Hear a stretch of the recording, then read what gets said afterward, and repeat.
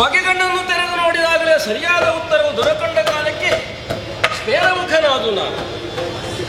ಉತ್ತರಾಧಿಪನಡುಗನಾದಂಥ ಗಯನು ನನಗೆ ಸಖನೇ ಇದ್ದಾಗ, ವರಸಕ ವರ್ತಮಾನ ಕಾಲದ ಶ್ರೇಷ್ಠ ಸಖನಾದಂಥ ಪಾರ್ಥನ ಮರೆ ಹೊಕ್ಕಿದ್ದಾನೆ ಎನ್ನುವಲ್ಲಿಗೆ ಯಾವುದಕ್ಕಾಗಿ ಬೀಜಾವಾಪನವನ್ನು ಮಾಡಿದೆನು ಅದನ್ನು ಬೆಳೆಸುವುದಕ್ಕೆ ಅನುಕೂಲಕರವಾದಂಥ ವೇದಿಕೆ ಸಿದ್ಧವಾಯಿತು. ಪಾತ್ರ ಸೇರಿಕೊಂಡದ್ದು 2 ನಾನು ಸೇರಿಕೊಂಡಾಗ 3. ಇನ್ನೂ ಕಳೆಗಟ್ಟಬೇಕು ಅಂತ ಆದ್ರೆ ರಂಗಕ್ಕೆ ಬರಬೇಕಾದ ಪಾತ್ರ ನನ್ನ ತಂಗಿ ತಗಮ್ಮ. ಹೇಗಿದ್ದೀಯೇ? ನಾನು ಸೌಖ್ಯವಾಗಿದ್ದೇನೆ. ಚೆನ್ನಾಗಿದ್ದೀಯಾ? ಚೆನ್ನಾಗಿದ್ದೇನೆ. ಹೇಗೆ ಆರೋಗ್ಯ? ಆರೋಗ್ಯವು ಸೌಖ್ಯವಾಗಿದೆ. ಮಗ ಹೇಗಿದ್ದಾನೆ? ಮಗನು ಸೌಖ್ಯವಾಗಿದೆ. ನಿನ್ನ ದಯೆಯಿಂದ. ಅಲ್ಲ, ನೀನು ಅದಲ್ಲದೆ ಬೇರೆ ಏನು ಉತ್ತರ ಹೇಳ್ತೀನಿ? ಅಷ್ಟೇ ಅಣ್ಣ, ಎಲ್ಲ ನಿನ್ನ ದಯೆ. ಹೌದು, ನಾವು ಚೆನ್ನಾಗಿದ್ದೇವೆ. ಅಲ್ಲದ್ರೆ ಆಂತರಂಗಿಕವಾಗಿ ನನಗೊಂದು ನೋವುಂಟು ಅಂತ ನನಗೆ ಅರ್ಥವಾಗ್ತದೆ. ನನ್ನ ದೊಡ್ಡ ಅಣ್ಣ ಬಲಭದ್ರ, ಹೌದು, ನೀನು ವಾಸುಭದ್ರ, ನಾನು ಸುಭದ್ರ. ಅಲ್ಲಿಗೆ ನನ್ನ ಜೀವನವೇ ಸುಭದ್ರ. ಅಷ್ಟೊಂದು ಭದ್ರತೆ ಅಂತ ಒಂದು ವಿಶ್ವಾಸ ನಿನಗೆ ಉಂಟು ಅಂತಾದ್ರೆ ಸಂತೋಷ. ಈಗ ನೇರ ವಿಷಯಕ್ಕೆ ಬರ್ತೇನೆ. ಏನು? ಹೇಗೆ ನಿನಗೆ ಸಮಯ ಉಂಟು? ಸಮಯ ಖಂಡಿತ ಉಂಟು. ಒಂದು ವಿಚಾರವನ್ನು ನಿನ್ನಲ್ಲಿ ಹೇಳುವುದಕ್ಕಿದ್ದೇನೆ. ಬರೇ ಹೇಳುವುದಲ್ಲ, ಮತ್ತೆ ಗಮನವಿಟ್ಟು ಕೇಳಬೇಕು. ಆಗಾಗ ನಡುವೆ ಪ್ರಶ್ನಿಸಬಹುದು. ಸರಿ. ಕೊನೆಗೆ ನನ್ನ ಪ್ರಶ್ನೆಗೊಂದು ಉತ್ತರ ನಿನ್ನ ದೊರಕೊಳ್ಳಬೇಕಾಗ್ತದೆ. ಹೇಗೆ ಕೇಳಲಿಕ್ಕೆ ನೀನು ಹೇಗೆ ಸಿದ್ಧವಾಗ್ತಿ? ಕಿವಿಗೊಟ್ಟು 2 ಕಿವಿಗಳನ್ನು ಆಲಿಸಿ ಕೇಳುತ್ತೇನೆ. ನಾನು ಹೇಳುವಾಗ ನೀನು ಅಮ್ಮನಾಗಿ ಸಿದ್ಧವಾದ್ರೆ ನನಗೆ ತುಂಬಾ ಸಂತೋಷ. ಏನಣ್ಣ? ಅಮ್ಮ ತಂಗಮ್ಮ ಸೌಭಾಗ್ಯ ಒಳ್ಳೆ ನಿರ್ಮಲವಾದ ಕಾರ್ಯ ಗುಣ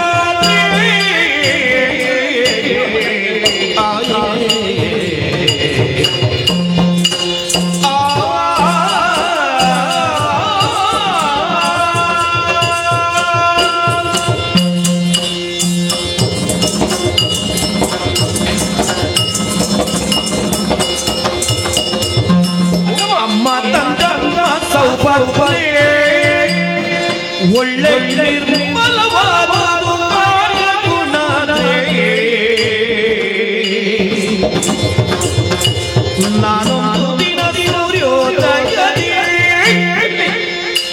ನಾನೊಂದು ದಿನ ಸೂರ್ಯೋದಯದಿ ನದಿ ಸ್ನಾನ ಜಲಗಂಬಿಗರದಿ ಮೌನ ಮೌನ ಇರಲೇ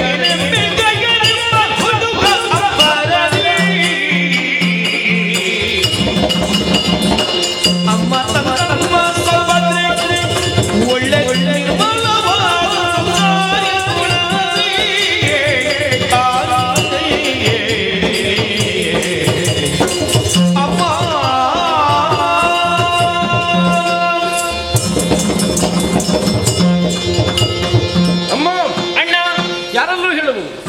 ಯಾರೋ ಕೇಳಿಸಿಕೊಂಡಾರು. ನನ್ನ ಅಂತರಂಗವನ್ನು ಅರ್ಥ ಮಾಡಿಕೊಂಡು ಸರಿಯಾದ ರೀತಿಯ ಉತ್ತರವನ್ನು ಕೊಡಬೇಕು ಅಂತಾರೆ ಅನ್ಯರಿಂದ ಸಾಧ್ಯವಾಗದು. ನನಗತ್ಯಂತ ಸಮೀಪವರ್ತಿಯಾಗಬೇಕಾಗ್ತದೆ. ನಿನ್ನ ಆಗಾಗ ಅಮ್ಮ, ತಂಗಮ್ಮ, ಸುಭದ್ರ ಎನ್ನುವ ಹಾಗೆ ಬಹುವಿಧೆಯಿಂದ ಕೊಂಡಾಡ್ತೇನೆ. ಹೌದಣ್ಣ. ಯಾಕೆ ಗೊತ್ತು? ಯಾಕೆ? ಕೃಷಿಕನಾದವನು ಆರ್ದ್ರೆಯ ಮಳೆಯಲ್ಲಿ ಭೂಮಿಯನ್ನು ಬೀಜವನ್ನು ಬಿತ್ತುತ್ತಾನೆ. ಯಾಕೆ? ಹದವಾಗಿ ಮಳೆ ಬಂದು ಭೂಮಿ ಹಸನಾದಾಗ ಅಲ್ಲಿ ಬೀಜವನ್ನು ಬಿತ್ತಿದ್ರೆ ಅದು ಮೊಳೆತು ಯೋಗ್ಯ ಫಲವನ್ನು ಒದಗಿಸ್ತದೆ. ಹೌದು. ಹಾಗೆ ಗುಣಾರ್ದ್ರೆಯಾದ ನಿನ್ನಲ್ಲಿ ನನ್ನ ಪ್ರಶ್ನೆಗಳನ್ನು ವಿಚಾರವನ್ನು ಬಿತ್ತಿದ್ರೆ ಸರಿಯಾದ ಉತ್ತರ ದೊರಕೊಂಡಿತು ಎಂಬ ಭರವಸೆಯಿಂದ ಆಡುವುದು. ಗೆಳೆ ಅಣ್ಣ, ಒಂದು ದಿನ ಪ್ರಾತಃ ಕಾಲದಲ್ಲಿ ಅಲ್ಲ, ಪ್ರತಿದಿನ ಪ್ರಾತಃ ಕಾಲದಲ್ಲಿ ಒಂದು ದಿನ ಅಂತ ಹೇಳ್ಬೇಕು, ಹೇಳಲಿಕ್ಕಿಲ್ಲ. ನಿನ್ನೆ ಎತ್ತದ್ದು ನಾಳೆ ಎತ್ತದಲ್ಲ, ಈ ಎತ್ತು ಹೇಳುವುದು ಹಾಗಲ್ಲ. ನಾನೊಂದು ದಿನ ಸೂರ್ಯೋದಯದ ಕಾಲದಲ್ಲಿ ನದಿ ತೀರಕ್ಕೆ ಹೋದೆ, ಪುಣ್ಯ ಸ್ನಾತನಾದೆ. ಯಾಕೆ? ದೇಹ ಶುದ್ಧಿ ಸಾಕಾಗುವುದಿಲ್ಲ, ಮನಃಶುದ್ಧಿ ಬೇಕು. ಹೌದು. ಅಜ್ಞಾನ ಪ್ರಮಾದಾದಿಗಳ ದೋಷ ಪರಿಹಾರಕ್ಕಾಗಿ ಏನು ಮಾಡೋಣ? ಶಾಸ್ತ್ರಕಾರ ಆಡಿದ್ದೇನು? ಏನು? ಭಗವಾನ್ ಭಾಸ್ಕರನಿಗೆ ಅರ್ಘ್ಯ ಪ್ರದಾನವನ್ನು ಮಾಡಬೇಕು. ಅಜ್ಞಾನವು ದೂರವಾಗ್ತದೆ, ಸುಬುದ್ಧಿ ಸುಜ್ಞಾನವು ಒಳ್ಳೆದವರ್ತದೆ. ಹೌದು. ಅನ್ನುವುದಕ್ಕಾಗಿ ನದಿಯಲ್ಲಿ ಮಿಂದು ಶುದ್ಧನಾಗಿ ಕಟ್ಟಿ ಮುಳುಗುವ ತನಕ ನೀರಿನಲ್ಲಿ ನಿಂತು ಜಲವನ್ನು ಅಂಗೈಯಲ್ಲಿ ಧರಿಸಿ ಇನ್ನೇನು ಮೌನ ಮಧ್ಯೆಯನ್ನ ಅಂತ ಬುಧವನ್ನ ಅಂತಿದ್ದೆ. ಯಾಕೆ ಹೇಳು? ಯಾಕೆ? ನಾವು ಮಾಡೋ ಸತ್ಕರ್ಮ, ಸದ್ಧರ್ಮ, ಅದರಲ್ಲಿ ಮೋದಬೇಕು ನಮಗೆ. ಜಲವನ್ನು ಹಿಡಿದು ನಾನು ನಿಂತು ಇರುತ್ತಿರುವಾಗ ಒಂದು ಘಟನೆ ನಡೆಯಿತು. ಏನದು? ಗಯನೆಂಬ ಹುಡುಗ ಅಂಬರದಲ್ಲಿ ಸಾಗುತ್ತಾ ಇದ್ದ. ಗಯ ಅಂತ ಹೇಳಿದ್ರೆ ಕುಬೇರನ ಮಗ. ಹೌದೌದು, ಕುಬೇರನ ಮಗ. ಅಂಬರದಲ್ಲಿ ಸಾಗುತ್ತಾ ಇದ್ದ. ಓಹೋ. ಒಂದು ಪ್ರಶ್ನೆ ಬರ್ತದೆ. ಏನು? ಅಯ್ಯ, ಕಣ್ಣು ಮುಚ್ಚಿ ಮೌನ ಮಧ್ಯೆ ನಾತಿರುವವನಿಗೆ ಹೇಗಪ್ಪ ಅಲ್ಲಿದ್ದಾನೆ ಅಂತ ಗೊತ್ತಾದ್ದು? ಅದೇ ಈಗ ಲೋಕದಲ್ಲಿ ಕ್ರಮ ಹಾಗಲ್ಲ. ನಾಸಾಗ್ರದ ದೃಷ್ಟಿಯನ್ನು ನಿಲ್ಲಿಸಬೇಕು. ಯಾಕೆ? ಸುತ್ತಲೂ ಗಮನ ಹರಿಯಕೂಡದು ಎನ್ನುವುದಕ್ಕಾಗಿ. ಹಾಗಾದ್ರೆ ಗಮನ ಹರಿಯುವಂತೆ ಆದದ್ದು ಯಾವುದರಿಂದ? ಅವನಿಂದ ಆದದ್ದು. ಬೇರಿಂದ? ಹೌದಪ್ಪ. ಹೇಗೆ? ಅವ ಹೇಗೆ ಹೋಗುತ್ತಿದ್ದ ಗೊತ್ತು? ಹೇಗೆ? ನಡ್ಕೊಂಡಲ್ಲ,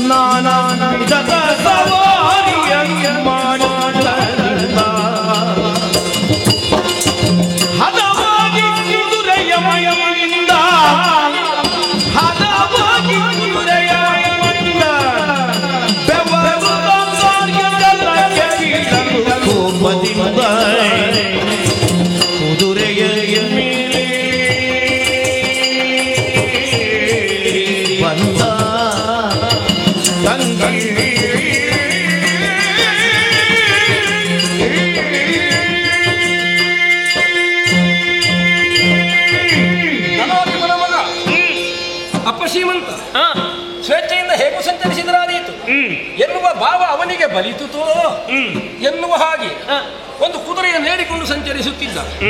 ಹೋಗ್ಲಿ, ಏನು ಅವನ ಇಷ್ಟ. ಇಚ್ಛಾ ಮಾತ್ರದಿಂದ ನಿರಾರಂಭವಾದಂತ ಅಂಬರ ಮಾರ್ಗದಲ್ಲಿ ಸಂಚರಿಸಬಲ್ಲ, ಹೇಗೂ ಹೋಗಬಹುದು. ವಾಹನವನ್ನು ಏರಿದ, ಹೋಗುವನು ಸರಿಯಾಗಿ ಹೋಗಬಹುದಲ್ಲ. ಹೌದಪ್ಪ. ಈ ಕ್ರಮ ಹೇಗೆ ಹೇಳುವುದು? ನಮಗೆ ಇಂತಲ್ಲಿ ಇಷ್ಟು ಹೊತ್ತಿಗೆ ತಲುಪಬೇಕು ಅಂತ ಇರುವ ನಾವು ಅಡ್ಡಾದಿಡ್ಡಿಯಾಗಿ ಹೋಗ್ಲಿಕ್ಕುಂಟು? ಖಂಡಿತ ಇಲ್ಲ. ಲಕ್ಷ್ಯದತ್ತ ನೇರವಾಗಿ ಸಾಗುವುದು. ಅವನಿಗೆ ಲಕ್ಷ್ಯ ಇರಲಿಲ್ಲ, ಸಾಗುವಿಕೆ ಮಾತ್ರ ಮುಖ್ಯವಾಗಿತ್ತು ಅನ್ನುವುದು ಗೊತ್ತುವಾದದ್ದು. ಹೇಗೆ ಗೊತ್ತು? ಹೇಗೆ? ಕುದುರೆಯನ್ನು ಏರಿದವ ನಾನಾ ವಿಧದ ಸವಾರಿಯನ್ನು ಮಾಡುತ್ತಾ ಅದರಿಂದ ಅಂದವನ್ನು ಹೆಚ್ಚಿಸಿಕೊಂಡ. ಬಹುಶಃ ಹೀಗಿರ್ಬೇಕು. ಹಾಗೆ ಶ್ರೀಮಂತರ ಮಕ್ಕಳೆಲ್ಲ ಹೀಗೆ ಅಡ್ಡಾದಿಡ್ಡಿಯಾಗಿ ಓಡಾಡುವುದು. ನಾನು ಏನು ಮಾಡಿ ನಡೆಯುತ್ತದೆ? ಹೇಳಿದ್ದನ್ನು ಕೇಳಲಿಕ್ಕಿಲ್ಲ ಅಂತ ಭಾವವೇ ಇರಬೇಕು. ಆದ್ರೆ ಒಂದು ಏನು ಅವನಿಗಿದ್ದೀತು, ಏರಿಕೊಂಡ ಕುದುರೆಗೆ ಆಯಾಸ ಆಗ್ತದೋ ಇಲ್ವೋ? ಕುದುರೆಗೆ ಆಯಾಸ ಆಗುತ್ತೆ. ಆಗ ನನಗೆ ಹೇಗೆ ಗೊತ್ತಾಯ್ತು ಹೇಳು? ಹೇಗೆ ಗೊತ್ತಾಯ್ತು? ಯೋಚನೆ ಮಾಡು. ದೇವಲೋಕ ನಮಗಿರುವಂತ ಅಂತರ ಬಹಳ ದೂರ. ಹೌದು. ನನ್ನ ಕಣ್ಣಿಗೆ ಕಾಣಿಸುವಷ್ಟು ದೂರದಲ್ಲಿ ಇದ್ದಾನೆ ಎಂಬ ಅರ್ಥ ಏನು ಗೊತ್ತು? ಈ ಭೂಲೋಕಕ್ಕೆ ಭೂಮಿಯ ಕಕ್ಷೆಯೊಳಗೆ ಬಂದಿದ್ದಾನೆ. ಹೌದು. ಈ ಕಕ್ಷೆಯೊಳಗೆ ಬಂದ ಪಾರಿಸಾರಿಕವಾದ ಪ್ರಜ್ಞೆ ಬೇಕೋ ಬೇಡ, ಇನ್ನೊಬ್ಬರಿಗೆ ತೊಂದರೆ ಆಗಿಕೊಡೋದು, ನಾವು ಸರಿಯಾಗಿರಬೇಕು ಎನ್ನುವ ಭಾವದಿಂದ ವರ್ತಿಸಬೇಕು. ಅವನ ವ್ಯಾಪ್ತಿಯಲ್ಲಿ ಹಾಗೆ ಮಾಡುತ್ತಿದ್ರೆ ತೊಂದರೆ ಇರಲಿಲ್ಲ. ಅವನ ವ್ಯಾಪ್ತಿ ಏನು ಬೇಕಿದ್ರು ಮಾಡಲಿ. ನಮ್ಮ ವ್ಯಾಪ್ತಿಯೊಳಗೆ ಬಂದವನ ಧರ್ಮ ತಪ್ಪಿದ, ಕುದುರೆ ಸವಾರಿ ಮಾಡಿದ, ಕುದುರೆ ಹದವಾಯಿತು, ಬೆವರಿತು. ಹದವಾಗಿ ಬೆವರಿತ್ತು, ಚೆನ್ನಾಗಿ ಹದ ಆಯ್ತು ಕುದುರೆ. ಹದವಾದ್ದರಿಂದ ಬೆವರಿತ್ತು. ಬೆವರು ಮೇಲೆ ಹೋಗ್ತದ? ಇಲ್ಲ. ಆಕರ್ಷಣಾ ಶಕ್ತಿ ಇರುವುದು ಕೆಳಗೆ, ಗುರುತ್ವಾಕರ್ಷಣೆ. ಬೆವರುವುದಕ್ಕ ಕೆಳಗೆ ಬಿತ್ತು. ಕೆಳಗೆ ಎಲ್ಲಿಯೂ ಬೀಳಲಿಲ್ಲ ಅಲ್ಲ, ಎಲ್ಲಿಗಾದ್ರೂ ಬೀಳಲೇಬೇಕು. ಎಲ್ಲಿಗಾದ್ರೂ ಬೀಳಿದೆ, ಅದು ಎಲ್ಲಿಗೋ ಬೀಳಲಿ. ಮತ್ತೆ ಅವನ ಕಾಲ ಕೆಟ್ಟಿತು ಎನ್ನುವ ಹಾಗೆ ನಾನು ಭಗವಂತನಿಗೆ ಅರ್ಪಿಸಬೇಕಾದ್ರೆ ಅರ್ಘ್ಯ ಜಲಕ್ಕೆ ಬಂದು ಬಿತ್ತು. ಅರ್ಘ್ಯ ಜಲಕ್ಕೆ? ಹೌದು. ಅವನ ಬೆವರು? ಹೌದು. ಪರಿಣಾಮ ಕೆಟ್ಟು ಹೋಯ್ತು ಇಲ್ವೋ? ಹೌದು. ಕರ್ಮ ನಮ್ಮದ್ದು, ಧರ್ಮ ನಮ್ಮದ್ದು. ಕರ್ಮಾಚರಣೆಯನ್ನು ಧರ್ಮಯುಕ್ತವಾಗಿರಬೇಕು ಅಂತ ಹೇಳುವರು ದೇವತೆಗಳು. ಅವರಿಗೊಂದು ನಮಗೊಂದಲ್ಲ. ಅವರು ಕೊಟ್ಟದ್ದನ್ನು ನಾವು ಸ್ವೀಕರಿಸ್ತೇವೆ ಅಂತ ಬೆವರನ್ನೆಲ್ಲ ಕೊಡುವ ಕ್ರಮ ಇಲ್ವಲ್ಲ. ಆದ್ರೆ ಒಂದು ವಿಚಾರ, ಎಂತದ್ದು? ನಿನ್ನ ಅರ್ಘ್ಯ ಜಲಕ್ಕೆ ಯಾವುದು ಬಿದ್ದರೂ ಕೂಡ, ಮಲಿನ ವಸ್ತು ಬಿದ್ದರೂ ಕೂಡ ಅದು ಶುದ್ಧಿ ಆಗಬೇಕು. ಶುದ್ಧಿ ಆಗ್ತದೆ. ಆದ್ರೆ ಇದು ಯಾಕೆ ಹಾಗಾಯಿತು? ಈಗ ಶುದ್ಧಿ ಆಗಬೇಕಲ್ವ? ಅದು ಅವಶುದ್ಧ ಆಗಬೇಕೋ ಬೇಡ? ಈಗ ನಾನು ಶುದ್ಧ ಮಾಡಿಕೊಳ್ಳುವುದು, ತಪ್ಪಿದ ಅವನನ್ನು ಶುದ್ಧ ಮಾಡುವುದು ಹೇಗೆ? ಹೇಗೆ? ಅವನಿಗೆ ಗೊತ್ತಾಗಬೇಕೋ ಬೇಡ. ಆಗ ನಾನು ಸಂಕಲ್ಪ ಮಾಡಿದೆ, ನನಗೆ ಕೋಪವು ಬಂತು, ಜೊತೆಗೊಂದು ಮಾತು ಹೇಳಿದೆ, ಎಲ್ಲವೆಲ್ಲವೋ ಅಂಬರ ಸಂಚಾರಿ, ಯಾವ ಕಾಲಕ್ಕೆ ನಿನ್ನಿಂದಲಾಗಿ ಅಜ್ಜದ ಕಟ್ಟಿತು, ಇಂದಿಗೆ 7ನೇ ದಿನದಲ್ಲಿ ಉದಿಸಿಯ ಸೂರ್ಯ ಅಸ್ತಮಿಸುವುದ ಮೊದಲು ನನ್ನ ಗಂಟಲನ್ನು ತರೆಯುತ್ತೇನೆ. ಹೀಗೆ ಪ್ರತಿಜ್ಞೆ ಮಾಡಿದ್ದು. ಅಲ್ಲದಿದ್ರೆ ದಗದಗಿಸುವಂತಹ ವೈಶ್ವಾನವನಿಗೆ ನಾನು ತನ್ನನ್ನು ಅರ್ಪಿಸ್ತೇನೆ ಎನ್ನುವಂತ ಮಾತನ್ನು ಹೇಳಿ ಕೇಳಿಸಿಕೊಂಡ. ಹೌದು. ಈಗ ನಿಜವಾಗಿ ಅವನಿಗೆ ಬೆವತಿರಬೇಕು. ಈಗ ಸರಿ ಬೆವತಿದೆ ಅವನಿಗೆ, ಸರಿಯಾಗಿ ಬೆವತಿರಬೇಕು.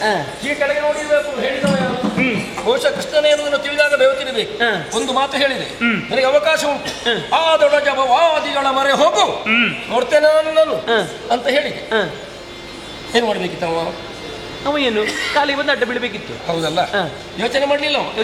ಹೋದ, ಹೇಳಿದನಲ್ಲ ಕೃಷ್ಣ, ಆದಡೆ ಅಜಬವಾದಿಗಳ, ಹಾಗಾದ್ರೆ ಯಾರನ್ನು ರಕ್ಷಣೆಯನ್ನು ಹೊಂದಬಹುದು ಅನ್ನುವಂತೆ ಯೋಚನೆ ಮಾಡಿಕೊಂಡು ಸುತ್ತುತ್ತಾ ಯಾರು ರಕ್ಷಣೆ ಒದಗಿಸ್ತಾರೆ ಅಂತ ಹೋದ. ಯಾರು ಹೇಳಿದ್ರು ಪಾತಾಳಕ್ಕೆ ಹೊಕ್ಕನಂತೆ, ಆಶ್ರಯ ಸಿಗಲಿಲ್ಲ, ಫಣಿಪ ಒಪ್ಪಲಿಲ್ಲ, ಮೇಲೆ ಹೋಗಿದನಂತೆ. ವಿಧ ವಿಧ ದೇವತೆಗಳ ಕಾಲಿಗೆರಗಿ ನನಗೆ ಹೀಗೊಂದು ಅಪಾಯ ಉಂಟು, ಪ್ರಾಣ ಭಯ ಉಂಟು, ರಕ್ಷಣೆ ಮಾಡಿ ಅಂತ ಕೇಳಿದಂತೆ. ಸರಿ, ಯಾರೂ ಒಪ್ಪಲಿಲ್ಲ. ನಿನ್ನನ್ನು ಎದುರು ಹಾಕೊಳ್ಳಿಕ್ಕಿಲ್ಲ, ಒಪ್ಪುದಕ್ಕೆ ಎಲ್ಲರೂ ಹೇಳಿದ ಹಾಗೆ. ದೇವೇಂದ್ರ ಹತ್ರ ಹೇಳಿದ್ರೆ ಗೋವರ್ಧನೋದ್ಧರಣದ ಕಥೆ ಹೇಳ್ತಾನೆ, ಬ್ರಹ್ಮನತ್ವದ ಹಸುಗಳನ್ನು ಮತ್ತೆ ಸೃಷ್ಟಿ ಮಾಡಿದ ಕಥೆ ಹೇಳ್ತಾನೆ. ಎಲ್ಲರೂ ಒಂದೊಂದು ಹೇಳಿದ್ರ. ಕಡೆಗಾರು ದಿಕ್ಕು ಕಡೆಯ ಒಡೆಯ ಅಲ್ಲಿ ಹೋದ, ಶಂಕರನ ಮನೆಗೆ ಹೋದ. ಬೋರೆಂದು ಅಳುತ್ತಾ ಅವನ ಕಾಲಿಗಳಿಗೆ ಎರಗಿ ನನ್ನಿಂದ ಅವನಿಗಿರುವ ಪ್ರಾಣ ಭಯವನ್ನು ಹೇಳಿದ. ಇಷ್ಟು ಹೇಳಿದ್ದೇ ತಡ. ಶಂಕರ ಒಂದು ಮಾತು ಹೇಳಿದ, ಏನು? ಅಯ್ಯ, ಆದಿಯಲ್ಲಿ ನಮ್ಮೊಳಗೆ ಭೇದ ಇಲ್ಲ, ಇಲ್ಲಿ ಬಂದು ಸುಮ್ಮನೆ ಹರಟೆ ಮಾಡಬೇಡ. ಅವನ ಪಂಥ ಅಂದ್ರೆ ನನ್ನ ಪಂಥವೂ ಆಗ್ತದೆ, ಆದ್ರೆ ಭೇದ ಇಲ್ಲ, ಆದ್ರೆ ನೀವು ಬೇಗ ಹೋಗುವುದು ಒಳ್ಳೆಯದು ಅಂತ ಹೇಳಿದ. ಇಷ್ಟು ಹೇಳುವಾಗ ಒತ್ತಿನಲ್ಲಿದ್ರಲ್ಲ ಗಿರಿಜಾತೆ, ಮನಸ್ಸು ಕರಗಿರ್ಬೇಕು, ಲೋಕದ ಮಾತೆ, ಮಾತೃತ್ವ ಜಾಗೃತವಾಯಿತು. ಒಂದು ಮಾತು ಹೇಳಿದ್ರು, ಏನು? ನಮ್ಮ ಮನೆಗೆ ಯಾರೇ ಬೇಡುವುದಕ್ಕೆ ಬಂದು ನಮ್ಮಲ್ಲಿ ಇಲ್ಲ ಅಂತ ನಾವು ಹೇಳಬಾರದು. ಈಗ ಇಲ್ಲ ಅಂತ ಆದ್ರೆ ಏನು ಮಾಡುದು? ಬೇರೆ ಒಂದು ಮನೆಯನ್ನಾದ್ರೂ ತೋರಿಸಬೇಕು. ಅವನ ಮನೆಯಲ್ಲಿ ಅವ ಕೊಡುವ ಕೊಡುಗೆ ಇದಾನಿ, ಹೌದು ಅನ್ನುವಂತ ಹೇಳುವ ಕ್ರಮ. ಅಲ್ಲಿಗೆ ಹೋಗು, ಹಾಗಾದ್ರೂ ಹೋಗು ಅಂತ ಆಡಬೇಕು. ನೀನು ಭಕ್ತ ಬರಾದೀನ, ಕುಬೇರ ನಿಮ್ಮ ಪ್ರಿಯ ಶಿಷ್ಯ, ಅವನ ಮಗ ಇವ. ಇಷ್ಟು ಹೇಳುವಾಗ ಶಂಕರನಿಗೆ ಕರುಣೆ ತೋರಿತು, ಪಾರ್ವತಿಯ ಕರುಣೆ ಅಲ್ವಾ? ಹೌದು. ಒಂದು ಮಾತು ಹೇಳಿ, ಏನು? ಹಾಗಾದ್ರೆ ಹೀಗೆ ಮಾಡು, ಈ ಗಿರಿಯನ್ನು ಬಿಟ್ಟು ಹಾಗೆ ಸಾಗುತ್ತಾ ಮುಂದೆ ಹೋಗು. ಹೋಗುವಾಗ ಅವ ಸಿಗ್ತಾನೆ. ಯಾರು? ಹೇಳಿಲ್ಲಲ್ಲ, ಅವ ನಾರದು ಸಿಗ್ತಾನೆ. ಅವನಲ್ಲಿ ಹೇಳು, ಅವನಿಗೆ ಸುಯೋಗ್ಯವಾದ ದಾರಿಯನ್ನು ಹೇಳ್ತಾನೆ. ಈ ದಾರಿಯಲ್ಲಿ ಹೋದ್ರೆ ನಾರದರು ಸಿಗ್ತಾರೆ ಅಂತ ಹೇಳಿದ. ಬಹುಶಃ ಗಯ ಯಾವ ದಾರಿಯಲ್ಲಿ ಹೋಗುತ್ತಿದ್ರು ನಾರದರು ಸಿಕ್ತಿದ್ರು ಏನು? ಈಶ್ವರ ಹೇಳಿದ ಲೆಕ್ಕದಲ್ಲಿ ಹಾಗೆ, ಆದ್ರೆ ಅವ ಹಾಗೆ ಹೇಳಲಿಲ್ಲ. ಕಂಡ ಕಡೆಯಲ್ಲಿ ಹೋಗುಂತಲ್ಲ, ಈ ದಾರಿಯಲ್ಲೇ ಹೋಗುಂತ ಆಡಿದ. ಹಾಗಾದ್ರೆ ದಾರಿ ಉಂಟು ಅಂತ ಆಯ್ತು. ದಾರಿ ಉಂಟಾಯ್ತು. ಬೇಗನೆ ಅಲ್ಲಿಂದ ಬದುಕಿದೆಯ ಬಡಜೀವನ ಹೋಗಿ ಕೆಳಗಿಳಿದ. ಮುಂದೆ ಸಾಗುತ್ತಾ ಹೋಗುವಾಗ ಮಹತಿನಾದವನ್ನು ಮಾಡುತ್ತಾ ನಾರದರ ಆಗಮನವಾಯಿತು. ಅವರನ್ನು ಕೊಂಡದ್ದು, ಕಾಲಿಗೆ ಅಡ್ಡ ಬಿದ್ದದ್ದು, ಕೂಗಿದ್ದಿ. ವಿಷಯ ಹೇಳಿದ. ಯಾರು ಹೇಳಿದ್ರು ನಿನಗೆ ಅಂತ ಕೇಳಿದ್ರು. ಶಂಕರ ದೇವರು. ಯಾರ ಹಾಗೆ? ಕೃಷ್ಣನ ಹಾಗೆ. ಸ್ವಲ್ಪ ಯೋಚನೆ ಮಾಡಿದ್ರಂತೆ. ಯಾರು? ನಾರದರು. ಮತ್ತೆ ಹೇಳಿದ್ರಂತೆ, ದಾರಿ ಉಂಟು. ಹಿಂದಿನ ಕಾಲದಲ್ಲಿ ರಾಮದೇವರೆಲ್ಲ ಬಾಣವನ್ನು ಬಿಟ್ರೆ ಅದು ವೈರಿಗಳ ವಧೆಯನ್ನು ಮಾಡಿ ಸಮುದ್ರದಲ್ಲಿ ಮುಳುಗಿ ಮತ್ತೆ ಬಂದು ಬತ್ತಲಿಗೆಯನ್ನು ಸೇರುತ್ತದೆ. ರಾಮನಿಗೆ ರಾಮಯಣೆ, ರಾಮಬಾಣಕ್ಕೆ ರಾಮಬಾಣ ಎಣೆ. ಅದಕ್ಕೆ ಅನುಗುಣವಾಗಿರುವುದು ಈ ಕಾಲಕ್ಕಿದ್ದರೆ ಒಬ್ಬನೇ ಒಬ್ಬ. ಆ ವ್ಯಕ್ತಿ ಇಂತಲ್ಲಿದ್ದಾನೆ, ಹೋಗಿ ಅವನಲ್ಲಿ ಹೇಳು, ಪ್ರಾಣ ರಕ್ಷೆಯನ್ನು ಪಡೆ, ಆಮೇಲೆ ವಿಷಯ ಹೇಳು, ನಿನಗೆಲ್ಲ ಸರಿ ಹೋಗ್ತದೆ. ಹೌದೇ ಅಂತ ನಾರದ ಹೇಳಿದ. ಅಂತೂ ಕಡೆಗೆ ಒಂದು ದಾರಿ ತೋರಿಸಿದ. ಕಡೆಗಾದ್ರೂ ಈಗ ಹೇಗೆಂದ್ರೆ ಹೊಳೆಯ ಹೊಯ್ಲಲ್ಲಿ ಹೋಗುವನಿಗೆ ಹುಲ್ಲು ಕಟ್ಟಿ ದೊರಕೊಂಡ ಹಾಗೆ ಸಿಕ್ಕಿತಲ್ಲ ಆಧಾರ ಎನ್ನುವುದನ್ನು ಭಾವಿಸಿಕೊಂಡು ತಕ್ಷಣವೇ ವೇಗವಾಗಿ ಅಲ್ಲಿಗೆ ಹೋದ. ಅಲ್ಲೊಬ್ಬ ಇದ್ದ, ಅವನ ಕಾಲಿಗೆ ಅಡ್ಡ ಬಿದ್ದ, ಕಣ್ಣೀರು ಸುರಿಸಿದ, ಪ್ರಾಣ ಭೀತಿ ಉಂಟು ಅಂತ ಆಡಿದ. ಅಷ್ಟೊತ್ತಿಗೆ ಎಷ್ಟು ಹೇಳುವಾಗ ಎಷ್ಟು ಹೇಳಿದನೋ, ಪ್ರಾಣ ಭೀತಿ ಉಂಟು, ನನಗೆ ಪ್ರಾಣ ರಕ್ಷಣೆ ಕೊಡಬೇಕು, ಇದು ನೀನು ಅಂತ ಹೇಳಿದ್ದು ಒಬ್ಬ ಕ್ಷತ್ರಿಯನಲ್ಲಿ. ಸುಮ್ಮನೆ ಕೂತ್ಕೊಳ್ತಾನ. ಹೌದು. ಇಷ್ಟು ಹೇಳುವಾಗ ಒಂದು ಮಾತು ಹೇಳಿದ, ನೀನು ಅಳ್ತೀಯೋ ಈಗ? ಅಳಲಿಗೆ ನೆವೆದರದಿರು, ನಿನ್ನ ಕೊಂದವನ ತಲೆಯ ಕೊಂಬೆನು, ಅಲ್ಲರ ಅಗ್ನಿಗುಂಡಕ್ಕೆ ಹೋಗುವೆ. ಅವನು ಪ್ರತಿಜ್ಞೆ ಮಾಡಿದ್ನ ಹೇಳಿ ಮತ್ತೆ ದೇವರಾಣೆ ಹಾಕಿದನಂತೆ. ಇಷ್ಟು ಹೇಳಿ ಆದ ಮೇಲೆ ಕೇಳಿದನಂತೆ, ಏನು? ಸರಿ, ಯಾರು ನಿನ್ನ ಹಾಗೆ ಹೇಳು?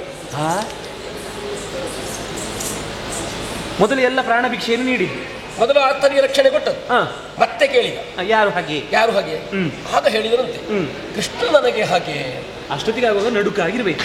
ಒಬ್ಬೊಬ್ಬ ದಿಗಿಲ್ಲ ಆಯ್ತಂತೆ, ಆಶ್ರಯ ಕೊಟ್ಟಾಗಿದೆ. ಅಯ್ಯೋ ಆದ್ರೆ ಏನು ಮಾಡೋಣ, ಕ್ಷತ್ರಿಯನು ಪ್ರಾಣ ರಕ್ಷಣೆ ಮಾಡಬೇಕಾದ್ದು ಕರ್ತವ್ಯವಾದ್ದರಿಂದ ಆಡಿದ ಮಾತು ಆಡಿ ಆಯಿತು, ಇನ್ನು ಬದಲಿಸುವುದಕ್ಕಾಗುವುದಿಲ್ಲ, ಹೇಗಿದ್ರು ಆಡಿದಂತೆ ನಡೆಯುವುದೇ ಸೂಕ್ತ, ಇದು ಸರಿ ಎಂಬ ತೀರ್ಮಾನಕ್ಕೆ ಬಂದು ಇದ್ದಾನೆ ಅಂತ ಒಂದು ಸುದ್ದಿ ಬಂತೀಗ. ಅಲ್ಲ, ಎಷ್ಟು ಕತೆ ಬಹಳ ಚಂದ ಉಂಟು.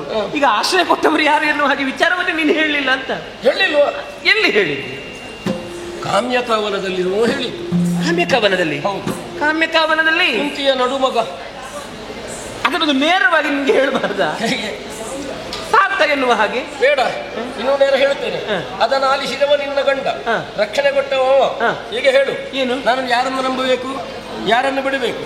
ಭಾವನೆಂದು ನಂಬಿ ನಮ್ಮವನೆಂದು ಭಾವಿಸಿದರೆ ನನಗೆ ವಿರುದ್ಧವಾಗಿ ಯುದ್ಧ ಮಾಡುವುದಕ್ಕಾಗಿ ಆಯುಧ ಎತ್ತುವುದಕ್ಕೆ ಸಿದ್ಧನಾಗಿದ್ದಾನೆ ಅಂತಾದ್ರೆ ನಾನು ಏನು ಮಾಡಬೇಕು ತಂಗಿ?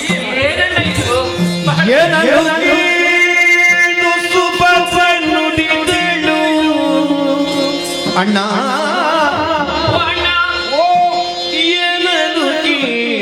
ಸುಭದ್ರೆ ನುಡಿದಳು ನಿನಗೆ ಬಣ್ಣಿಸತಕ್ಕವಳಿನ, ನಿನಗೆ ಬಣ್ಣಿಸತಕ್ಕವಳಿನ ಎನ್ನ ಇನಿಯ ನಿನಗೆ ಎರಡೆಣಿಸುವವನಲ್ಲ, ಎನ್ನ ಇನಿಯ ನಿನಗೆ ಎರಡೆಣಿಸುವವನಲ್ಲವೆನು. ಹರಿ ಹರಿ ಯಾರು ಹರಿ? ಏನನು ಕೇಳು ಸುಭದ್ರೆ ನುಡಿದಳು ಅಣ್ಣ.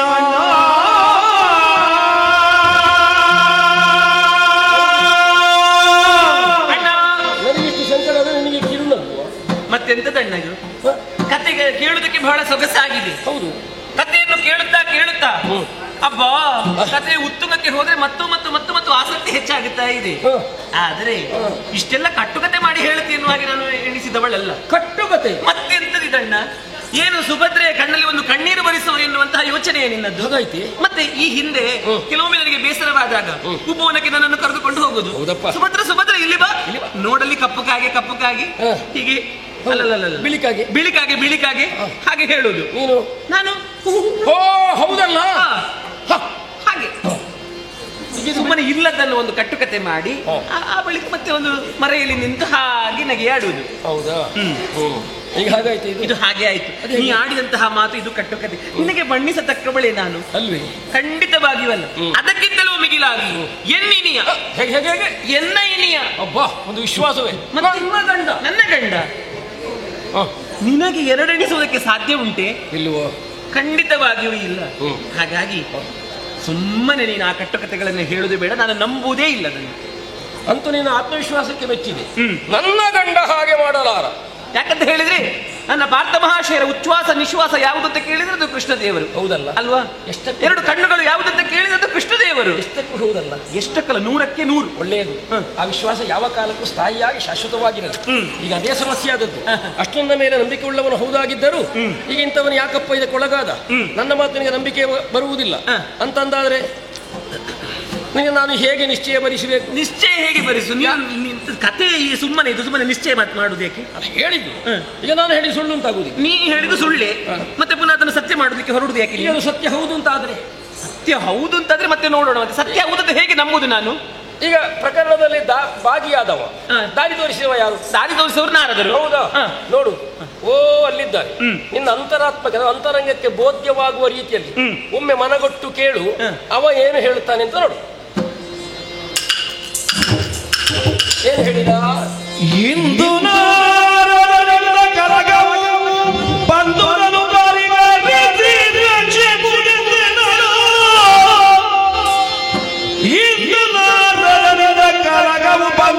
ಪರಿಗಣಿಸಿ ರಕ್ಷಿಸುತ್ತಿದ್ದೇನೋ ಅಣ್ಣ.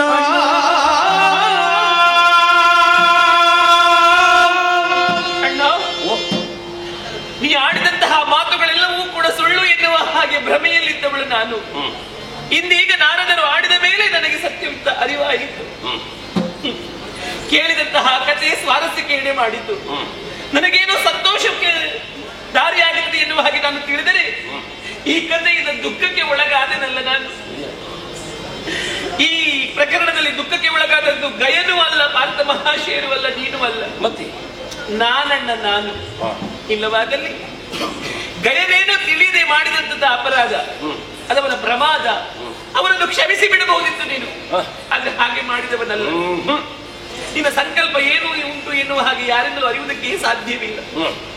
ಅವನೇನೋ ನೇರವಾಗಿ ಕಾಮರೆಗೆ ಹೋದ, ಪತಿದೇವರಲ್ಲಿ ಪ್ರಾಣ ಭಿಕ್ಷೆಯನ್ನು ಬೇಡಿದ, ಆಶ್ರಯ ಕೊಟ್ಟಾದ ಬಳಿಕ ಮತ್ತೆ ಹೇಳಿದ, ಇದರ ವೈರಿ ಯಾರು ಅಂತ ಕೇಳಿದ್ರೆ ಕೃಷ್ಣದೇವರು ಎನ್ನುವ ಹಾಗೆ.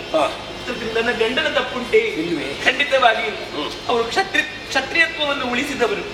ಯಾರಾದರೂ ಕ್ಷತ್ರಿಯಲ್ಲಿ ಪ್ರಾಣ ಭಿಕ್ಷೆಯನ್ನು ಬೇಡುತ್ತಾರೋ ಅವರಿಗೆ ಮೊದಲಾಗಿ ಕೊಡಬೇಕಾದದ್ದು ಪ್ರಾಣ ಭಿಕ್ಷೆಯಲ್ಲವೇ? ಅವರ ಧರ್ಮ, ಅವರ ಕರ್ತವ್ಯವನ್ನು ಮಾಡಿದ್ದಾರೆ. ಹಾಗಾದ್ರೆ ಪರಮೇಶ್ವರ ದೇವರ ತಪ್ಪುಂಟೆ? ಇಲ್ಲ, ಅವರು ಸೂಚಿಸಿದ್ದಿಷ್ಟೇ, ಯಾವ ದಾರಿಯಲ್ಲಾದರೂ ಬೇಕಾದ್ರೆ ಒಬ್ಬರಿಗೆ ನಾರದರು ಸಿಗುತ್ತಾರೆ, ಅಥವಾ ಈ ದಾರಿಯಲ್ಲಿ ಒಬ್ಬರಿಗೆ ನಾರದರು ಸಿಗುತ್ತಾರೆ ಎನ್ನುವ ಹಾಗೆ ಆಯ್ಕೆ ಬಿಟ್ಟದ್ದವನಿಗೆ. ಈಶ್ವರ ದೇವರು ಸಾಮಾನ್ಯದವರಲ್ಲ, ನಿನ್ನ ಹಾಗೆ ದೇವರು ತಾನೆ. ಅವರ ಸಂಕಲ್ಪ ಏನು ಎನ್ನುವುದು ಹೇಳುವುದಕ್ಕೆ ಸಾಧ್ಯವೇ ಇಲ್ಲ. ಹಾಗಾದ್ರೆ ಇದು ನಾರದರಿಂದ ಬಂದಂತಹ ಕಲಹ. ಅದು ಹೇಗಮ್ಮ? ನಾರದರೇ ಈ ಕಲಹಕ್ಕೆ ಎಡೆ ಮಾಡಿದವರು. ಅವರ ಸಂಕಲ್ಪ ಏನು ಉಂಟು ಎನ್ನುವುದನ್ನು ಯಾರಿಂದಲೂ ಊಹಿಸುವುದಕ್ಕೆ ಸಾಧ್ಯವಿಲ್ಲ. ಆದರೆ ನಿನ್ನಲ್ಲಿ ನಾನು ಬೇಡುವುದಣ್ಣ, ಏನು? ಒಂದು ವೇಳೆ ನಾಳೆಯ ದಿವಸ ನನ್ನ ಪತಿದೇವರಿಗೂ ನಿನಗೂ ಯುದ್ಧವಾದರೆ ಇದರಲ್ಲಿ ಯಾರ ಸೋಲು ಯಾರ ಗೆಲುವು ಎನ್ನುವಂತಹ ಕಲ್ಪನೆ ನನಗೆ ಸ್ಪಷ್ಟವಾಗಿ ಈ ಸುಭದ್ರೆಗೆ ಉಂಟಣ್ಣ. ಅದಿಲ್ಲವಾದರೆ ಬಾಲ್ಯದಲ್ಲಿ ಪೂತನಿಯ ಮೊಲೆಯ ಹಾಲನ್ನು ಉಂಟು ಮತ್ತೆ ಬದುಕಿದವ ನೀನು, ಇನ್ನು ಅಗ್ನಿಕುಂಡಕ್ಕೆ ಬಿದ್ದು ಸಾಯುತ್ತೇನೆ. ಅಗ್ನಿಕುಂಡಕ್ಕೆ ಬಿದ್ದರೆ ನೀನು ಸಾಯುವುದಕ್ಕೆ ಉಂಟಣ್ಣ. ನಿನ್ನ ಪ್ರತಿಜ್ಞೆ ಏನು ಎನ್ನುವುದನ್ನು ನಾನು ಅರ್ಥವಿಸಿಕೊಂಡಿದ್ದೆ. ಹಾಗಾಗಿ ಅಣ್ಣ, ನೀನೇ ನೆಟ್ಟಂತಹ ಸಸಿ ಇದು, ಇದನ್ನು ಬೆಳೆಸುತ್ತೀಯೋ ಅಥವಾ ಕಡಿಯುತ್ತೀಯೋ ಅದು ನಿನ್ನ ಕೈಗೆ ಬಿಟ್ಟದ್ದಣ್ಣ. ಹಾಗಾಗಿ ನಿನ್ನಲ್ಲಿ ಸೆರೆಗೊಟ್ಟಿ ಬೇಡಿಕೊಳ್ಳುವುದು ಒಂದೇ, ನನಗೆ ವೈದವ್ಯ ದೀಕ್ಷೆಯನ್ನು ಮಾತ್ರ ಕೊಡಬೇಡಣ್ಣ. ನಿನ್ನ ಕಾಲಿಗೆರೆಗೆ ಬಿದ್ದು ಬೇಡಿಕೊಳ್ಳುವುದು ಒಂದೇ, ನನ್ನ ಓಲೆ ಭಾಗ್ಯವನ್ನು ಉಳಿಸಿಕೊಡಣ್ಣ, ಉಳಿಸಿಕೊಡು. ಯೋಚನೆ ಮಾಡಮ್ಮ. ಸುಭದ್ರ ಅನ್ನೋದರ ಹಿಂದಿರುವುದು ವಾಸುಭದ್ರ ಬಲಭದ್ರ ಅಂತ ಆಗಾಡಿಕೆ. ನಿನ್ನ ಮಾಂಗಲ್ಯದ ರಕ್ಷಣೆ ಹೊಣೆ ನನಗಿಲ್ವ? ನೀನು ಊಹಿಸಂತೆ ಏನು ಆಗ್ಲಿಕ್ಕಿಲ್ಲ. ನೀನು ಸ್ವಲ್ಪ ನಿಶ್ಚಿಂತಲಾಗಿ ಹೋಗಿ ಒಳಗಿದ್ದು ಹೋಗು. ಏನಾಗುದು? ಏನಾಗುದು? ಮತ್ತೆ ಅದ್ಯಾರಿಗೆ ಕೆಮ್ಮು ಆರಂಭ ಆಯ್ತು? ಕೃಷ್ಣಯ್ಯ, ನೀನೆಲ್ಲಿದ್ಯಾ? ಮಳೆ ವಿಪರೀತ ಬರುವ ಲಕ್ಷಣ ಉಂಟು. ಹೇಗೆ? ಅದು ಗುಡುಗು ಇಲ್ಲ, ಮತ್ತೆ ಗುಡುಗು ಮಿಂಚು ಇಲ್ಲದೆ ಮಳೆ ಬರುವುದು? ನೋಡಿ ಈಗ ಬರ್ರ ಬರ್ರ ನೋಡುತ್ತಾ ಇದ್ದೇನೆ. ಈಗ ಮುಗಿಯುತ್ತಾರೆ ಅಂತ ಎಷ್ಟು ಹೊತ್ತಾಯ್ತು ನಾನು ನೋಡುದು. ಇವ್ರದ್ದು ಮುಗಿಯುವುದೇ ಇಲ್ಲ. ಅಲ್ಲ, ಈ ಲೋಕದಲ್ಲಿ ಇವರೇ ಉಂಟ, ತಂಗಿ ಮತ್ತು ಅಣ್ಣ, ಬೇರೆ ಯಾರು ಇಲ್ವಾ? ಒಬ್ಳೆ ಹೇಳುವುದು, ಅಣ್ಣ ನನ್ನ ಓಲ ಭಾಗ್ಯ ಉಳಿಸಿಕೊಡು, ಇವರು ಸಮಾಧಾನ ಪಡಿಸುವುದು. ಇಲ್ಲಿ ಹೋಗುದು ಒಬ್ಬರ ಓಲ ಭಾಗ್ಯ, ಮತ್ತೆ ನಮ್ದು ಗಾಡಿ ಹೋಗುವುದಿಲ್ವಾ? ಅದು ಇವರಿಗೆ ಗೊತ್ತುಂಟ? ಅಲ್ಲ, ನಾನು ಯೋಚನೆ ಮಾಡುವುದು ಇವರು ಏನಪ್ಪ ಅಂತ. ಇದನ್ನು ಇಲ್ಲಿಗೆ ಮುಗಿಸಿದ್ರೆ ಆಗ್ಲಿಕ್ಕಿಲ್ಲ, ಇನ್ನು ನಾನು ಮುಂದುವರಿಸಬೇಕು. ನೋಡುವ. ರುಕ್ಮಿಣಿ, ವಂದಿಸಿಕೊಂಡಿದ್ದೇನೆ. ನಿನ್ನ ಒಳ್ಳೆ ಕ್ರಮ. ಎಂತದ್ದು? ಎಂತದ್ದು? ಆಯ್ತಲ್ವ ಸ್ವಾಮಿ? ಆಯ್ತು.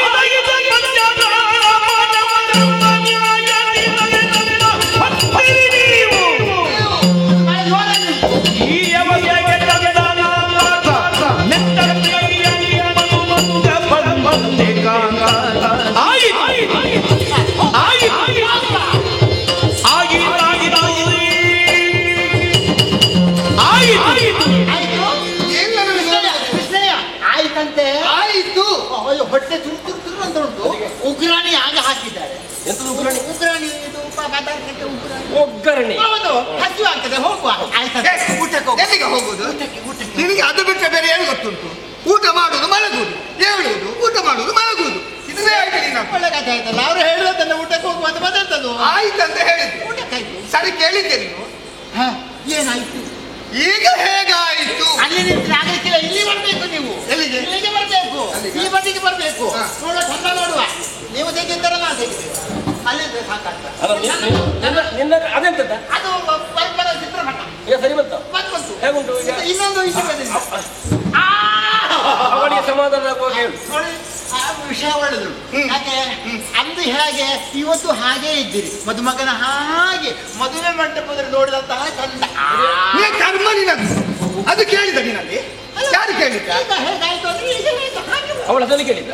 ಅವಳ ಆಯಿತಾಯಿತು ಅಂದ್ರೆ ಹೀಗೆ ಹೇಗಾಯ್ತು ಎಂತದ್ದು ಅವಳ ಮನಸ್ಸಲ್ಲಿ ಉಂಟು. ಬೇರೆ ಹಾಗಲ್ಲ, ನಮ್ಮವರು ಪಾಂಡವರು ನಮ್ಮವರು ಎಂಬುದಾಗಿ ತಲೆಯಲ್ಲಿ ಹೊತ್ತುಕೊಂಡಿರಲ್ವ ನೀವು? ಕೃಷ್ಣಯ್ಯ ನೋಡು, ಒಮ್ಮೆ ಕೊಟ್ಟು ಇಲ್ಲಿ ಕಾಣೋದೇ ಇಲ್ಲ 5 ಮಂದಿಯನ್ನು, ಪಾಂಡವರನ್ನು. ಕೃಷ್ಣ ಪರಮಾತ್ಮ ಅಮ್ಮ ಏನು? ವಿಷಯ ಬಿಡಿ, ಹಾ. 5 ಮಂದಿ ಬೇಡ, ಆ ಭೀಮಪ್ಪನಲ್ಲಿ ಒಬ್ಬನು ಹೊರಲಿಕ್ಕೆ ಸಾಧ್ಯ ಉಂಟಾ? ಅದು ಬಿಡಿ, ಕಥೆಯನ್ನು ಹೊರಲಿಕ್ಕೆ ಸಾಧ್ಯವೋ? ಭಾರ ಈಗ ಅವರಂತ ಯಾರು ಹೇಳಿ? ನನ್ನ ಅಜ್ಜಿಯನ್ನು ಹೊರುವುದಕ್ಕೆ 4 ಮಂದಿ ಬೇಕಾಗಿದೆ. ಹೊರುವಲ್ಲಿ ಒಳ್ಳೆ ಅದು ಗೊತ್ತುಂಟು ಅವರಿಗೆ. ಸರಿ, ಎಂತದ್ದು ಹಣ ಬಾ, ಅದೇ ಅಷ್ಟು ಬರದು. ಮತ್ತೆ ಅವರ ತಲೆ ಅಲ್ಲ, ಸತ್ತ ಕೂಡಲೇ ಹೊತ್ತಿದ್ದೀರ 4 ದಿವಸ ಇಟ್ಟಿದ್ದೀರ. ಅಲ್ಲ, ಅದು ಅಲ್ಲ. ಬಾರ ಅಂತ ಹೆಣ ಬಾರ ನೀನು ಅದಕ್ಕೆ ಆದಿತ್ತು, ಬೇರೆ ಯಾವುದಕ್ಕಾಗಿತ್ತು? ಹೆಣ ಹೊರಲಿಕ್ಕೆ ಆದಿತ್ತು ಅಂತ ಹೇಳುದವರು ಪುಣ್ಯದ ಕೆಲಸ. ಆ ರೀತಿ ಹೇಳಿದಲ್ಲ, ಪಾಂಡವರು ನಮ್ಮವರು ಎಂಬುದಾಗಿ ಅವರನ್ನು ಪ್ರೀತಿ ನೋಡಿಕೊಂಡವರು ನೀವು, ಅದಕ್ಕಾಗಿ ತಲೆಯನ್ನು ಹೊತ್ತುಕೊಂಡಿರಿ ನೀವು. ನಮ್ಮಲ್ಲೊಂದು ಗ್ರಾಮ್ಯವಾಗಿ ಮಾತುಂಟು, ತಲೆಯಲ್ಲಿ ಹೊತ್ತುಕೋ, ನಾಳೆ ಗೊತ್ತಾಗ್ತದೆ. ಸಲುಗೆಯಿಂದ ತಲೆಯಲ್ಲಿ ಹೊತ್ತುಕೊಂಡದ್ದು. ಎಲ್ಲಿಯಪ್ಪ? ಕುಂತಿ ಮಾತಿಗೆ ಮಾತಾಡಿಕೊಟ್ಟಿದ್ರಂತೆ, ಮಮ ಪ್ರಾಣಾಯಿ ಪಾಂಡವ ಎಂಬುದಾಗಿ, ಅವರು ನನ್ನ ಕಣ್ಣ ರೆಪ್ಪೆಗೆ ನೋಡಿಕೊಳ್ಳುತ್ತೇನೆ ಎಂಬುದಾಗಿ ಎಲ್ಲವೂ ಹೇಳಿದ್ರು. ಹೌದು. ಈಗ ಏನಾಯಿತು? ಏನಾಯಿತು ನಿಮಗೆ? ಏನಾಗಿದ್ದಾರೆ ಈಗ? ಏನಾಗಿದ್ದಾರೆ ಅವರು? ನೆಂಟರ ಪ್ರೀತಿ ಹೋಯ್ತಾ? ಯೋಚನೆ ಮಾಡಿ, ಅವರು ಇಲ್ಲಿ ಇರುವಾಗ ಹೇಗಿದ್ರು? ಇಲಿ ಆಗಿದ್ರು, ಈಗ ಹುಲಿ ಆಗಿದ್ದಾರೆ. ಬಹಳ ಕಷ್ಟ. ಎಲ್ಲಿಯಾದ್ರೂ ಇನ್ನೊಂದು ಹುಡುಕಿಕೊಂಡು ಹುಲಿಗಳ ಹಾಗೆ ಬಂದ್ರೆ ನೀನಾದ್ರೂ ಪಾರ ಆದ್ರೆ ಉಳಿದವರಂತ ಮಾಡುದು ಈಗ ಇಲ್ಲಿ ಯಾವುದು ಹುಲಿಗಳ ಆ ರೀತಿಯಲ್ಲೂ ಇಲ್ಲಿರುವ ಪಾಪ ಆಗಿದ್ರೆ ಅವರು. ಈಗ ನೋಡಿದೆ ಅವರನ್ನು, ಇಲಿಗಳ ಹಾಗೆ ಪಾಪವಾಗಿದ್ರು. ಹೌದು. ಈಗ ಹುಲಿಗಳಾಗಿದ್ದಾರೆ. ತೊಡಗಿದ್ದಾರೆ. ಅದಕ್ಕಾಗಿ ಹೇಳಿದ್ದು ಬೇಡಪ್ಪ ಈ ರೀತಿ ಮಾಡ್ತಾರೆ ಅಂತ ಬಿಡುವವರು. ಆದ್ರೆ ನಿಮ್ಮ ಬಗ್ಗೆ ನಾನು ಯೋಚನೆ ಮಾಡುದು ಸ್ವಾಮಿ. ನೀವು ಅವರಿಗೆ ಮಾಡಿ ಉಪಕಾರ 1 2 ಅದಾದರೂ ಸ್ಮರಣೆ ಬೇಕಲ್ವಾ ಸ್ವಾಮಿ ಅವರಿಗೆ? ಏನು ಮಾಡಿದ್ದಾರೆ?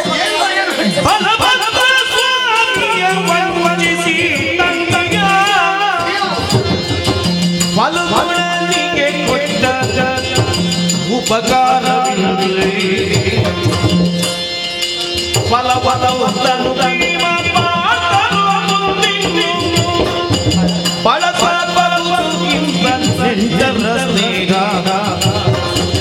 ಬಲಭದ್ರ ಸ್ವಾಮಿಯ ವಂಚಿಸಿ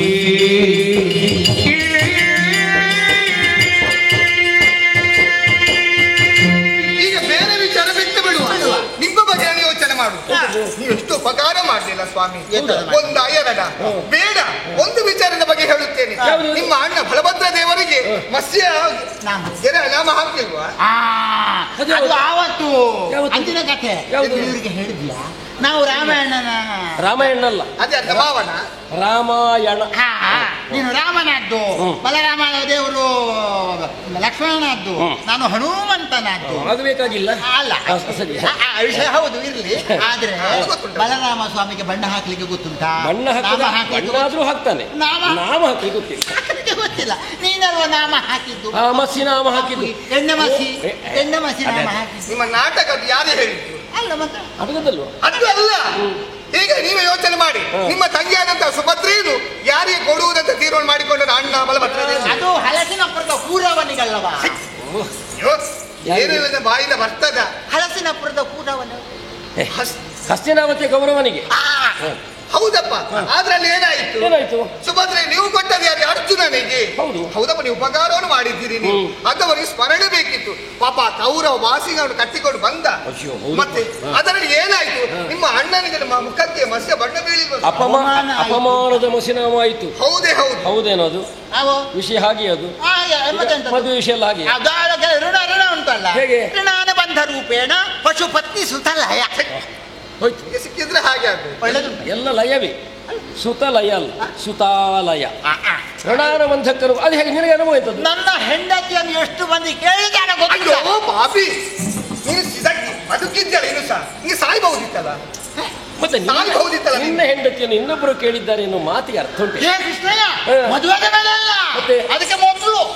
ಈಗ ಹೆಂಡತಿ ಮೊದಲು ಕೇಳಿದ್ದಾರೆ, ಕೊಡ್ಲಿಲ್ಲ. ಆದ್ರೆ ನನ್ನ ಸುರ ಸುಂದರಾಂಗ ನನ್ನನ್ನೇ ಆಯ್ಕೆ ಮಾಡಿದ್ದಾರೆ. ಹೌದು. ಹೇಗೆ ನೀನಿದ್ದಿ? ಅದೊಂದು ಸಲ ಮಾತ್ರ ಹೇಳು, ನೀನೇ ಹೇಳಬೇಕು. ಆಗಿದ್ದೇನೆ. ಯಾಕೆ ಹೇಳಿದ್ದವ? ಋಣಾನುಬಂಧ ರೂಪೇಣ ಹಲವಾರು ಮಂದಿ ಬಂದ್ರು, ಅವರನ್ನು ಮೆಚ್ಚದ ಅವಳು ಇವನನ್ನು ಮೆಚ್ಚಿದ್ದಾಳೆ ಅಂದ್ರೆ ಋಣ ಇವನಲ್ಲಿತ್ತು ಎನ್ನುವ ಹಾಗಾದ್ದು ಅಲ್ಲ. ಅದನ್ನು ಹೇಳಲಿಕ್ಕೆ ಎಂತದ್ದುಂಟು? ಈಗ ನಿನ್ನ ಮದುವೆ ಯಾರಿಗೆ ನಿನ್ನ ಕೊಡ್ಬೇಕು ಅಂತ ಅದು ಅವರ ಬುಡಕ್ಕೆ ಬಂದ್ರೆ ಬೇಡ, ಅದು ವಿಷಯ ಬೇಡ.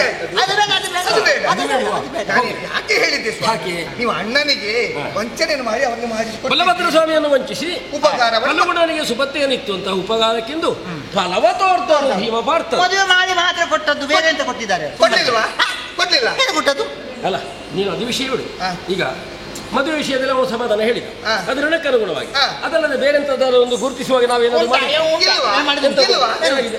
ನಿಮಗೆ ಬೇಕಾದ ನೆನಪಿರುವುದಿಲ್ಲ.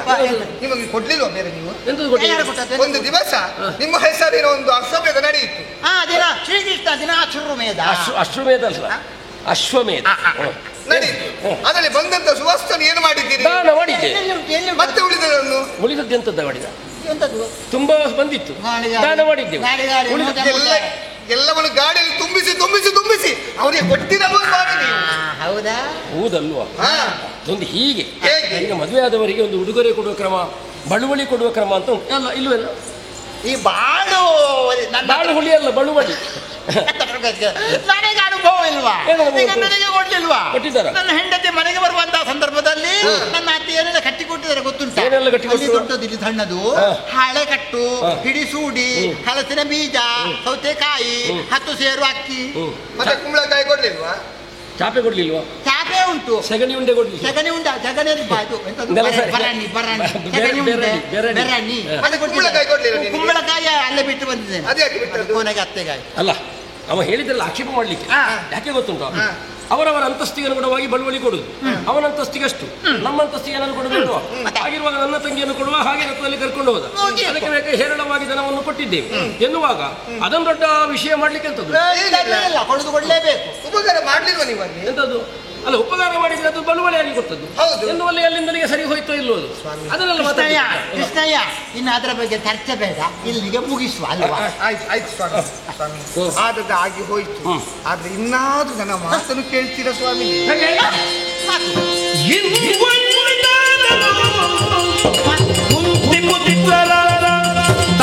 ನಿಮಗೆ ಬೇಡ, ನಿಮಗೆ ಬೇಡ, ಬೇಡ ಸಾಕೆಂದು ಎಳ್ಳಿನಿಂದು ದಾಕ್ಷಿಣ್ಯವಿಲ್ಲದೆ ಬೇಡಳು, ಎಳ್ಳಿನಿಂದು ದಾಕ್ಷಿಣ್ಯವಿಲ್ಲದೆ ಬೇಡಳು. ಒಳ್ಳೆದಲ್ಲ, ಒಳ್ಳೆದಲ್ಲ, ಇನ್ನಾದ ಕುಂತಿ ಪುತ್ರರ ತಳ್ಳಿಬೇಡ.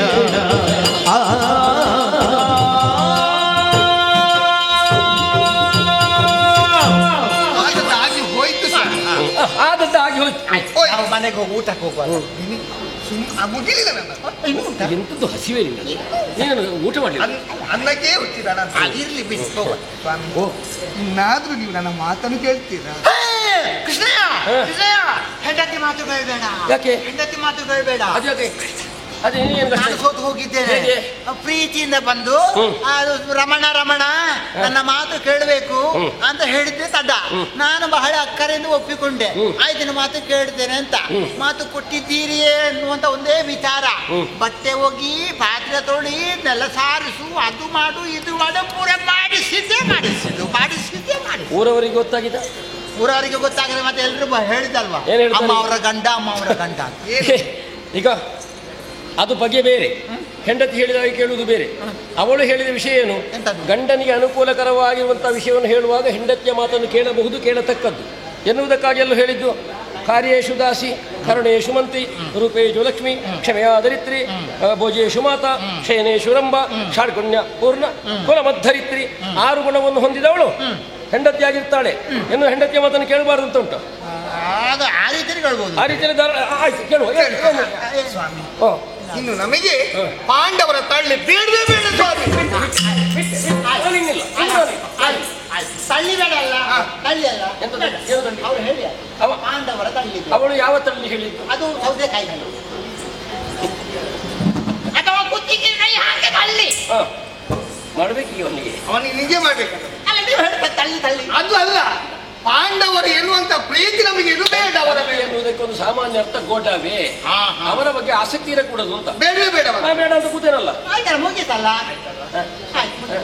ಮುಗಿಲಿಲ್ವಾ? ಇನ್ನು ವಸ್ತು ಅವರದ್ದು ನಮ್ಮಲ್ಲಿ ಇಲ್ವಾ ಸ್ವಾಮಿ? ನಮ್ಮಲ್ಲಿ ಏನುಂಟು? ವಸ್ತು ಓ ಹೌದಲ್ಲ, ಏನುಂಟು? ಖಾರ ಅರೆಯುವ ಕಲ್ಲು ಕರು ಉಂಟು. ಕಲ್ಲು ಮಾತ್ರ ಅಲ್ಲ, ಕರು ಉಂಟು.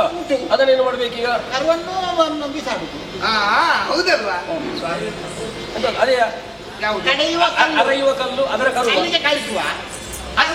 ಅದು ಅಲ್ಲ ಸ್ವಾಮಿ, ಮತ್ತೆ ಅದು ಅವನಿಗೆ ಅದು ವಿಚಾರ ಹೇಳಿದಲ್ಲ. ಮತ್ತೆ ಈಗ ಸ್ವಾಮಿ ಅವನು ಇದ್ದಾನಲ್ವಾ ಸ್ವಾಮಿ? ಯಾವಳು? ನಿಮ್ಮ ತಂಗಿ ಭದ್ರೆಯ? ಸುಭದ್ರೆ. ಯಾರು ಯಾರು ಯಾರು? ಸುಭದ್ರೆ. ಸುಭದ್ರೆ. ಈಗ ಕರೆಯುವುದಕ್ಕೆ ಹೇಳಿದ್ರು ನೀನಲ್ಲಿ. ಏನು ಹೇಳ್ತೀರಿ ಸ್ವಾಮಿ? ಏನು? ತಿನ್ನುವುದು ನೋಡಬೇಕು. ಯಾರು? ಇಷ್ಟಿಷ್ಟು ತಿಂತಾಳೆ ಅವಳು. ಹಸಿವೆಗೆ? ಹೌದಪ್ಪ. ಮಾಡಿ ಹಾಕುವವರಿದ್ದಾರಲ್ವಾ, ಅದಕ್ಕಾಗಿ ಕುಳಿತುಕೊಂಡು ತಿನ್ನುವುದಕ್ಕೆ ಸರಿ ಆಗ್ತದೆ ಅವಳಿಗೆ. ಹಾಗೆ ಸರಿ ತಿಂತಾಳೆ. ಅವ್ರು ಮಾತ್ರ ತಿನ್ನುವುದಾ? ತಿನ್ನುವುದರ ಬಗ್ಗೆ ಏನು ಮಾಡಿದಿ? ಅದಕ್ಕೆ ಹೇಳಿದ್ದು ಆ ಸುಭದ್ರೆ ಇನ್ನೇನಿರುವುದು ಬೇಡ ಸ್ವಾಮಿ, ಆಕೆಯನ್ನು ಕಳುಹಿಸಿಕೊಡಿ. ಅಷ್ಟೇಯಾ? ಅಷ್ಟು ಮಾತ್ರವಲ್ಲ, ಮತ್ತೆ ಇನ್ನುಂಟ? ಅವ ಇದ್ದಾನಲ್ವಾ, ಯಾರು? ಇರುವುದಕ್ಕೆ ಸಣ್ಣವ, ಹೇಳುವುದು ಏನು ಗೊತ್ತಿಲ್ಲ ಅಂತ ಎಲ್ಲ ಗೊತ್ತುಂಟು ಅವನಿಗೆ. ತಿನ್ನುವುದು ನೋಡಬೇಕಿತ್ತು, ಎಷ್ಟು ಹಾಕಿದ್ದು ಮತ್ತೆ ಮತ್ತೆ ತಿಂತಾನೆ ಆ ಅಭಿಮನ್ಯು. ಅವನನ್ನು ಕೂಡ ಇಲ್ಲಿಂದ ಕಳುಹಿಸಿಕೊಳ್ಳಿ ಸ್ವಾಮಿ. ಏನು ಪ್ರೀತಿಯಿಂದ ಕರ್ಕೊಂಡು ಬಂದದ್ದು, ಹಾ. ಗಂಡ ಕಾಡಿನಲ್ಲಿದ್ದಾನೆ, ಅವಳು ಕಷ್ಟಕ್ಕೊಳಗಾಗಕೂಡದು ಅಂತ. ಹಾ. ನಮ್ಮ ಮನೆಗೆ ನಾವು ಕರೆ ತಂದಿದ್ದು, ಹಾ. ಅವಳು ತಿನ್ನುವುದರ ಮೇಲೆ ಸವಾರಿ ಮಾಡಿತು ಅಂತಾದ್ರೆ ಮೊದಲೇ ನೊಂದು ಅವಳ ಮನಸ್ಸಿಗೆ ಇಷ್ಟು ನೋವಾದೀತು. ಈಗ ನೀನು ಹೇಳುವ ವಿಷಯವನ್ನು ಅಲ್ಲ ಸಲ್ಲ ಅಂತ ಆಕ್ಷೇಪಿಸುವುದಿಲ್ಲ, ಆದ್ರೆ ಹೇಳುವಾಗ ಒಂದು ಅಮ್ಮನ ಸ್ಥಳ ಸ್ವಲ್ಪ ಜಾಗ್ರತೆಯಿಂದ ಹೇಳಿಬಿಡು. ಆದ್ರೆ ಸಾಕು. ಹೌದೌದು, ಹೊಡಿಬೇಕು, ನೋವಾಗಬಾರ್ದು. ಅರ್ಥ ಆಗ್ತದಾ? ಏನು ಮಾತನ್ನ ಬೇಕು. ಅದು ಸುಭದ್ರಮ್ಮನ ಬಗ್ಗೆ ಸುಮ್ಮನೆ ಕೂತ್ಕೊಳ್ತೀಯಲ್ಲ? ಆಯ್ತು, ಹೋಗುವ. ನೀನೇನು ಬಾ ಅಂದದ್ದು? ಬಂದೆ. ಇನ್ನು ಅವರ ಮಧ್ಯೆಲ್ಲ ನೀನು ತೊಂದರೆಕೊಂಡು ಮಾಡಬೇಡ. ಇಲ್ಲೇ ಇಲ್ಲ, ಬಂದೆ ಬಂದೆ ಬಂದೆ ಬಂದೆ ಬಂದೆ ಬಂದೆ. ಮಕರಂದ, ಓ. ನೀನೇ ಯೋಚನೆ ಮಾಡು. ಹಾ. ನಾನು ಹೇಳಿದ್ರಲ್ಲಿ ಯಾವುದಾದ್ರು ತಪ್ಪುಂಟು? 100ಕ್ಕೆ 100. ಸರಿ ಇಲ್ವಾ? ಸರಿ. ಸರಿಯಾದ ಮಾತನ್ನೇ ಹೇಳಿದ್ದೆ. ಹೌದೌದು. ಅತ್ತಿಗೆ ಏನಂತಿಗೆ ಇದು? ಹಂಗಿಸಬೇಡತಿಗೆ ಸಣ್ಣಂತಿಗೆ, ಹಂಗಿಸಬೇಡತಿಗೆ ಹಂಗಿಸಬೇಡ ಹಂಗಿನೊಳಗಾಗಿ ನಾನು ಹಿಂದೆಂದಾಗಿದ್ದು ಇದು ನೀನಿಂದ ಎಲ್ಲ ಮುಂದೆ ಬಯಸಲೇನು ಫಲವಿಲ್ಲ. ಯಾಕಮ್ಮ?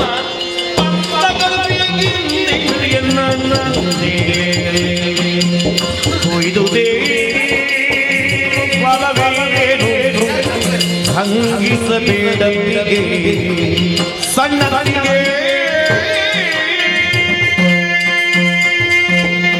ಓ ಸಣ್ಣತ್ತಿಗೆ, ನೋಡು ನೋಡು, ಹೇಳಿದ್ದೇನು? ಹೌದು. ಸಣ್ಣ ಅತ್ತಿಗೆ. ಅಂದ್ರೆ ಸಣ್ಣ ಬುದ್ಧಿ ಅತ್ತಿಗೆ ಅಂತ ಬೇರೆ ಹೇಳ್ಬೇಕಾ? ನೋಡು, ಆ ರೀತಿ ಹೇಳಿ. ಮಕರಂದ ಇಲ್ಲಿ ಬಾ. ಓ, ಇಲ್ಲಿ ನಿಂತು ಬಾ. ಆಯ್ತು. ನನಗೆ ಇವಳನ್ನು ಸಣ್ಣ ಅತ್ತಿಗೆ ಅಂತ ಹೇಳಿದ್ದೇನೆ. ಹೌದು. ಅದ್ರಲ್ಲಿ ಏನಾದ್ರೂ ಸ್ವಲ್ಪ ತಪ್ಪುಂಟಾ? ಅದು ಅವರು ಹೇಳಿದ್ರು ಸಣ್ಣ ಬುದ್ಧಿ ಅತ್ತಿಗೆ ಅಂತ ನಾನು ಹೇಳಿದ್ದು. ಅವಳು ತಿಳ್ಕೊಂಡದ ಹಾಗೆ. ಅವಳು ಹೇಳಿದಲ್ಲ. ಈಗ ಅವಳು ಸಣ್ಣ ಅತ್ತಿಗೆ ಅಲ್ಲ, ಹೌದಲ್ವಾ? ಹೇಗೆ? ಈಗ ನನ್ನ ಹಿರಿಯಣ್ಣ ಯಾರು? ಬಲರಾಮನ್. ಬಲರಾಮಣ್ಣ ಹೌದು. ಅಲ್ವಾ? ಹಾ. ಬಲರಾಮನ ಹೆಂಡತಿ ನನಗೆ ಏನಾಗಬೇಕು? ಅತ್ತಿಗೆ. ಅತ್ತಿಗೆ, ದೊಡ್ಡ ಅತ್ತಿಗೆ. ದೊಡ್ಡ ಅತ್ತಿಗೆ. ಇವಳು ಯಾರು? ಕಿರಿಯಣ್ಣನ ಹೆಂಡತಿ. ಪರಮಾತ್ಮನ ಕಿರಿಯಣ್ಣ. ಹೌದು. ಹೌದು. ಆದ್ದರಿಂದ ಇವಳೇನು? ಸಣ್ಣ ಅತ್ತಿಗೆ. ಸಣ್ಣ ಅತ್ತಿಗೆ. ಮಕರಂದ, ಓ, ಬೇಡ ಅತ್ತಿಗೆ ಅಂತ ಹೇಳ್ಬೋದಿತ್ತಲ್ವಾ? ಒತ್ತಿ ಹೇಳುದು ಬೇಡ. ಬೇಡ, ಅದು ಸಣ್ಣದಂತೆ ಯಾಕೆ ಮಾಡ್ಬೇಕು? ಆಯ್ತಪ್ಪ. ಹಾ. ಅತ್ತಿಗೆ ಮನಸ್ಸಿಗೆ ನೋವಾಗುತ್ತದೆ ಅಂತ ಆದ್ರೆ ಹಾ. ದೊಡ್ಡ ಅತ್ತಿಗೆ, ದೊಡ್ಡ ಅತ್ತಿಗೆ ಹೇಳೋಣ. ಯಾಕೆ? ಹೌದು. ಕೃಷ್ಣದೇವರಿಗೆ ಒಬ್ಬರೇ ಹೆಂಡತಿ ಇರುವುದಲ್ಲ, ಅಲ್ಲ, ಅಲ್ಲ, ಅಲ್ಲ. ಹಿರಿಯ ಹೆಂಡತಿ ಯಾರು? ಪ್ರಥಮತ ಇಲ್ಲೇ ಇವಳೇ ಅಲ್ವಾ? ರುಕ್ಮಿಣಮ್ಮನ. ರುಕ್ಮಿಣಿ ಅಮ್ಮ. ಹಾಗಾಗಿ ದೊಡ್ಡ ಅತ್ತಿಗೆ. ಆದ್ರಿಂದ ದೊಡ್ಡ ಅತ್ತಿಗೆ. ದೊಡ್ಡ ದೊಡ್ಡ ದೊಡ್ಡ ಅಸ್ತಿಗೆ. ನೀನೇನು? ದೊಡ್ಡ ಅಸ್ತಿಗೆ. ದೊಡ್ಡ ಅತ್ತಿಗೆ ಹೇಳಿದ್ರೆ ದೊಡ್ಡ ಅತ್ತಿಗೆ ಅಂತ ಹೇಳಿ. ದೊಡ್ಡ ಅಸ್ತಿಗೆ ಅತ್ತಿಗೆ. ನೀನು ಸುಮ್ಮನೆ ಇಲ್ಲದನ್ನೆಲ್ಲ ಹೇಳಬೇಡ. ಇಲ್ಲ, ನಾನು ಹೇಳಿದ್ದು. ಇವಳನ್ನ ಯಾರು ಬರ್ಲಿಕ್ಕೆ ಹೇಳಿ? ಅವು ನಾವು ಇರ್ಬೋದು. ಕಲ್ತಿದ್ದೇವಾ? ಅಲ್ಲಲ್ಲ, ನೀ ಇರ್ಲಿ. ಕಲಿಬೇಕಂತ ಇಲ್ಲ. ನೀವು ಆಡುವಂತಹ ಚುಚ್ಚು ಮಾತುಗಳನ್ನೊಮ್ಮೆ ಕೇಳುವಾಗ ಯಾರಾದ್ರೂ ಬರಲೇಬೇಕು. ಎಲ್ಲವನ್ನೂ ಕಿವಿಗೊಟ್ಟು ಕೇಳಿದ್ದೇನೆ. ಹಾ. ಅತ್ತಿಗೆ ಬರೇ ಸಣ್ಣ ಅತ್ತಿಗೆ ಅಲ್ಲ, ಮತ್ತೆ? ನಿಮ್ಮ ಮನಸ್ಸು ಸಣ್ಣದಾಗಿ ಹೋಯಿತು, ನಿಮ್ಮ ಬುದ್ಧಿಯೂ ಸಣ್ಣದಾಗಿ ಹೋಯಿತು. ನಾನು ನೇರವಾಗಿ ಹೇಳುವುದಕ್ಕೆ ಹೆದರಿಕೆ ಏನಂತೆ? ಇರ್ಲಿ ನೋಡು. ಮಾತಿಗೊಂದು ಮುಖ ಅಂತ ಉಂಟತ್ತಿಗೆ. ಏನು ಹಂಗಿನಲ್ಲಿದ್ದೇನೆ ಅಂತ ಆಗಿಂದ ಹಂಗಿಸ್ತಾ ಇದ್ದೀರಲ್ವಾ? ಹಂಗಿನಲ್ಲಿ ಇರ್ಲಿಕ್ಕೆ ಏನು ನಿಮ್ಮ ಅನ್ನದ ಬಟ್ಲಿಗೆ ಬಿದ್ದಿದೆ ನಾನು? ಏನ ನೀವು ನೋಡವ ಅದನ್ನ ಹೇಳ್ದವ್ರು. ಯಾರು? ಅವಳು ಗಂಜಿಯ ಬಟ್ಟಲಿಗೆ. ಆ ರೀತಿ ಹೇಳಿದ ನನಗೆ. ನಿಮ್ಮ ಅನ್ನದ ಬಟ್ಟಲಿಗೆ ನಾನು ಬಿದ್ದಿದ್ದೇನೆ ಅಂತ ಅಂದ್ರೆ ಅವರು ನನ್ನವ, ಇವಳು ನನ್ನ ನೋಣವ. ನೀನೆಂತದ್ದು? ಅಲ್ಲ ಅದು ಗಂಜಿ ನೀನು ನೋಣ ಓಡಿಸ್ಲಿಕ್ಕೆ ಇರುವವನ? ಅಲ್ಲ ಅದು ಗಂಜಿ ಮಕ್ಕಳಿಗೆ ನೋಡ ಬೇಡುವಲ್ವಾ? ಎತ್ತ ಹೌದು. ಹಾಗಲ್ಲ ಹೇಳಿದ್ದು. ಮತ್ತೇನು? ಇವಳ ಹಂಗಿಗೆ ಒಳಗಾಗ್ಲಿಕ್ಕೆ ನಾನೇನು ಇವಳು ಮಾಡಿದ್ದನ್ನು ತಿನ್ನುವುದು ಅಂತ ಕೇಳಿದ್ದು. ಈಗ ನಾನು ಇಲ್ಲಿಗೆ ಬರ್ಲಿಕ್ಕೆ ಕಾರಣ ಯಾರು? ನನ್ನ ಅಣ್ಣ ಅಲ್ವಾ, ಕೃಷ್ಣದೇವರು. ಅವನಿಗೆ ಬೇಕಾಗಿ ನಾನು ಇಲ್ಲಿಯವರೆಗೆ ಬಂದವಳು. ನಾನು ಮಾತ್ರ ಅಲ್ಲ, ನಿನ್ನ ಮಗನೂ ನನ್ನೊಂದಿಗೆ ಬರಲಿ ಎನ್ನುವ ಕಾಮ್ಯಕಾಮದಲ್ಲಿ ಇರುವುದು ಬೇಡ, ಕಷ್ಟವಾಗುತ್ತದೆ, ಇಲ್ಲಿ ಬಂದು ಕುಳಿತುಕೊಳ್ಳಿ ಎನ್ನುವ ಹಾಗೆ ಅವನು ಹೇಳಿದ್ರಿಂದ ನಾನು ಇಲ್ಲಿ ಬಂದು ಕುಳಿತೆ.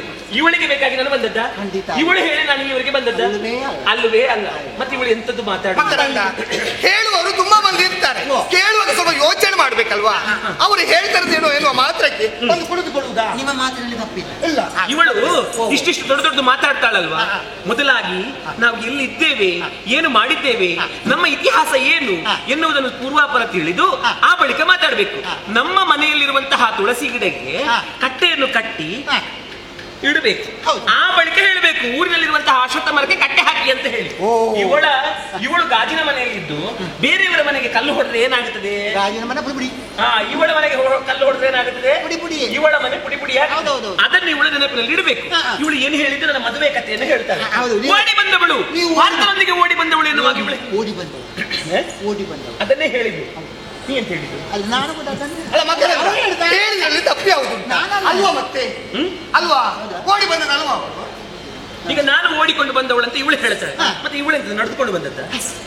ಇವಳು ಓಡಿಕೊಂಡೇ ಬಂದದ್ದು. ಇವಳ ಕತೆ ಗೊತ್ತಿಲ್ವಾ? ಅದೆಂತ ಕತೆ ಕೇಳು. ಅದೆಂತ ಕೇಳು. ಅದು ಅದು ಅಭ್ಯಾಸ ಉಂಟು. ಅದು ಅಭ್ಯಾಸ ಉಂಟಾ? ಯಾವುದು? ಅದು ಅದೆಲ್ಲ ಮಾಡ್ತೇವೆ, ಕುಯ್ಯುವುದು. ನಮ್ಮಲ್ಲಿ ಉಂಟಲ್ಲ ಅದಲ್ಲ ಕುಯ್ಯುವುದು. ಅದು ಅರ್ಥ ಆಗಿಲ್ವಾ? ಅದಕ್ಕೆ ಹೋಗುವ ಅದೆಲ್ಲ ತಿಂತಾರ. ಅಯ್ಯೋ ದೇವರ, ಇವಳ ಮದುವೆ ಕಥೆಯನ್ನು ಹೇಳಿದ್ದು ನಾನು. ಅದು ಅಭಿನಯ ಮಾಡಿದ ನೀವು. ಅಭಿನಯ ಮಾಡಿ ಆಗಿದೆ ಅಂದಾಜಾಗಿಲ್ಲ. ನಿನಗೆ ಅಂದಾಜಾಗುವಾಗ ಹಗಲಾಗ್ತದೆ. ಅಲ್ಲ ವಿಷಯ ಬಾಯಿ ನೋಡದಲ್ವಾ? ಹೇಳ್ತೇನೆ ಕೇಳು. ಏನದು? ಏನು ಗೊತ್ತಾ? ಇವಳು ಇಷ್ಟು ಸಣ್ಣವಳು, ಇಷ್ಟು ಸಣ್ಣವಳು, 6 ವರ್ಷ ಇವಳಿಗೆ. ಈಗ ಅಪ್ಪ ಈಗ ಅಲ್ವಾ? ಇವಳ ಕಥೆಯನ್ನು ಹೇಳು. ಹಳೆ ಕಥೆ. ಹಳೆ ಕಥೆ. ಇಷ್ಟು ಸಣ್ಣವಳು ಅಪ್ಪನ ತೊಡೆಯಲ್ಲಿ ಮಲಗಿದ್ಲು. ಅಪ್ಪನ ತೊಡೆಯಲ್ಲಿ ಮಲಗಿರುವಾಗ ಭಾಗವತೋತ್ತಮರು ಬಂದ್ರು. ಇವಳ ಭಾಗವತೋತ್ತಮರು ನಾರದರು. ನಾರದರು ಬಂದು ದೇವರ್ಷಿಗಳು. ಅದೇ ದೇವರ್ಷಿ, ದೇವರ್ಷಿಗಳು ಹೌದು ಬಂದ್ರು. ನಾರದರು ಬಂದರು. ಶ್ರೀಕೃಷ್ಣ ದೇವರ ಗುಣಗಾನವನ್ನು ಮಾಡಿದ್ರು. ಆ ಕ್ಷಣದಲ್ಲಿಯೇ ಇವಳಿಗೆ ಪ್ರೀತಿ ಹುಟ್ಟಿದ್ದು. ಕೃಷ್ಣ ಕೃಷ್ಣ ಕೃಷ್ಣ ಕೃಷ್ಣ ಕೃಷ್ಣ ಕೃಷ್ಣ ಹರೇ ಹರೇ ಕೃಷ್ಣ ಹರೇ ಹಿತ್ತಕರೆ. ಕುಣಿಲಿಲ್ಲ. 6 ವರ್ಷ ಸಣ್ಣ. 6 ವರ್ಷದ ಹುಡುಗಿಗೆ ಇವಳಿಗೆ ಕೃಷ್ಣನ ಮೇಲೆ ಪ್ರೀತಿ ಹುಟ್ಟಿದ್ದು. ಬೆಳೆದು ದೊಡ್ಡಬಳಾದ್ಲು. ಏನು ಮಾಡಿದ್ಲು? ಪ್ರೇಮ ಪತ್ರವನ್ನು ಬರೆದ್ಲು. ಪ್ರೇಮ ಪತ್ರ. ಲೋಕದಲ್ಲಿ ಮೊದಲ ಪ್ರೇಮ ಪತ್ರ ಯಾರು ಬರೆದಂತ ಕೇಳಿದ್ರೆ ಇವಳೆ ಪುಣ್ಯ ತೆಗಿತಿ. ಹೌದಾ? ಒಕ್ಕಣೆ ಉಂಟಾ? ಎಂತ ಒಕ್ಕಣೆ ಬರ್ದಾಳೆ? ಕಡೆಗೆ ಏನು ಬರ್ದಾಳೆ ಗೊತ್ತುಂಟಾ? ಸಿಂಹದ ಪಾಲನ್ನು ನರಿಯು ಮುಟ್ಟದಿರಲಿ. ದೊಡ್ಡ ಒಕ್ಕಣೆ ಇವಳದ್ದು. ಇವಳನ್ನು ನಿಶ್ಚಯ ಮಾಡಿದ್ ಯಾರಿಗೆ?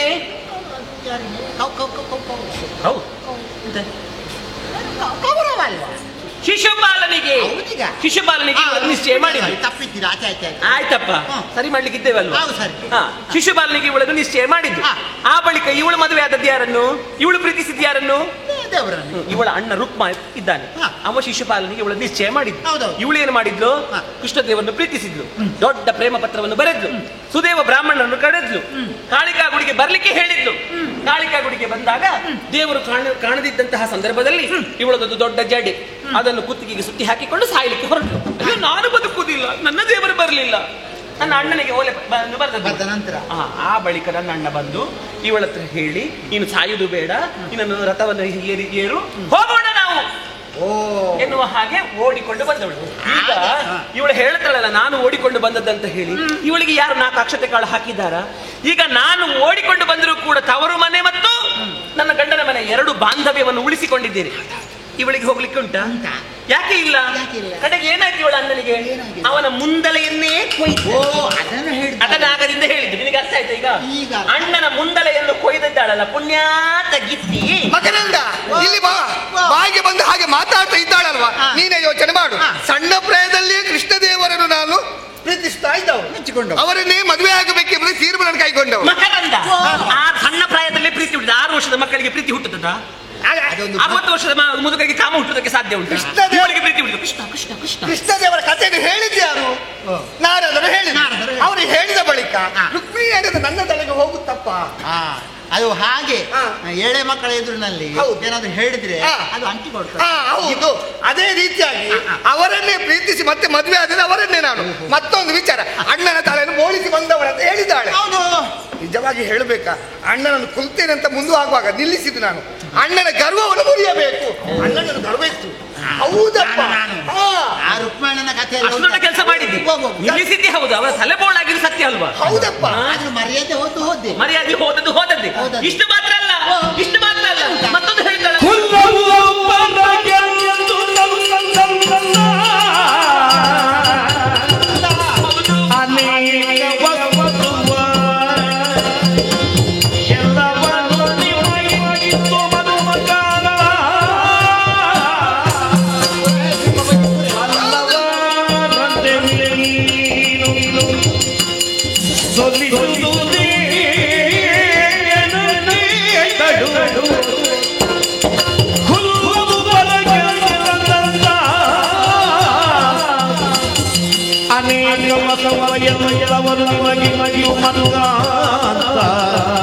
ಹಂಗಿಸಬೇಡ ಅತ್ತಿಗೆ.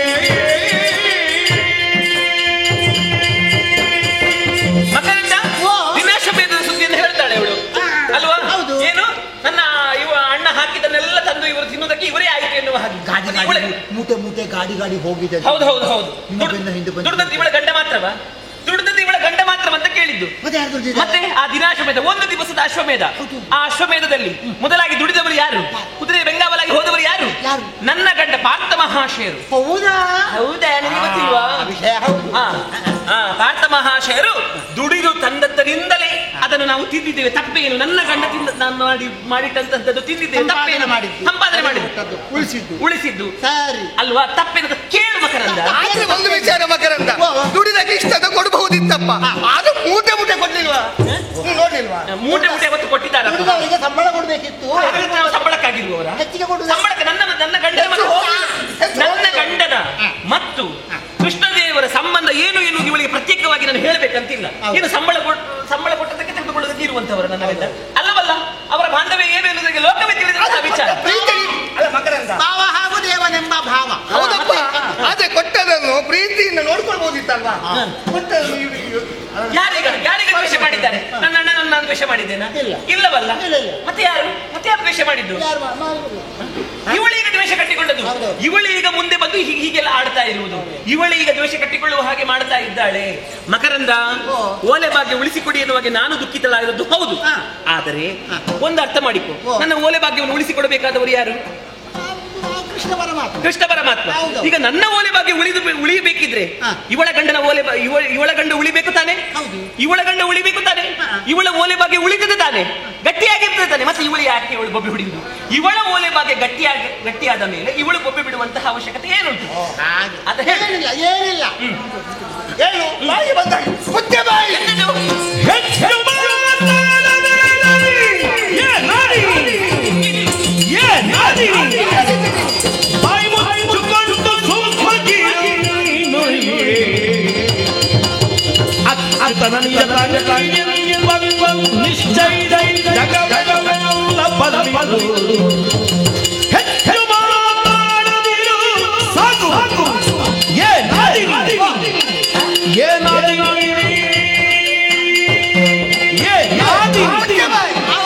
ನೀನು ಮುಚ್ಚಂತ ಹೇಳಿ ಯಾಕೆ ಮುಚ್ಚಬೇಕು? ಬಾಯಿಗೆ ಬಂದ ಹಾಗೆ ಮಾತಾಡ್ತಾ ಇದ್ಯಲ್ಲ, ಎಲ್ಲಿದ್ದೇನೆ ಅಂತ ಯೋಚನೆ ಮಾಡಬೇಕು. ಬಾಯಿ ತೆರೆಯುವ ಹಾಗೆ ಮಾಡಿದವಳು ನೀನು. ನೀನು ಇರುವುದು ಎಲ್ಲಿ ಈಗ? ನಾನು ಇರುವುದಿಲ್ಲ, ನಮ್ಮ ಮನೇಲಿ ಇರುವುದು. ನಮ್ಮ ಮನೇಲಿ ಇದ್ದುಕೊಂಡು ನಮಗೆ ಬಾಯಿಗೆ ಬಂದ ಹಾಗೆ ಮಾತಾಡ್ತಾ ಇದ್ಯಲ್ವಾ? ನೀವು ಯೋಚನೆ. ಇದು ನೀನು ಕಟ್ಟಿ ಬೆಳೆಸಿದಂತಹ ಯಾರದಾಗ್ಲಿ ಈಗ ನೀನು ಕಟ್ಟಿಸಿದ್ಯಾ? ನಾನು ಹೇಳಲೇ ಇಲ್ಲಲ್ಲ. ಹೌದಪ್ಪ. ಅದು ಇರ್ಬೇಕಾದ್ರೆ ಎಲ್ಲಿ ನೀನು? ಎಲ್ಲಿ? ಹೆಣ್ಣಾದವಳು ಇರ್ಬೇಕಾದ್ರೆ ಇಲ್ಲಿ ಗಂಡನ ಮನೆಯಲ್ಲಿ ಇರಬೇಕು. ಈಗ ನಿನ್ನ ಮಾತಿಗೆ ಕಟ್ಟು ಬಿದ್ದು ನಾನು ಇಲ್ಲಿವರೆಗೆ ಬಂದದ್ದು, ನನ್ನ ಅಣ್ಣನ ಮಾತಿಗೆ ಕಟ್ಟು ಬಿದ್ದು ಇಲ್ಲಿವರೆಗೆ ಬಂದದ್ದು. ಹೇಳುವರು ಇರ್ತಾರಪ್ಪ, ಅದೇ ಹೇಳಿದಲ್ವಾ? ಅವರಿಗೆ ಹೇಳಿದ ಮಾತ್ರಕ್ಕೆ ನೀವು ಬರುವಾಗ ನಿಮಗೆ ಗೊತ್ತಾಗುದಿಲ್ಲ. ಇದ ಕೂಡದು ಗಂಡ ಕಷ್ಟದಲ್ಲಿದ್ದಾನೆ ಪಾಪ. ಮಕರಂದ, ಅವರಲ್ಲಿ ಎಷ್ಟು ಕಷ್ಟ ಪಡ್ತಾರೆ ನೋಡು. ಏನು ಕಷ್ಟ ಪಡ್ತಾರೆ? ಯಾವುದನ್ನು ಊಟ ಮಾಡ್ತಾರಮ್ಮ ಅವರು? ಅಲ್ಲಿ ಗಡ್ಡೆ ಗೆಣಸು ಸಿಗ್ತದೆ. ಓ ಹೀಗೆ ಗೆಡ್ಡೆ ಗೆಣಸು ತಿನ್ನುವುದು ಅವರಲ್ಲಿ ಗಂಡನಾಗಿ. ಇಲ್ಲಿ ನೀನು ಇವಳಿಗೆ ತಿನ್ಲಿಕ್ಕೆ ಈ ವ್ಯವಸ್ಥೆ ನೋಡಿ. ಕೃಷ್ಣನ ಭೋಜನ ನಿನಗೆ ಬೇಕಾದಷ್ಟು ಉಂಟು. ಸರಿ ತಿಂತಾಳೆ. ಇವಳು ಮಾತ್ರ ತಿನ್ನುವುದಾ? ಹೌದು, ಇವಳು ಅಚ್ಚುತನ ತಂಗಿ. ಚ್ಯುತಿ ಇರಬಾರ್ದು. ಇರ ಕೂಡ ಅದು ಇವಳಲ್ಲಿ ನೋಡಿದ್ದೆ ನೀನು. ಈಗ ನಿನಗೇನಾದ್ರೂ ನಾನು ಕೇಳಿ ಬಯಸಿದ್ದೇನಾ? ನೀ ಏನಾದ್ರೂ ತಿನ್ನಬಾರ್ದಂತ ಏನಾದ್ರೂ ನಾನು ಹೇಳಿದ್ದೇನೆ? ನಿನಗೆ ಹಾಕುವ ಬಟ್ಟಲಲ್ಲಿ ಏನಾದ್ರೂ ಸ್ವಲ್ಪ ಕಡಿಮೆ ಆಯ್ತಾ? ನನಗೆ ಕಡಿಮೆ ಆಯ್ತಂತ ಹೇಳಿದಲ್ಲ, ನೀನು ಯೋಚನೆ ಮಾಡಬೇಕಿತ್ತು. ಗಂಡಂದ್ರೆ ಗಂಡ ಕಷ್ಟದಲ್ಲಿ ಇರುವಾಗ ಗಂಡನ ಜೊತೆಲಿ ಇರಬೇಕು. ನನ್ನ ಗಂಡನೇ ಹೇಳಿಲ್ಲ, ಮತ್ತೆ ನೀನೆಂತ ಹೇಳು? ಅದು ಹೇಳುವ ಗಂಡನೇ ಇಷ್ಟವರೆಗೆ ಹೇಳಿಲ್ಲ. ಅಲ್ಲ, ನೀನೊಂದು ಯೋಚನೆ ಮಾಡು. ಪತಿವೃತ್ತಿಯಾದ ಹೆಣ್ಣು ಬಯಸುವುದು ಯಾವುದನ್ನು? ಗಂಡನ ಬಳಿಯಲ್ಲಿ ಇರಬೇಕೆಂಬುದಾಗಿ. ನೀನು ಅದನ್ನು ಬಯಸುವುದಿಲ್ಲ. ಇಲ್ಲಿ ಬಂದ ಮೇಲೆ ನನ್ನ ಪತಿವ್ರತೆ ಅಲ್ಲ ಅಂತ ಅಲ್ಲಲ್ಲ, ಇಲ್ಲಿಗೆ ಬಂದ ಮೇಲೆ ನನ್ನ ಪತಿವ್ರತೆ ಅಲ್ಲ ಅಂತ ಆಗುತ್ತೆ. ಅಲ್ಲ ಅಂತ ಹೇಳಿದ್ದಲ್ಲ, ಇರಬೇಕಾದ ಕರ್ತವ್ಯ ಅಂತ ಹೇಳಿದ್ದು. ನೀನು ಅದನ್ನೇ ಯೋಚನೆ ಮಾಡುವುದಿಲ್ಲ. ಇಲ್ಲಿ ತಿನ್ಲಿಕ್ಕುಂಟಲ್ವಾ, ತಿನ್ಲಿಕ್ಕುಂಟು, ತಿನ್ನುವ. ಅಮ್ಮ ರುಕ್ಮಿಣಮ್ಮ, ಏನು ಇವಳ ಯೋಚನೆ ಮಿತಿಯೇ ಅಷ್ಟು. ತಿನ್ಲಿಕ್ಕೆ ಬಂದಿದ್ದಾಳೆ ಸುಭದ್ರೆ, ತಿನ್ಲಿಕ್ಕೆ ಬಂದಿದ್ದಾಳೆ. ಎಷ್ಟು ತಿನ್ನಬಹುದು? ಎಷ್ಟು ತಿನ್ನಬಹುದು? ಈಗ ನಾನು ತಿಂದ್ರೆ ಒಂದಿಷ್ಟು ತಿನ್ನಬಹುದು, ಅಥವಾ ಒಂದಿಷ್ಟು ತಿನ್ನಬಹುದು. ಒಂದಿಷ್ಟು ತಿನ್ಲಿಕ್ಕೆ ಆಗ್ತದ? ನೀನು ಒಬ್ಬನೇ ತಿನ್ನುವುದಾ? ನಿನ್ನ ಮಗ ಇಲ್ವಾ? ತಿನ್ನುವುದಿಲ್ವಾ? ಅವನಾದ್ರೂ ಎಷ್ಟು ತಿನ್ನಬಹುದು? ಅತ್ತಿಗೆ ಒಂದಿಷ್ಟು ತಿನ್ನಬಹುದು. ಅದರಲ್ಲಿ ಏನು ತಿನ್ನುವುದಾ? ತಿನ್ನುವುದು ಬಿಸಾಡುದು ಕೆಲಸ ಆಯ್ತು. ರುಕ್ಮಿಣಮ್ಮ, ನಾವೊಂದು ಕೆಲಸ ಮಾಡುವುದು. ಈ ಮಾತಾಡ್ತಾ ಹೋದ್ರೆ ಹೊತ್ತು ಹೋದದ್ದು ಗೊತ್ತಾಗ್ಲಿಕ್ಕಿಲ್ಲ. ಹಾಗಾಗಿ ಭಗವಂತ ಕೈ ಕೊಟ್ಟ ದುಡಿಯೋಕಂತ, ಇಲ್ಲಿ ಭಗವಂತ ಕೈ ಕೊಟ್ಟ ಯಾಕೆ ಅಂತ ದುಡಿಯೋಕಂತ. ನೋಡು ನೋಡು, ನನ್ನ ವಿಚಾರಕ್ಕೆ ಬರಬೇಡ. ನೀನು ಏನು ಕಷ್ಟದಲ್ಲಿ ಇದ್ದೇನೆ, ನೀನು ಸಾಂತ್ವನದ ನುಡಿಯನ್ನು ಹೇಳಬೇಕಾದವಳು ಈ ಹೊತ್ತಿನಲ್ಲಿ. ನೀನು ಈ ರೀತಿಯಾಗಿ ಹಿಂಡುವಂತ ಮಾತುಗಳನ್ನು ಆಡಿದ್ರೆ ಕೇಳುವುದಿಲ್ಲ. ನೋಡು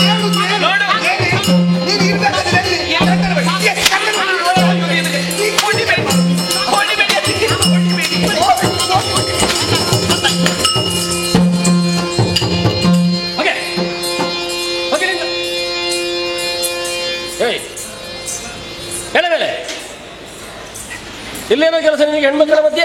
ನಾನೇನು ಮಾಡ್ಲಿಲ್ಲ, ನಾನು ಸುಮ್ಮನೆ ಕೂತ್ಕೊಂಡಿದ್ದೆ. ಹೌದು.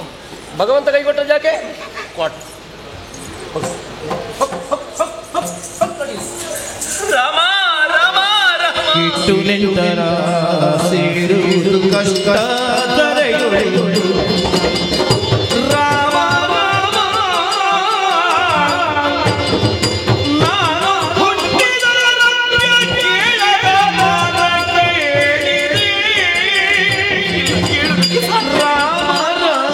ರಾಮ ಅಟ್ಟಡಿಯ ಹಿಡಿಯುಳ್ಳಾಂಕನ ಪಿಲ್ಲಿಗೆ ಬಗೆ ಬಗೆ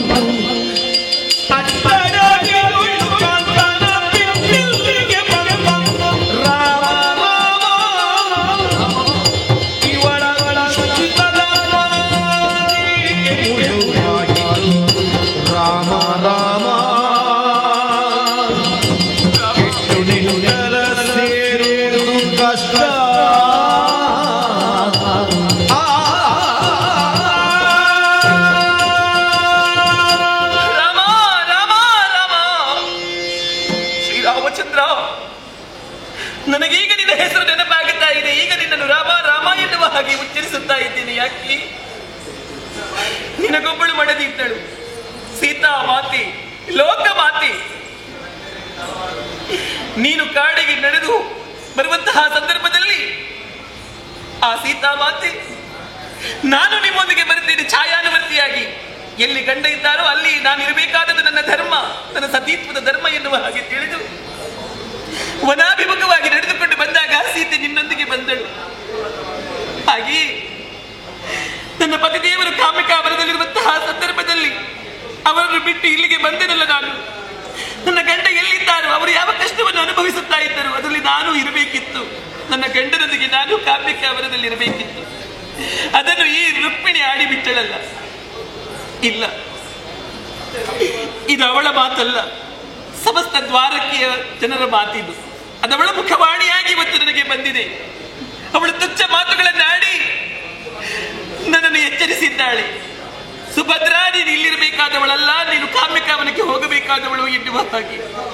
ಅಯ್ಯೋ, ಹುಟ್ಟಿದಾರಂಭ್ಯದಿಂದ ನಾನು ಇಂತಹ ತುಚ್ಛ ಮಾತುಗಳನ್ನು ಕೇಳಿದವಳಲ್ಲ. ಯಾರೂ ಕೂಡ ಇಂತಹ ಮಾತುಗಳನ್ನು ಆಡಿದವರಲ್ಲ. ಆದರೆ ಇಂದು ಅತ್ತಿಗೆ ಬಾಯಿಂದ ಇಂತಹ ಮಾತುಗಳನ್ನು ಕೇಳಬೇಕಾಗಿ ಬಂತಲ್ಲ, ನನ್ನದೇ ತಪ್ಪು. ನಾ ತಪ್ಪು ಮಾಡಿಬಿಟ್ಟೆ. ನಾ ಇಲ್ಲಿಗೆ ಬರಬಾರದಿತ್ತು. ರಾಮ ರಾಮ ರಾಮ ರಾಮ. ರಕ್ಕಸಾರಿಯು ಕಂಡು ತಂಗಿಗೆ ದುಗೆದ ವೆಕ್ಕಸವಾಯಿತು. ತಾಪಕ್ಕೆ ಹರಿಬನು ಕಾಣೆ ಮುನ್ನಿ ತಾನೆಂತ ಸಕ್ಕ ನಿಂದಿವಳೆಂಬನು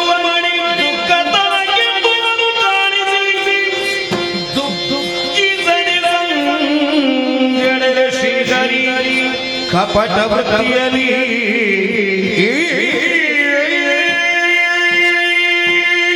ಅಣ್ಣ ಅತ್ತಿಗೆದು ಯಾವ ತಪ್ಪು ಇಲ್ಲ ಅಣ್ಣ, ಸರಿಯಾದಂತಹ ಮಾತುಗಳನ್ನೇ ಆಡಿದ್ದಾಳೆ, ಎಚ್ಚರಿಕೆಯ ನುಡಿಯನ್ನ ಆಡಿದ್ದಾಳೆ. ಹೌದಣ್ಣ, ಅವಳ ಮಾತಿಗಾಗಿ ನೀನು ನೊಂದುಕೊಳ್ಳಿಲ್ಲ ತಾನೆ? ಇಲ್ಲ, ನನ್ನದೇ ತಪ್ಪಣ್ಣ. ಅವಳ ಸ್ಥಾನದಲ್ಲಿದ್ದು ಅದಕ್ಕಿಂತ ಬೇರೆ ಏನನ್ನು ಮಾತಾಡಬೇಕಮ್ಮ ಅವಳು. ಲೋಕದಲ್ಲಿ ಒಂದು ಪದ್ಧತಿ ಉಂಟು, ಏನು? ಕೊಟ್ಟ ಹೆಣ್ಣು ಕುಲದಿಂದ ಹೊರಗೆ ಅಂತ. ಹೌದಲ್ಲ, ನಿನಗೆ ದುಃಖವಾಗಬಾರದು, ಕಷ್ಟವಾಗಬಾರದು ಎನ್ನುವುದಕ್ಕಾಗಿ ಲೋಕದ ಮಾತನ್ನು ಮೀರಿ ನಿನ್ನ ನನ್ನ ಮನೆಗೆ ಕರೆತಂದು ನಾನು ಪ್ರೇಮದಿಂದ ಪೋಷಿಸ್ತಾ ಇದ್ದೇನಮ್ಮ. ಹೌದಣ್ಣ, ಮಧ್ಯದಲ್ಲಿ ಇಂಥ ಒಂದು ಪ್ರಕರಣವಾದದ್ದರಿಂದ ಹೀಗಾಯಿತು. ಇಲ್ಲ, ಅದು ಅವಳ ಮುಖವಾಣಿಯಾಗಿ ಬಂದಂತಹ ಮಾತು, ಸಮಸ್ತ ದ್ವಾರಕೀಯ ಮಾತು. ನಾನಾಗಿನಿಂದ ಗಂಡನಲ್ಲಿ ವಿರೋಧವನ್ನು ಮಾಡಿದ್ದಲ್ವಲ್ಲ, ಅಲ್ಲ, ಆ ಗಯನ ನಿವನೆಯಿಂದಾಗಿ ಅವನಾಗಿ ವಿರೋಧವನ್ನು ಕಟ್ಟಿಕೊಂಡ. ಹಾಡಿದಂತೆ ನಡೆಯದೆ ಹೋದರೆ ನಾನೇನು ಮಾಡಬೇಕು? ನಿನಗೆ ಅತ್ತ ತರಿ ಇತ್ತ ಪುಲಿ, ಎಲ್ಲಿಗೆ ಬೀಳಬೇಕು, ಎಲ್ಲಿಗೆ ಹಾರಬೇಕು ಎನ್ನುವ ಸ್ಥಿತಿ. ಹೌದಣ್ಣ, ಹಾಗೆಂದು ಕಣ್ಣೀರನ್ನು ಸುರಿಸಿಕೊಂಡು ಕುಡಿತೆ ಅಂತಾದ್ರೆ ಸಮಸ್ಯೆಗೆ ಪರಿಹಾರ ಒದಗೀತಿ? ಇಲ್ಲಣ್ಣ, ಪರಿಹಾರ ಒದಗಬೇಕು ಅಂತಾದ್ರೆ ಯೋಚನೆ ಮಾಡಬೇಕಾಗ್ತದೆ. ಹೌದಣ್ಣ, ಯಾವ ಪ್ರಶ್ನೆಗಾದರೂ ಉತ್ತರ ಉಂಟು. ಎಂಥ ನೋವನ್ನಾದರೂ ಕಾಲ ಪರಿಹರಿಸ್ತೀವಿ. ಹೌದು, ಎಂಥ ಸಮಸ್ಯೆಗಾದರೂ ಒಂದು ಪರಿಹಾರ ಇದ್ದೇ ಇರ್ತದೆ. ಹೌದಣ್ಣ, ಆ ದಾರಿಯಲ್ಲಿ ನಾವು ಯೋಚಿಸಿ ಉಂಟಾದ್ರೆ ಪರಿಹಾರವೇ ಇಲ್ಲ ಅಂತ ಖಂಡಿತವಾಗಿಲ್ಲ. ಪರಿಹಾರ ಇಲ್ಲವೇ ಅಂತ ಇಲ್ಲ, ಆದ್ರೆ ಪರಿಹಾರ ಏನು ಎನ್ನುವುದು ಈಗ ಪ್ರಶ್ನೆಯಾಗಿ ಉಳಿದಿದೆ. ನಾನು ಹೇಳಿದ್ರೆ ನೀನು ನಡೆಸ್ತೀಯನಮ್ಮ. ಅಣ್ಣ, ಓ, ನೀ ಹೇಳುವುದೇ ಹೌದು. ನೀ ಕಾಲಿಗೆಯಿಂದ ತೋರಿಸಿದ್ರೆ ಸಾಕು, ನಾನು ಶಿರಸಾವಹಿಸಿ ಮಾಡುತ್ತೇನೆ ಅಣ್ಣ. ಹಾಗಾದ್ರೆ ನೀನು ಈ ಕ್ಷಣ ಇಲ್ಲಿಂದ ಹೊರಡಬೇಕಮ್ಮ. ಅಯ್ಯೋ ಇದ್ರಿ, ನಿನ್ನ ಮನಸ್ಸು ಹೀಗೂ ಆಯ್ತಣ್ಣ. ಇದನ್ನು ಮೊದಲೇ ಹೇಳಬಹುದಿತ್ತಲ್ಲ ನಿನಗೆ.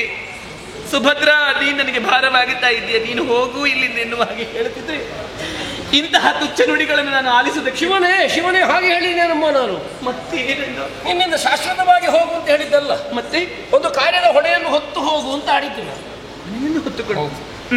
ಯಾಕೆ ಗೊತ್ತು? ಯಾಕೆ? ನೀನು ಪ್ರಕರಣವನ್ನು ಸಮಗ್ರವಾಗಿ ವಿವೇಚಿಸಂತೆ. ಮೊದಲೆಲ್ಲ ಹೋಗಿ ಎಲ್ಲಿ ಕೇಳಿದ್ರು ಅವರಿಗೆ ಆಶ್ರಯ ಸಿಗಲಿಲ್ಲ. ಹೌದು, ಅದರಲ್ಲಿ ಸಿಕ್ಕಿತು ಯಾವುದರಿಂದ? ನಾರದನು ಹೇಳಿಕೊಟ್ಟ ಸೂತ್ರದಿಂದ. ತಿಳುವಳಿಕೆ ಅರ್ಜುನಿಗೆ ದೋಷವಾದದ್ದು ಇಲ್ಲಿಂದ. ನನ್ನ ಪ್ರಾಣ ರಕ್ಷಣೆ ಮಾಡು ಅನ್ನುವಂತೆ ಅವನು ಕೇಳಿದ್ದರಿಂದ. ಹೌದು ಅಂತಾದ್ರೆ ಹೇಗೆ? ವಿಚಾರದ ಆಳವನ್ನು ಶೋಧಿಸದೆ ಅವಸರದಿಂದ ನಿನ್ನ ಗಂಡ ಮಾತು ಕೊಟ್ಟ ಹಾಗಾಯಿತು. ಹೌದಣ್ಣ, ಹೌದು ಅಂತಾದ್ರೆ ಅದಕ್ಕೆ ಪರಿಹಾರ ಉಂಟೋ ಇಲ್ಲ? ಏನು ಪರಿಹಾರ? ನಾನು ಕಾಮ್ಯಕಾವನಕ್ಕೆ ಹೋಗುವುದೇ ಪರಿಹಾರ ಅಂತ ಆದ್ರೆ ನಾನು ಹೋಗುತ್ತೇನಣ್ಣ. ಓದಲ್ಲಿಯ ಪರಿಹಾರ ಆಗುವುದಿಲ್ಲಮ್ಮ. ಮತ್ತೇನು? ಹೋಗಿ ನೀ ನಡೆಸಬೇಕಾದ ಕರ್ತವ್ಯ ಉಂಟು. ಕರ್ತವ್ಯವೇ? ನೀವು ಹೋಗಬೇಕಾದ ಎಲ್ಲಿಗೂ ಅಲ್ಲ, ಮತ್ತೆ ನಿನ್ನ ಅರಸನಲ್ಲಿಗೆ ಹೋಗಬೇಕಾದ. ಯಾಕೆ? ಯಾಕೆ? ರಸವತ್ತಾದ ವಿಚಾರವನ್ನು ಸ್ವೀಕರಿಸಿ ನಡೆಯಬಲ್ಲಂತ ಹಿರಿಮೆಯ ಗುಣವನ್ನು ಹೊಂದಿದವನು ಪಾರ್ಥ. ನಡೆದ ಪ್ರಕರಣಗಳನ್ನು ನಿನ್ನ ಬುದ್ಧಿಯಿಂದ ವಿವೇಚಿಸು. ಹೆಂಡತಿ ಎನ್ನುವಳು ಬುದ್ಧಿಯ ಸ್ಥಾನದಲ್ಲಿ ಉಳ್ಳವಳಾದ್ದರಿಂದ ಅವನ ಮನದಟ್ಟಾಗುವ ಹಾಗೆ ಕರಣೇಶು ಮಂತ್ರಿ ಅಲ್ವಾ?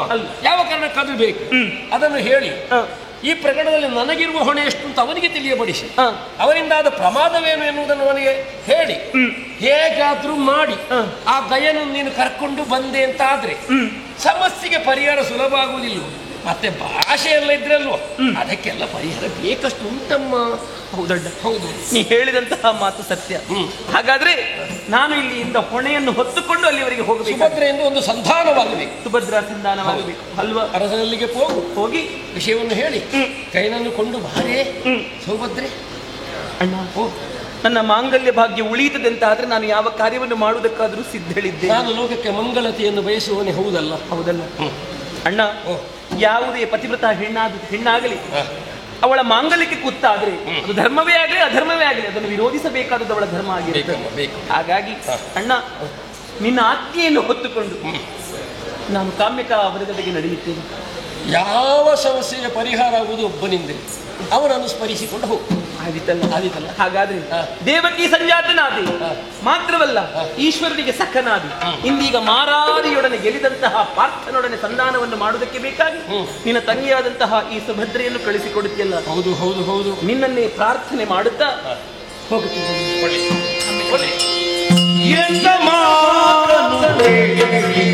ಹರಿ ಗೋವಿಂದ ಕೃಷ್ಣ ಅಚ್ಯುತ ಆನಂದ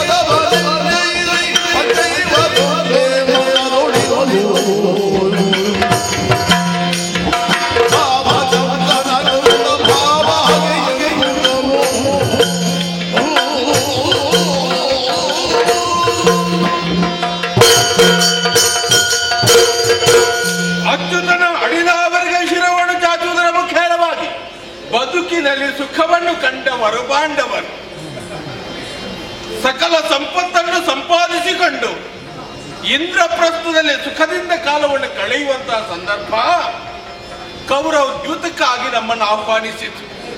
ಕಪಟ ದ್ಯೂತದಲ್ಲಿ ಸರ್ವವನ್ನು ನಾವು ಕಳಕೊಂಡಿದ್ದೇವೆ. ಆಮೇಲೆ ದ್ಯೂತದ ನಿಯಮದ ಪ್ರಕಾರವಾಗಿ 12 ವರ್ಷ ವನವಾಸ, 1 ವರ್ಷ ಅಜ್ಞಾತವಾಸ. ಆ 1 ವರ್ಷದ ಅಜ್ಞಾತವಾಸದಲ್ಲಿ ನಮ್ಮನ್ನು ಗುರುತಿಸಿದ್ರೆ ಮತ್ತೊಮ್ಮೆ ನಾವು 12 ವರ್ಷ ವನವಾಸ ಹಾಗೂ 1 ವರ್ಷ ಅಜ್ಞಾತವಾಸವನ್ನು ಮಾಡಬೇಕಾಗ್ತದೆ. ಇಷ್ಟರವರೆಗೆ ಭಗವಂತನ ಅನುಗ್ರಹದಿಂದ ಸದ್ಯಕ್ಕೆ ನಮಗೇನು ಕೊರತೆ ಆಗಲಿಲ್ಲ. ಅದಕ್ಕೊಂದು ಕಾರಣ ಉಂಟು. ಮಮ ಪ್ರಾಣ ಹಿ ಪಾಂಡವ ಎಂಬುದಾಗಿ ಭಗವಾನ್ ಶ್ರೀಕೃಷ್ಣನೇ ನಮ್ಮಮ್ಮ ಕುಂತಿದೇವಿಗೆ ಹೇಳಿದ್ದು. ಕಾರಣ ಅರಗಿನಾಲಯದಲ್ಲಿ ನಮ್ಮನ್ನು ಸುಡುವಂತ ಒಂದು ಪ್ರಯತ್ನ ನಡೆದಿತ್ತು. ಆ ವೇಳೆಗೆ ಅಮ್ಮನಿಗೆ ತುಂಬಾ ದುಃಖವಾದದ್ದು. ನಮ್ಮ ಮಕ್ಕಳನ್ನು ಸಾಯಿಸುವುದಕ್ಕೆ ಕೌರವ ಅಡಿಗಡಿಗೆ ಪ್ರಯತ್ನಿಸ್ತಾ ಇದ್ದಾರೆ. ಇವರನ್ನು ರಕ್ಷಿಸುವುದಕ್ಕೆ ಯಾರಿಂದ ಸಾಧ್ಯ ಉಂಟು? ಆ ಕಾಲಕ್ಕೆ ಹೇಗೋ ನಾವು ಅಲ್ಲಿಂದ ಬದುಕಿ ಬಂದಿದ್ದೇವೆ. ಮುಂದೆಯೂ ಅಂತಹ ಪ್ರಯತ್ನವಾದ್ರೆ ಬದುಕುವುದು ಹೇಗೆ ಎಂಬುದಾಗಿ ಯೋಚಿಸುತ್ತಿರುವಂತಹ ಸಂದರ್ಭ ದ್ರೌಪದಿಯ ಸ್ವಯಂವರ ಒಂದು ನಡೆಯುವಂತಹ ವೇಳೆ ಕೃಷ್ಣನ ಆಗಮನವಾದದ್ದು. ಅದೇ ನಮಗೆ ಪ್ರಥಮ ಭೇಟಿ ಎಂಬುದಾಗಿ ನಾವೆಲ್ಲ ಭಾವಿಸಿಕೊಂಡು ಅವನ ಆರಾಧನೆ ಮಾಡಿದಾಗ ಅವ ನಮಗೆ ಧೈರ್ಯವನ್ನು ಹೇಳಿತು. ಆಮೇಲೆ ಕೃಷ್ಣ ನಮ್ಮನ್ನು ಅಡಿಗಡಿಗೆ ರಕ್ಷಿಸ್ತಾನೆ ಎಂಬಂತಹ ಭಾವವನ್ನು ಹೊಂದಿ ಜೀವನದಲ್ಲಿ ಯಾವುದೇ ಕಷ್ಟ ಬಂದರೂ ಎದೆಗುಂದದೆ ನಾವು ಬದುಕಿದ್ದೇವೆ. ಸದ್ಯಕ್ಕೆ ಒಂದು ಸಮಸ್ಯೆ ಒದಗಿದ್ದು. ಗಯ ಎಂಬವ ನನ್ನಲ್ಲಿಗೆ ಬಂದು ಪ್ರಾಣದಾನವನ್ನು ನೀಡಬೇಕು ಎಂಬುದಾಗಿ ಕೇಳಿಕೊಂಡರು. ವಸ್ತು ಎಂದು ಹೇಳಿದ ಮೇಲೆ ವೈರಿ ಯಾರು ಅಂತ ಗೊತ್ತಾದದ್ದು. ಆದರೆ ಏನು ಮಾಡೋಣ, ಸಮಸ್ಯೆ ದೊಡ್ಡದಾಗಿದೆ, ಪರಿಹರಿಸುವುದಕ್ಕೆ ಎಂತೂ ಸಾಧ್ಯ ಎಂಬುದಾಗಿ ಯೋಚಿಸ್ತಾ ಕುಳಿತುಕೊಳ್ಳುವ ಹಾಗಾಗಿ ಏನು ಮಾಡೋಣ.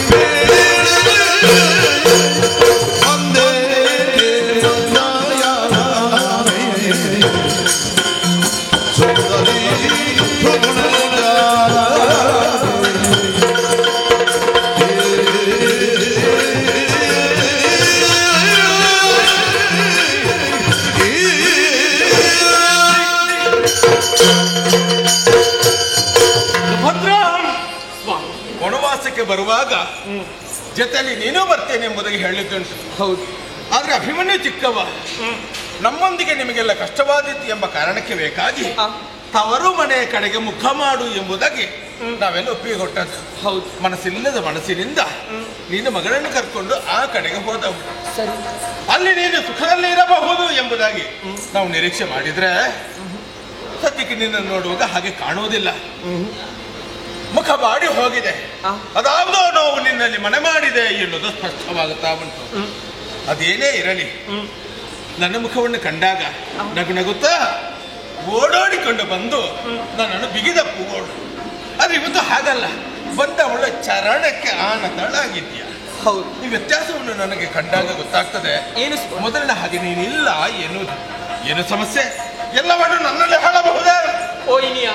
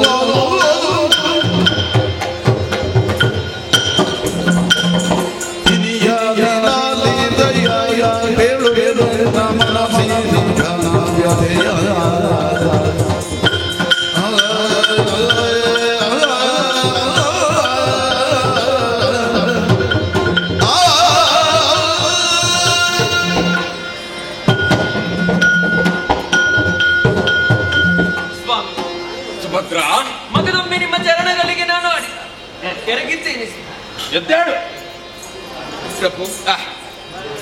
ಈ ಕಾಮ್ಯಕಾವನಕ್ಕೆ ಇದೇನು ಮೊದಲ ಬಾರಿ ಬರುವುದಲ್ಲ, ಅದೆಷ್ಟೋ ಸಾರಿ ಬಂದವಳಿದ್ದೆ. ಈ ಸಂದರ್ಭದಲ್ಲಿ ನನ್ನ ಬದಲಾವಣೆಯನ್ನು ಕಾಣುವಾಗ ಏನೋ ಅಂತರಂಗದಲ್ಲಿ ಸಮಸ್ಯೆ ಒದಗಿದೆ ಎಂಬ ಹಾಗೆ ನಿಮಗೆ ಅರ್ಥವಾಯಿತಲ್ಲ? ಇದಲ್ವೇ ಸ್ವಾಮಿ ಸತಿಪತಿಯರ ಸಂಬಂಧ ಎಂದರೆ? ನಮ್ಮಲ್ಲಾದಂತಹ ಬದಲಾವಣೆ ಏನೆಂಬ ಹಾಗೆ ಅವರಿಗೆ ಅರಿವಾಗುತ್ತದೆ ಎಂದಾದರೆ, ಹಾಗಿದ್ರೆ ನಮ್ಮ ಮನಸ್ಸಿನಲ್ಲಿರುವಂತಹ ನೋವನ್ನು ಬಿತ್ತರಿಸುವುದಕ್ಕೆ ಸ್ವಲ್ಪ ಸುಲಭವಾಗುತ್ತದೆ ಎಂಬ ಹಾಗೆ ಅರ್ಥ ಅಲ್ಲವೇ? ಖಂಡಿತ ಪ್ರಭು. ಸುಖದ ಜೀವನವನ್ನು ಬಯಸಿದವಳಲ್ಲ ನಾನು. ನಿಮ್ಮನ್ನು ಪ್ರೀತಿಸಿದ ಅಂದಿನಿಂದ ನಿಮ್ಮ ಜೊತೆಗೆ ಇರಬೇಕು ಎಂಬ ಹಾಗೆ ನಾನು ಬಯಸಿ ಬಂದವಳು. ಆದರೂ ಈ ಕಾಮ್ಯಕಾವನಕ್ಕೆ ನೀವು ನಡೆಯುವಂತಹ ಸಂದರ್ಭದಲ್ಲಿ ನಾನು ತವರು ಮನೆಯನ್ನು ಸೇರಿದ್ದು ನನಗೆ ಬೇಕಾಗಿ ಅಲ್ಲ, ನಿನ್ನ ಸುಖಕ್ಕಾಗಿ ಅಲ್ವೇ ಅಲ್ಲವೇ ಅಲ್ಲ. ಆದರೆ ನಮ್ಮಿಂದ ಹುಟ್ಟಿದಂತಹ ಮಗನಿಗೆ ಯಾವ ತೊಂದರೆಯೂ ಆಗಕೂಡದು ಎಂಬ ಹಾಗೆ. ಆದರೆ ಈ ಸಂದರ್ಭದಲ್ಲಿ ಬರುವುದಕ್ಕೆ ಕಾರಣ ಏನು ಗೊತ್ತೇ? ಎಲ್ಲರೂ ನನ್ನ ಮುಖವನ್ನೇ ಕಾಣುತ್ತಾ ಇದ್ದಾರೆ. ಹೌದು, ಅವರೆಲ್ಲರೂ ನನ್ನ ಪರಿಚಯಿಸ್ತಾರೆ. ನನ್ನ ಮುಖದಲ್ಲಾದಂತಹ ಬದಲಾವಣೆಗೆ ಏನು ಕಾರಣ ಇರಬಹುದೆಂಬ ಹಾಗೆ ಎಲ್ಲರೂ ಯೋಚಿಸ್ತಾ ಇದ್ದಾರೆ, ನೆಟ್ಟ ದೃಷ್ಟಿಯಿಂದ ನೋಡ್ತಾ ಇದ್ದಾರೆ. ಹಾಗೆ ನನಗೊಬ್ಬರಿಗೆ ಸಂಶಯ ಬಂದದ್ದಲ್ಲ, ಆದ್ರೆ ಎಲ್ಲರಿಗೂ ಈ ಪ್ರಶ್ನೆ ಹುಟ್ಟಿಕೊಂಡಿದೆ. ಆದ್ರೆ ನಿನ್ನ ವರ್ತನೆ ಪ್ರತ್ಯೇಕವಾಗಿ ಉಂಟು. ನಾವೇನು ಮಾತಾಡಿದ್ರು ಮುಖಕ್ಕೆ ಮುಖ ಕೊಟ್ಟು ನೀನು ಮಾತಾಡುವುದಿಲ್ಲ. ಅತ್ತಿಂದಿತ್ತ ನೋಡುತ್ತಾ ಇದೆಯಲ್ಲ, ಈ ದೃಷ್ಟಿ ಚಲಿಸುವರೆ ಏನು ಕಾರಣ ಅಂತ ಗೊತ್ತಾಗ್ಲಿಲ್ಲ. ಸ್ವಾಮಿ, ನಾನು ಸ್ವಲ್ಪ ಹಿಂದೆ ನೋಡಿದೆ ಎಂದಾದರೆ ನಿಮ್ಮ ಹಿಂಬದಿಯಲ್ಲಿ ಒಬ್ಬ ಅವಿತು ಕುಳಿತುಕೊಂಡು ಆಗಿದ್ದಾನೆ. ನನ್ನನ್ನು ನೋಡಿದ ಕ್ಷಣ ಆಚೆ ಈಚೆ ಓಡಾಡುತ್ತಾ ಇದ್ದಾನೆ. ನನ್ನ ಮುಖವನ್ನೇ ನೋಡುವುದಕ್ಕಾಗಿ ಮುಂದಾಗುತ್ತಾ ಇಲ್ಲ. ಇದುವರೆಗೆ ನಿಮ್ಮ ಜೊತೆಗೆ ನಾನು ಕಂಡವಳೆ ಅಲ್ಲ. ಓಹೋ ಪ್ರಭು, ಇವನ ಪರಿಚಯ ಯಾರು ಅಂತ ಗೊತ್ತಾಗ್ಲಿಲ್ವಲ್ಲ ನನಗೆ. ಹೌದಾ? ಇವ ಬೇರೆ ಯಾರು ಅಲ್ಲ, ಯಾರು? ಕೇಚರೇಂದ್ರ, ಕುಬೇರನ ಮಗ ಗಯ. ನನ್ನಲ್ಲಿಗೆ ಬಂದಿದ್ದಾನೆ, ಆಶ್ರಯ ಪಡೀತಾ ಇದ್ದಾನೆ. ಗಯನೆಂದರೆ ಇವನೇ? ಆ ಗಯ. ಸ್ವಾಮಿ, ನನ್ನ ಮನಸ್ಸಿನೊಳಗಿರುವಂತಹ ಘನ ವ್ಯಥೆಗೆ ಕಾರಣ ಈತನಾಗಿ ಬಿಟ್ಟನಲ್ಲ? ಈತನೇ? ಸತ್ಯ. ಹೇಗೆ? ಅಗ್ರಜ ನನ್ನಲ್ಲಿ ಮಾತನಾಡಬೇಕೆಂಬ ಹಾಗೆ ಬಳಿಗೆ ಕರೆದಾಗ ಕಥೆಯೊಂದನ್ನು ಹೇಳಿಬಿಟ್ಟ.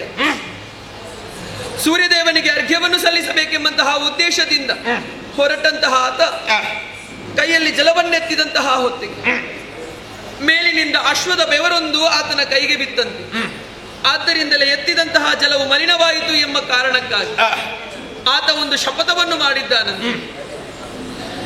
ಯಾವಾತ ಇಂತಹ ಸ್ಥಿತಿಯೊಂದನ್ನು ತಂದೊಡ್ಡಿದ್ದಾನೋ 8 ದಿವಸದ ಒಳಗಾಗಿ ಆತನ ಕಂಠವನ್ನು ನಾನು ಛೇದಿಸುವೆ, ಓಹೋ, ಇಲ್ಲದಿದ್ದರೆ ನಾನು ಅಗ್ನಿ ಪ್ರವೇಶಿಸುವೆ ಎಂಬ ಹಾಗೆ. ಸ್ವಾಮಿ, ಆತ ಆಡಿದಂತಹ ಮಾತನ್ನು ನೆರವೇರಿಸಬೇಕಾದ್ದು ಆತನ ಕರ್ತವ್ಯ ಅಲ್ಲವೇ? ಹಾಗಾಗಿ ಆತ ಎಲ್ಲಿದ್ದಾನೆ ಎಂಬ ಹಾಗೆ ಹುಡುಕಿದಾಗ ನಿಮ್ಮ ಜೊತೆಗಿದ್ದಾನೆ ಎಂಬ ಹಾಗೆ ಅರ್ಥವಾಯಿತು ಸ್ವಾಮಿ. ಓಹೋ, ಅಂತೂ ಎಲ್ಲಿದ್ದಾನೆ ಎಂಬ ವಿಚಾರ ನಿನ್ನ ಅಣ್ಣನಿಗೆ ಗೊತ್ತಾಗಿದೆ ಎನ್ನುವುದು ಸ್ಪಷ್ಟವಾಯಿತು. ಆದ್ದರಿಂದಲೇ ನನ್ನನ್ನು ಹೇಳಿ ಕಳುಹಿಸಿಕೊಟ್ಟ ಇಲ್ಲಿ. ಏನಂತೆ? ಸ್ವಾಮಿ, ನೀವು ಧುರಕ್ಕಾಗಿ ಮುಂದುವರಿತಾ ಇದ್ದೀರಿ. ಧುರ ಒಳ್ಳಿದ್ದಲ್ಲ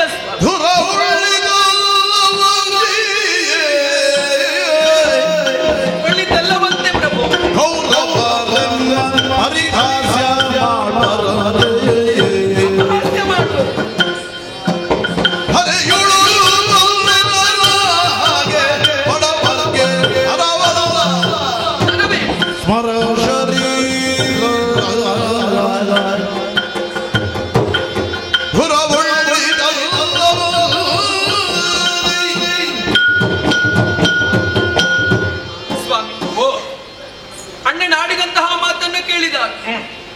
ಒತ್ತೊಮ್ಮೆಗೆ ನಾನು ದಿಗ್ಭ್ರಮೆಗೊಂಡು ನರನಾರಾಯಣರು ಸದಾಕಾಲ ಜೊತೆಗಿರುತ್ತಾರೆ ಎಂಬ ಹಾಗೆ ಲೋಕವೇ ಕೊಂಡಾಡುತ್ತಾ ಇದೆ. ಹೌದು, ಅವರಿಗೆ ಯಾವ ಕಾರಣಕ್ಕಾದರೂ ಭೇದ ಬರುವುದಕ್ಕೆ ಸಾಧ್ಯ ಉಂಟೆ? ಇಲ್ಲವೇ ಇಲ್ಲ. ನರನಾರಾಯಣರೆಂದರೆ ಸದಾಕಾಲ ಒಂದೇ ಮನಸ್ಸಿನಿಂದ ಚಲಿಸುವವರೇ ಎಂಬ ಹಾಗೆ ನಂಬಿದ್ದಾರೆ. ಹಾಗಿದ್ದರೆ ಇಂದು ಈ ಅಣ್ಣಗೈದಂತಹ ಪ್ರತಿಜ್ಞೆಗೆ ನೀವು ಎದುರಾಡುವುದುಂಟೆ, ಎದುರಾಗಿ ವರ್ತಿಸುವುದುಂಟು.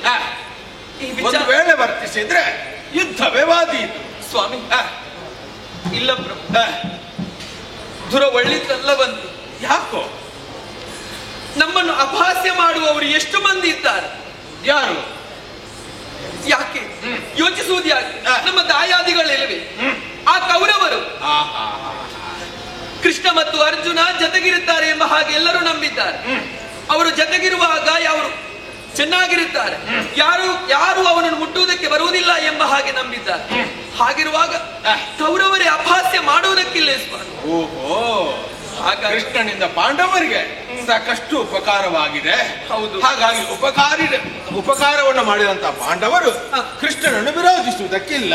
ಒಂದು ವೇಳೆ ವಿರೋಧಿಸಿದ್ರೆ ಕೃತಜ್ಞರಾಗ್ತಾರೆ ಎಂಬ ಬಗ್ಗೆ ಯೋಚಿಸಿ ನಗಾಡುವುದಕ್ಕೆ ಸಾಧ್ಯವುಂಟು. ಅಂತಹ ಅಪಹಾಸ್ಯಕ್ಕೆ ಸಿಲುಕುವುದು ಬೇಕೆ ನಮಗೆ? ಸ್ವಾಮಿ, ಮಾತ್ರವಲ್ಲ, ಒಂದು ಯೋಚಿಸಿ ನೋಡಿ. ನಾವು ಬಡವರು. ಹೌದು. ಬಲ್ಲಿದನ ಜೊತೆಗೆ ಹೋರಾಟ ಮಾಡುವುದಕ್ಕೆ ಸಾಧ್ಯ ಉಂಟು ಹೇಳಿ? ಓಹೋ, ಯಾವ ಕಾರಣಕ್ಕೂ ಬಡವನಾದವನು ಬಲ್ಲಿದವನ ಜೊತೆ ಹೋರಾಟ ಮಾಡುವುದಕ್ಕಾಗಿ ಹೋಗಕೂಡದು, ಅದು ಸಾಧ್ಯವಾಗದು ಸ್ವಾಮಿ. ಎಲ್ಲರೂ ಆ ಕೃಷ್ಣ ಪರಮಾತ್ಮನನ್ನು ಭಗವಂತ ಎಂಬ ಹಾಗೆ ಪೂಜಿಸುತ್ತಾರೆ. ಯಾವ ಕಾರಣಕ್ಕೂ ಆತನನ್ನು ದ್ವೇಷಿಸುವುದಕ್ಕಾಗಿ ಮುಂದಾಗುವುದಿಲ್ಲ ಸ್ವಾಮಿ.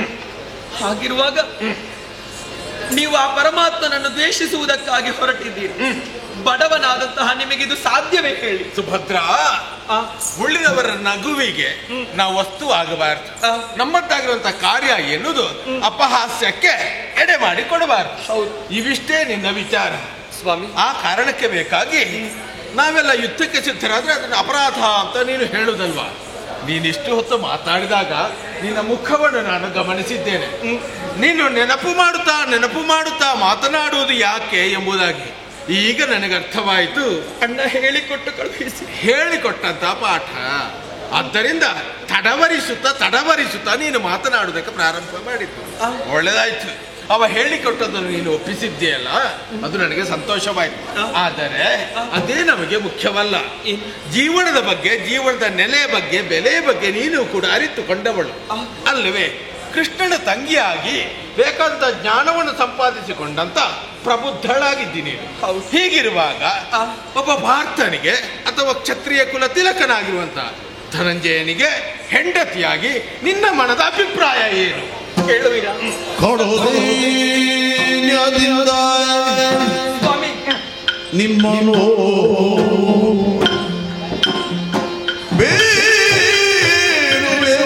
ಬಿಟ್ಟು ಕೊಡಬೇಕು ಗಯನ ನೀವು ಒಡೆಯನ ಆಮೆಯನ್ನು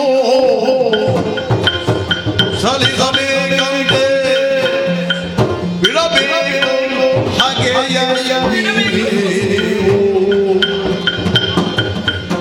ಕೊಡೋದು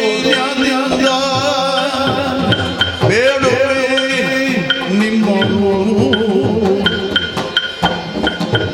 ಬಿಟ್ಟು ಕೊಡಬೇಕು ಗಯನ ನೀವು ಬಿಟ್ಟು ಕೊಡಬೇಕು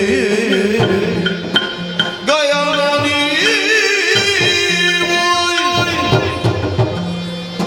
ಪ್ರಭು, ಇದುವರೆಗೆ ಕೃಷ್ಣ ಪರಮಾತ್ಮ ನನ್ನೆಲ್ಲ ಆಡಿದಂತಹ ಮಾತುಗಳನ್ನೇ ನಾನು ನಿಮ್ಮ ಮುಂದಿರಿಸಿದ್ದು. ಹೌದು. ಈ ರೀತಿಯಾಗಿ ಆಡೆವು ನಿನ್ನ ಪತಿಯಲ್ಲಿ ಎಂಬ ಹಾಗೆ ಆಡಿದ ಕ್ಷಣ ನಾನು ನಿಮ್ಮಲ್ಲಿ ಮಾತನಾಡುವುದಕ್ಕಾಗಿ ಮುಂದಾದವು. ಈಗ ನನ್ನ ಮನಸ್ಸಿಗೆ ತೃಪ್ತಿ ಆಯ್ತು ಸ್ವಾಮಿ. ನನಗೆ ಹೇಳಿಕೊಟ್ಟದ್ದು ಬೇಡ, ನಿನ್ನ ಸ್ವಂತಿಕಾಯಿ ಏನುಂಟು ಅದೇ ಬೇಕಾದ. ಸಂತೋಷವಾಯಿತು ಸ್ವಾಮಿ. ಮಾತನಾಡುವ ಅವಕಾಶ ಉಂಟು. ಹಾಗಿದ್ರೆ ಹೆಂಡತಿಯ ಮಾತನ್ನು ಕೇಳುವುದಕ್ಕಾಗಿ ಮುಂದಾಗುತ್ತಾ ಇದ್ದೀನಿ. ಖಂಡಿತ ಸ್ವಾಮಿ. ಸುಮಂಗಳಿಯಾಗಿ ಬಾಳಬೇಕು ಎಂಬ ಹಾಗೆ ಆಸೆ ಪಟ್ಟವಳು ಪ್ರಭು. ಹೆಣ್ಣಾದವಳು ಮುತ್ತೈದೆಯಾಗಿರಬೇಕು ಎಂಬ ಹಾಗೆ ಆಸೆ ಪಡುತ್ತಾಳೆ. ಆ ಮುತ್ತೈದೆತನ ಇರಬೇಕು ಎಂದಿದ್ದರೆ ಮುಡಿಯಲ್ಲಿ ಮಲ್ಲಿಗೆ, ಕೊರಳಲ್ಲಿ ಮಾಂಗಲ್ಯ, ಹಣೆಯಲ್ಲಿ ತಿಲಕ, ಕೈಯಲ್ಲಿ ಬಾಳೆ, ಕಾಲಲ್ಲಿ ಉಂಗುರ, ಇದೆಲ್ಲವೂ ರಾರಾಜಿಸಬೇಕಂತ. ಹೌದು. ಈ 5 ವಸ್ತುಗಳು ಆಕೆಯಲ್ಲಿ ಇತ್ತು ಎಂದಾದರೆ ಆಕೆ ಮುತ್ತೈದೆಯಾಗಿ ಬಾಳುವುದಕ್ಕೆ ಸಾಧ್ಯವಿದೆಯಲ್ಲ. ಆದ್ದರಿಂದಲೇ ಸ್ವಾಮಿ, ನನ್ನ ಈ ದೇಹದಲ್ಲಿ ಜೀವ ಇರುವ ತನಕವೂ ನಾನು ಆ ಮುತ್ತೈದತನವನ್ನು ಅನುಭವಿಸಬೇಕು ಎಂಬ ಹಾಗೆ ಆಸೆ ಪಟ್ಟವಳು. ಆದ್ದರಿಂದಲೇ ಈ ಸಂದರ್ಭದಲ್ಲಿ ನಿಮ್ಮಲ್ಲಿ ಸೆರೆಗೊಟ್ಟಿ ಬೇಡಿಕೊಳ್ಳುತ್ತಾ ಇದ್ದೆ. ಏನು? ಕೃಷ್ಣ ಪರಮಾತ್ಮ ನನ್ನನ್ನು ಸಾಕುತ್ತಾ ಇದ್ದಾನೆ. ಹಾಗಿರುವಾಗ ನನಗಾತ ಒಡೆಯನಾಗುತ್ತಾನೆ. ಆ ಒಡೆಯನ ಮಾತನ್ನು ನಾವು ಮೀರುವುದಕ್ಕೆ ಸಾಧ್ಯವಿಲ್ವಲ್ಲ ಸ್ವಾಮಿ. ಅದಕ್ಕಾಗಿ ಒಡೆಯನ ಆಜ್ಞೆಯನ್ನು ನಾವು ಪಾಲಿಸಬೇಕಾಗಿದೆ. ಆತನ ಜೊತೆಗೆ ನಾವು ಯಾವ ಕಾರಣಕ್ಕೂ ಸಂಗ್ರಾಮಕ್ಕಾಗಿ ಮುಂದಾಗಕೂಡದು ಸ್ವಾಮಿ. ಅದಕ್ಕಾಗಿ ಇದು ಸೆರೆಗೊಟ್ಟಿ ಬೇಡಿಕೊಳ್ಳುತ್ತಾ ಇದ್ದೇನೆ. ನನ್ನ ಮಾಂಗಲ್ಯವನ್ನು ಉಳಿಸಬೇಕು. ನನ್ನ ಮಾಂಗಲ್ಯ ಭಾಗ್ಯ ನನಗೆ ಉಳಿಯಬೇಕು ಎಂದಿದ್ದರೆ ಆ ಗಯನನ್ನು ಬಿಟ್ಟು ಕೊಡಿ ಸ್ವಾಮಿ.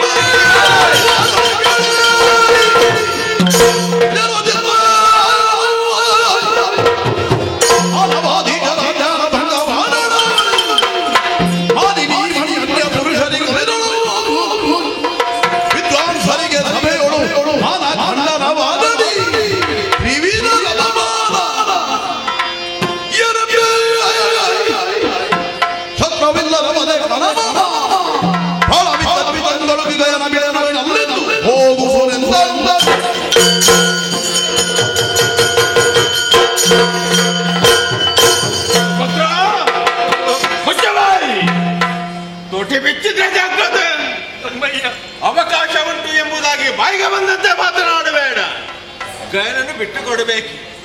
ಈ ಪ್ರಪಂಚದಲ್ಲಿ ಮಾನವಾಧೀಶನಿಗೆ ಅಪಮಾನವಾದರೆ, ಸಭೆಯಲ್ಲಿ ವಿದ್ವಾಂಸನ ಮಾನ ಕಂಠಣೆಯಾದರೆ, ಕೈ ಹಿಡಿದಂತ ಧರ್ಮಪತ್ನಿ ಅನ್ಯ ಪುರುಷನಿಗೆ ಒಲಿದರೆ, ಇವು ಮೂರು ಹೇಗೆ ಬಲ್ಲೆಯ? ಶಸ್ತ್ರವಿಲ್ಲದೆ ವಧೆಯನ್ನು ಮಾಡುವುದು. ಜೀವ ಇದ್ದು ಗಯನನ್ನು ಕೊಡುವುದಿಲ್ಲ. ಈ ವಿಚಾರವನ್ನು ನಿನ್ನ ಅಣ್ಣನಿಗೆ ಹೇಳು.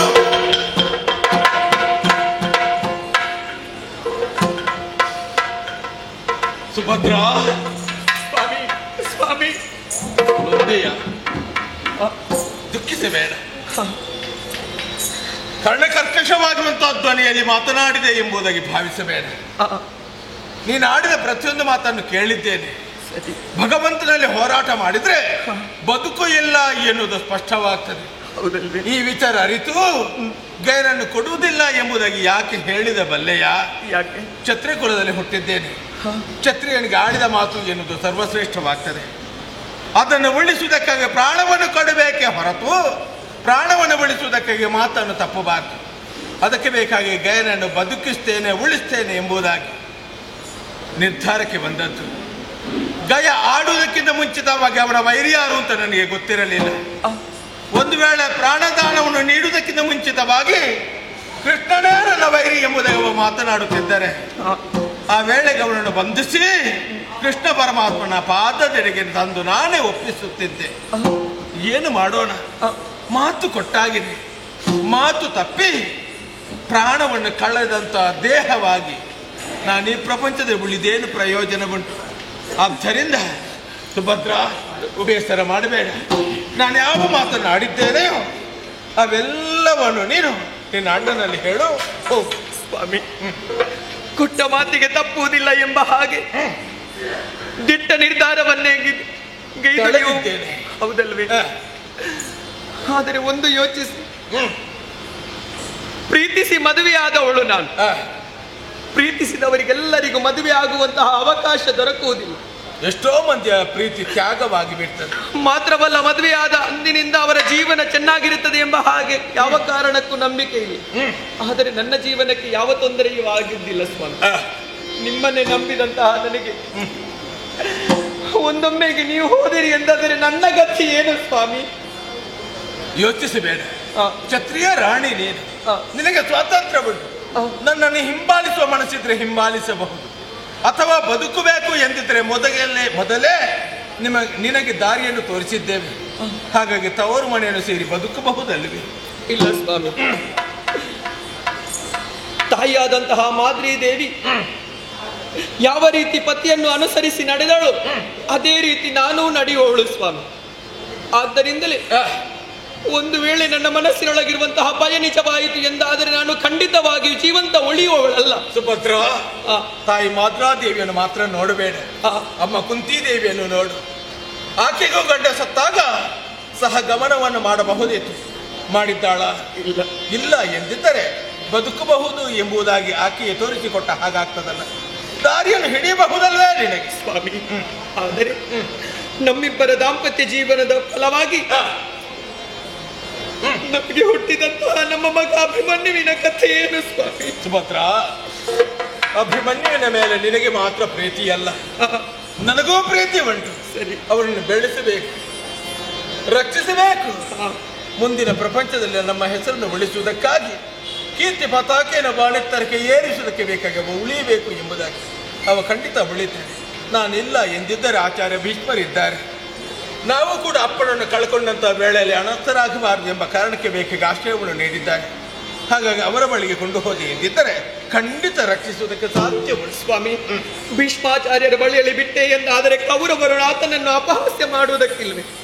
ಓಹೋ, ಆತನಿಗೆ ತೊಂದರೆ ಎನ್ನುವುದಕ್ಕಿಸುವುದಕ್ಕೆ ಸಾಧ್ಯವಿಲ್ವೇ? ಹೌದು, ವಿಷಯ ಹೌದು. ನಮ್ಮಂತೆ ಅವನು ಕೂಡ ನಿತ್ಯ ನೋವನ್ನು ಅನುಭವಿಸುವಂತ ಸ್ಥಿತಿ ನಿರ್ಮಾಣವಾದೀತು. ಅದೆಲ್ಲ ಬೇಡ. ಭಗವಂತ ಕೃಷ್ಣ ಸಕಲರನ್ನೂ ರಕ್ಷಿಸುವವರು, ಅವನ ಬಳಿಗೆ ಕರ್ಕೊಂಡು ಹೋಗಬಹುದಲ್ವೇ?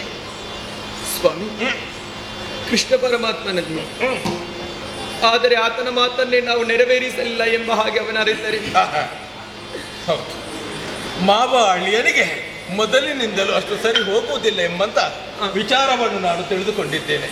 ಹಾಗಾಗಿ ಅವನ ಬಳಿಗೆ ಹೋದ್ರೆ ಅಲ್ಲಿ ಒಮ್ಮತದಿಂದ ಬದುಕು ಕಟ್ಟಿಕೊಳ್ಳುವುದಕ್ಕೆ ಸಾಧ್ಯವಾಗದು. ಬೇಡ, ಧರ್ಮಪುತ್ರ ಧರ್ಮದಲ್ಲಿ ನಿರ್ಮಲ ಚಿತ್ತ ಅಂತ ಪ್ರಪಂಚ ಗುರುತಿಸಿದು. ಸರ್ವರನ್ನು ಒಂದೇ ದೃಷ್ಟಿಯಿಂದ ನೋಡಬಹುದಾದಂತ ಒಬ್ಬ ವ್ಯಕ್ತಿ ಎಂದಿದ್ರೆ ಅಜಾತ ಶತ್ರು ಎಂಬಂತ ಹೆಸರನ್ನು ಪಡೆದಂತ ಧರ್ಮರಾಯ ಅವನ ಮಡಿಲಿಗೆ ಹಾಕಿದೆ ಎಂದಿದ್ದರೆ ಖಂಡಿತ ರಕ್ಷಿಸಿಯಾನು. ಯೋಚಿಸಬೇಕು. ಹೋಗಿ ಬರ್ತೀನಿ.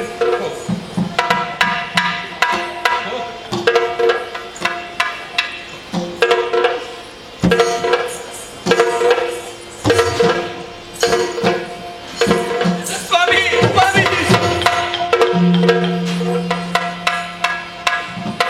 ಸುಭದ್ರ, ಪ್ರಭು, ಅಳಬೇಡ, ಅಳಬೇಡ. ಜೀವನವೇ ಮುಕ್ತಾಯವಾಯಿತು ಎಂಬುದಾಗಿ ಯೋಚಿಸಬೇಡ. ದೇವರಲ್ಲಿ ಹೋರಾಟ ಮಾಡಿದವರೆಲ್ಲ ಸಾಯುವುದಿಲ್ಲ ಎನ್ನುವುದಕ್ಕಾಗಿ ಒಂದು ಸಾಕ್ಷಿ ಇದೆ. ಹಿಂದೆ ಪರಶುರಾಮರಲ್ಲಿ ಹೋರಾಟ ಮಾಡಿದಂತಹ ಭೀಷ್ಮರು ಜಯವನ್ನು ಸಂಪಾದಿಸಿಕೊಂಡಿದ್ದಾರೆ. ಪರಶುರಾಮರು ದೇವರಲ್ಲವೇ? ಆದರೂ ದೇವರಿಗೆ ಭೀಷ್ಮರನ್ನು ಕೊಲ್ಲುವುದಕ್ಕಾಗಲಿಲ್ಲ. ಹಾಗೆಯೇ ಕೃಷ್ಣ ದೇವರಾದ್ರೂ ಭಾರತ ಮನುಷ್ಯರಾದ್ರೂ ಧರ್ಮ ಇದ್ದ ಕಡೆಯಲ್ಲಿ ಜಯ ಬರ್ತದೆ. ಧರ್ಮವನ್ನು ರಕ್ಷಿಸುವುದಕ್ಕೆ ಭಗವಂತನಿರ್ತಾನೆ. ಯೋಚಿಸಬೇಡ ನೀನು.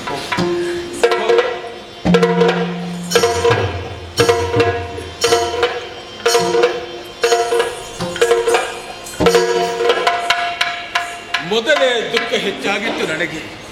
ಸುಭದ್ರೆ ನುಡಿಯನ್ನು ಕೇಳಿದಾಗ ಮತ್ತಷ್ಟು ದುಃಖ ಹೆಚ್ಚಾಗುತ್ತಾ ಉಂಟು. ಆದರೆ ದುಃಖವನ್ನು ನಾಶ ಮಾಡುವಂತಹ ಸಾಮರ್ಥ್ಯ ಇರುವುದು ಭಗವಂತನಿಗಲ್ಲದೆ ಬೇರೆ ಯಾರಿಗೂ ಇಲ್ಲ. ಹಾಗಾಗಿ ಅಚ್ಯುತನ ಧ್ಯಾನವನ್ನು ಮಾಡುತ್ತಾ ಇಂದಿನ ದಿನದಲ್ಲಿ ಬರುತ್ತಿರುವಂತಹ ಅಥವಾ ಮುಂದಿನ ದಿನದಲ್ಲಿ ಬರಬಹುದಾದಂತಹ ಪ್ರತಿಯೊಂದು ಕಷ್ಟವೂ ಪರಿಹಾರವಾಗಲಿ ಎಂಬುದಕ್ಕೆ ಪ್ರಾರ್ಥಿಸ್ತೇನೆ. ಕೃಷ್ಣ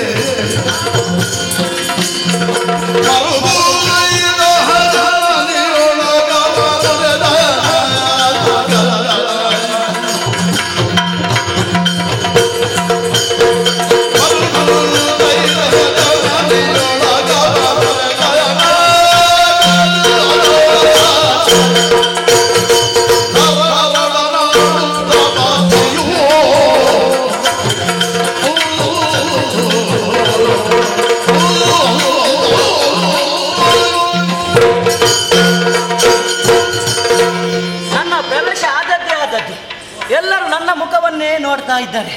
ಬಹುಶಃ ನನ್ನ ಪರಿಚಯ ಯಾರಿಗೂ ಸಿಗ್ಲಿಲ್ವಂತ. ನಿಮಗೆ ಗೊತ್ತಾಯ್ತಾ? ದ್ವಾರಕೆ ಅಧಿಕಾರಿಗಳು ಯಾರು ಹೇಳಿ ಅಂತೆ? ಕೃಷ್ಣ ಬಲರಾಮರು. ಆ ಕೃಷ್ಣ ಬಲರಾಮರ ನಾನು ಅಳಿಯನಾಗಿದ್ದೇನೆ. ನನ್ನ ಹೆಸರು ಅಭಿಮನ್ಯು. ಪಾರ್ಥನಂದನ. ಪಾರ್ಥ ಏವೋ ಧನುರ್ಧರ ಅನ್ನುವಂತಹ ನೆಗಳಿಕೆಗೆ ಪಾತ್ರರಾದವರು ನನ್ನ ತಂದೆಯವರು. ಪಾರ್ಥ ಮಹಾಶಯರು ಹಾಗೂ ಸುಭದ್ರಾ ಮಾತೆಯ ಪ್ರೀತಿಯ ಮಗ ನಾನು. ತಂದೆಯವರು ವನವಾಸಕ್ಕೆ ಹೋಗುವಂತಹ ಸಮಯದಲ್ಲಿ ನನಗೂ ಹಾಗೂ ನನ್ನ ಅಮ್ಮನಿಗೂ ಯಾವ ರೀತಿಯ ತೊಂದರೆ ಆಗಬಾರದು ಈ ಉದ್ದೇಶವನ್ನು ಇರಿಸಿ ಮಾವನ ಬಳಿಯಲ್ಲಿ ನನ್ನನ್ನು ಬಿಟ್ಟು ಹೋಗಿದ್ದಾರೆ. ಆದ್ರೆ ನನ್ನ ಕೆಲಸ ಏನು ಹೇಳಿಯಂತೆ? ಬೆಳಿಗ್ಗೆ ಬೇಗನೆ ಹೇಳುವುದು, ಸಾರಿ ತಿನ್ನುವುದು, ಆ ನಂತರ ಆಟದ ಬಯಲು ಪ್ರದೇಶಕ್ಕೆ ಹೋಗುವುದು, ಮತ್ತೆ ಹಸಿವಾದ್ರೆ ಮತ್ತೆ ಅರಮನೆಗೆ ಬರುವುದು, ಸಾರಿ ತಿನ್ನುವುದು, ಆಟನ ಆಡುವುದಕ್ಕೆ ಬಯಲು ಪ್ರದೇಶಕ್ಕೆ ಹೋಗುವನು. ಆದ್ರೆ ಇಂದು ಕೂಡ ಹಾಗೆ ನನ್ನ ಗೆಳೆಯರ ಜೊತೆಯಲ್ಲಿ ನಾನು ಆಟವನ್ನು ಆಡುತ್ತಿರುವಂತಹ ಸಮಯದಲ್ಲಿ ಒಮ್ಮೆಲೆ ಹಸಿವಾದದ್ದು. ಸ್ವಾಮಿ, ಹಸಿವಾದ್ರೆ ಏನ್ ಮಾಡ್ಬೇಕು ಹೇಳಂತೆ? ಏನಾದ್ರೂ ತಿನ್ಬೇಕು. ತಿನ್ನಬೇಕಂತಾದ್ರೆ ಅಮ್ಮ ಕೊಡ್ಬೇಕಲ್ವಾ? ಅಲ್ಲಿಗೆ ಹೋಗ್ತೇನೆ.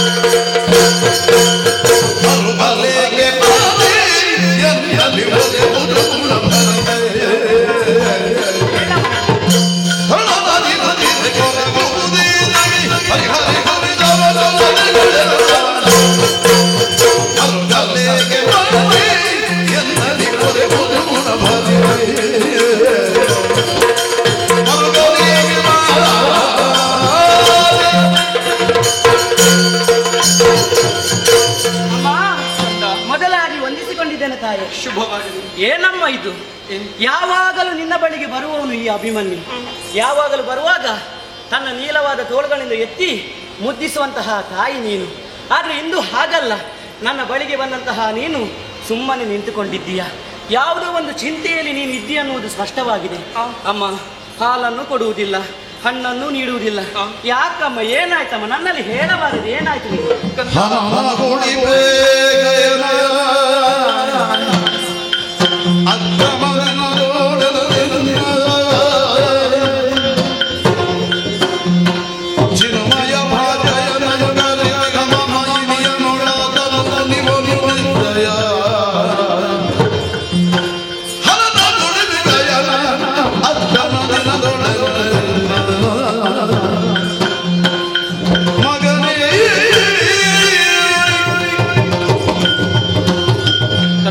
ಅಮ್ಮ, ನನಗಾದಂತಹ ವ್ಯಥೆಯೇನೆಂಬ ಹಾಗೆ ನೀನು ಕೇಳಿದೆಯಲ್ಲ.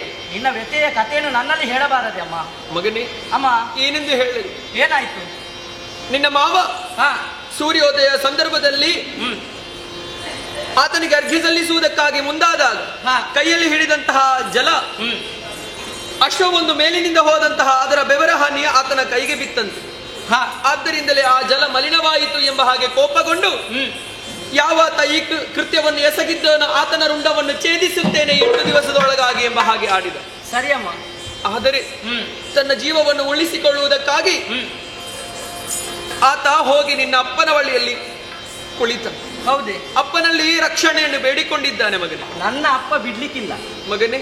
ಏನು? ಆದ್ದರಿಂದಲೇ ಭಯದಿಂದ ಬಂದಿರುವಂತಹ ಗಯನಿಗೆ ಧೈರ್ಯದ ವಚನವನ್ನು ಕೊಟ್ಟಿದ್ದಾನೆ. ನಾ ಕಾಪಾಡುತ್ತೇನೆ ಎಂಬ ಹಾಗೆ, ಬಿಟ್ಟು ಕೊಡಬೇಕು ಎಂಬ ಹಾಗೆ ನನ್ನ ಅಗ್ರಜ ಹೇಳಿದ ಕ್ಷಣ ನಿನ್ನ ತಂದೆಯ ಬಳಿಗೆ ಹೋದೆ. ಕೊಡುವುದಿಲ್ಲ ಎಂಬ ಹಾಗೆ ಆಡಿದರು ಮಗನು. ಇದೇ ಚಿಂತೆಯಾಯಿತು. ಆದ್ದರಿಂದಲೇ ನಿನ್ನ ಮಾವ ಕೃಷ್ಣ ಪರಮಾತ್ಮನಲ್ಲಿ ಹೇಳುವುದಕ್ಕಾಗಿ ನಾ ಮುಂದಾಗುತ್ತಾ ಇದ್ದೇನೆ ಮಗನು. ಹಾಗಿದ್ರೆ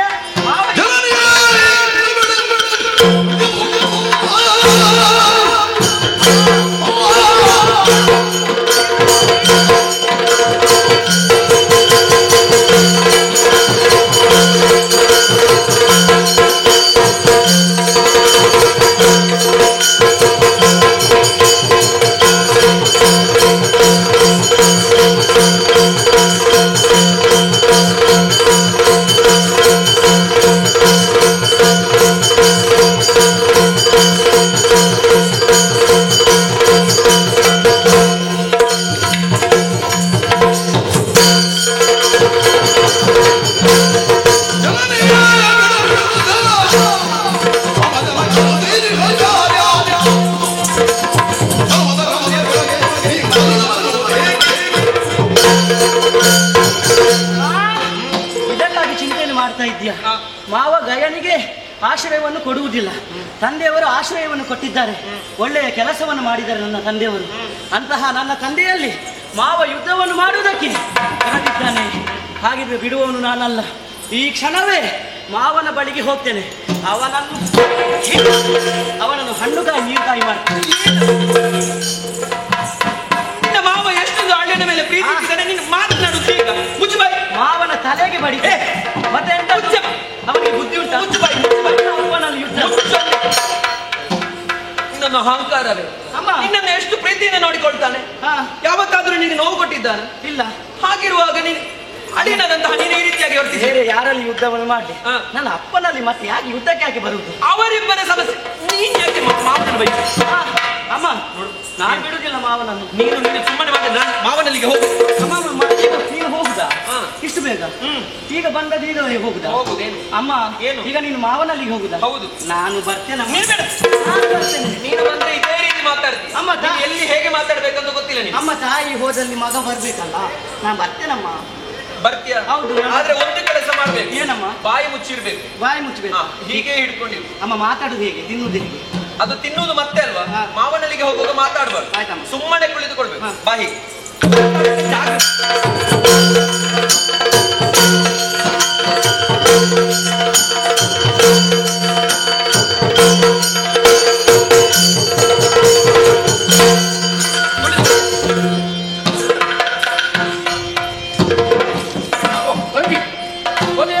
ಹೌದಮ್ಮ. ಏನು ಹೇಳಿದ ನಿನ್ನ ಗಂಡ? ಕೊಡುವುದಕ್ಕೆ ಸಾಧ್ಯವಿಲ್ಲ ಎಂಬ ಹಾಗೆ. ಕ್ಷತ್ರಿಯರಾದಂತಹ ನಾವು ಯಾವ ಕಾರಣಕ್ಕೂ ಪ್ರತಿಜ್ಞೆಯನ್ನು ಮೀರುವವರಲ್ಲ. ನಾವು ಹಾಕಿದಂತಹ ಪಂಥವನ್ನು ಖಂಡಿತವಾಗಿಯೂ ನೆರವೇರಿಸುತ್ತೇವೆ ಎಂಬ ಹಾಗೆ. ಹಾಗಾಗಿ ಬಿಟ್ಟು ಕೊಡುವುದಕ್ಕೆ ಸಾಧ್ಯವಿಲ್ಲ ಎಂಬ ಹಾಗೆ ಆಡಿದರಲ್ಲ. ಯುದ್ಧವೇ ಸಿದ್ಧ ಅಂತ ಆಡಿದ್ರ? ಯುದ್ಧವೇ ಸಿದ್ಧ. ನಾನು ಕೈ ಕಟ್ಟಿ ಸುಮ್ಮನೆ ಕೂತ್ಕೊಳ್ಳಿಕ್ಕಾಗ್ತದ? ಏನು ಕೈಯಲ್ಲಿ ಬಳೆ ಧರಿಸಿದ್ದ? ನಾನು ಹೊರಡುವ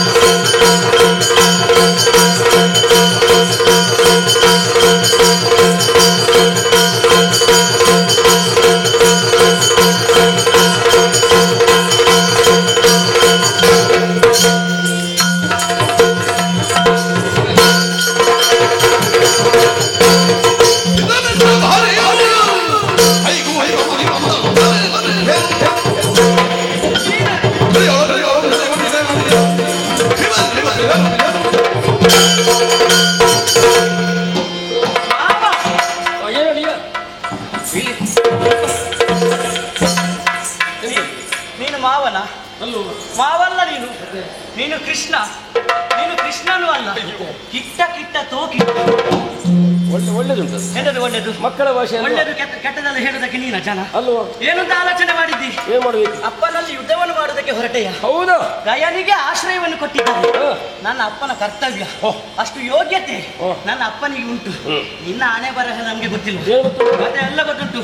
ನೀನು ಸೀರೆಯನ್ನು ಕದ್ದವನು, ಬೆಣ್ಣೆಯನ್ನು ಕದ್ದವನು, ಹೆಣ್ಣು ಮಕ್ಕಳನ್ನು ಹೋಗಲಿಕ್ಕೆ ಬಿಡುದಿಲ್ಲ ನೀನು. ಕಳ್ಳರಿಗೆ ಕುಲಗುರು ನೀನು. ನೀನು ನನ್ನ ಅಪ್ಪನಲ್ಲಿ ವಿಷಯ ಗೊತ್ತಿಲ್ಲ. ನಾನು ಮಾವನನ್ನು ಬಂದ ಜನ.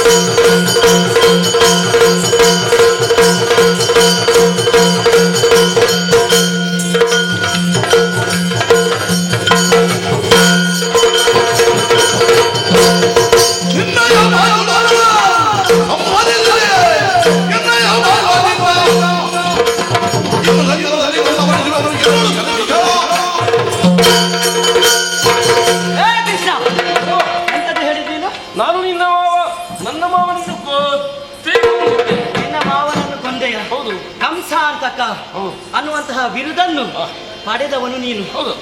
ನೀನು ನನಗೆ ಸಂಬಂಧದಲ್ಲಿ ಏನಾಗ್ಬೇಕು? ಏನಾಗ್ಬೇಕು? ನೀನು ಹೇಗೆ ಹೇಳುದ್ರ? ಮಾವ ಅಲ್ವಾ? ಹೌದೌದು, ಅಲ್ವಾ? ನೀನು ನನ್ನ ಮಾವನನ್ನು ಕೊಂದು ಕಂಸ ಅಂತ ಕಾಗಿದ್ದೆ.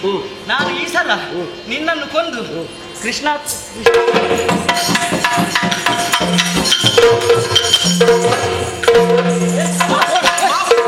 ಮಾವನಲ್ಲಿ ಹೇಗೆ ಮಾತಾಡ್ಬೇಕು ಗೊತ್ತಿಲ್ಲ ಅಮ್ಮ. ಸಣ್ಣ ಹುಡುಗ ನನಗೆ ಸ್ವಲ್ಪ ಉಂಟು ಒಂದು ಮಾತಾಡಿದ ಕೊನೆಯ ಶಬ್ದ ಒಂದು ವಾಕ್ಯ ಉಂಟು ಹೇಳಿ. ಏ ಮಾವ, ನಿನ್ಗೆ ಜೀವನದಲ್ಲಿ ಬದುಕಬೇಕು ಅಂತ ಆಸೆ ಇದ್ದರೆ ನನ್ನ ತಂದೆಯ ಸುದ್ದಿಗೆ ಬರಬೇಡ. ಬಂದರೆ ಇದನ್ನು ಹಿಡಿದು ನಾನು ಹೋಗುದಾ ಪರ್ವತ ಬಿಡುವುದಾಗಿ ಹೋಗುದು ಮಾಡು. ಹೋಗುದೇ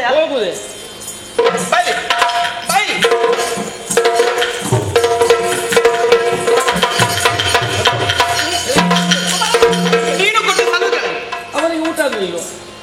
ಎಷ್ಟು ಹೊಡೆಯುವುದಮ್ಮ ನೀನು? ಊಟ ಆಗ್ಲಿಲ್ವಾ? ಊಟ ಆಗಿ ಮಕ್ಕಳಿಗೆ ಹಸಿದ್ರೆ ಹೀಗೆ ಅಣ್ಣ ನೋಡಿ. ಬರುವಾಗ ಕ್ಷಮಿಸು. ಹೋಗುವ ಸಣ್ಣ ನನ್ನ ಮಾತನ್ನು ಸರಿಯಾಗಿ ಕೇಳು. ನೀನು ಇವತ್ತು ಸಿಗುವುದಿಲ್ವಾ?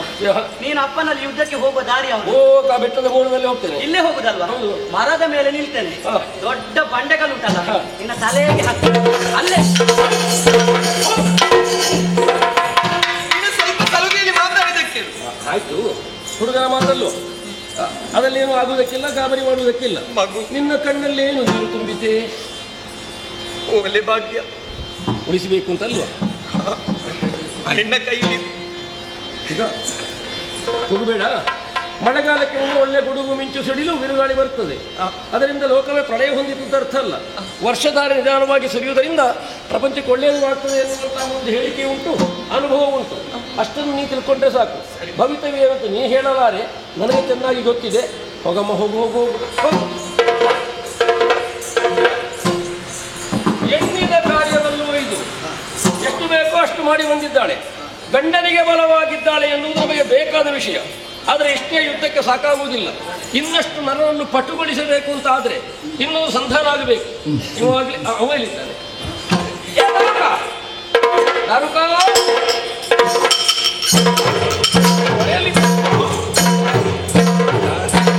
ಒಂದು ಗಂಭೀರ.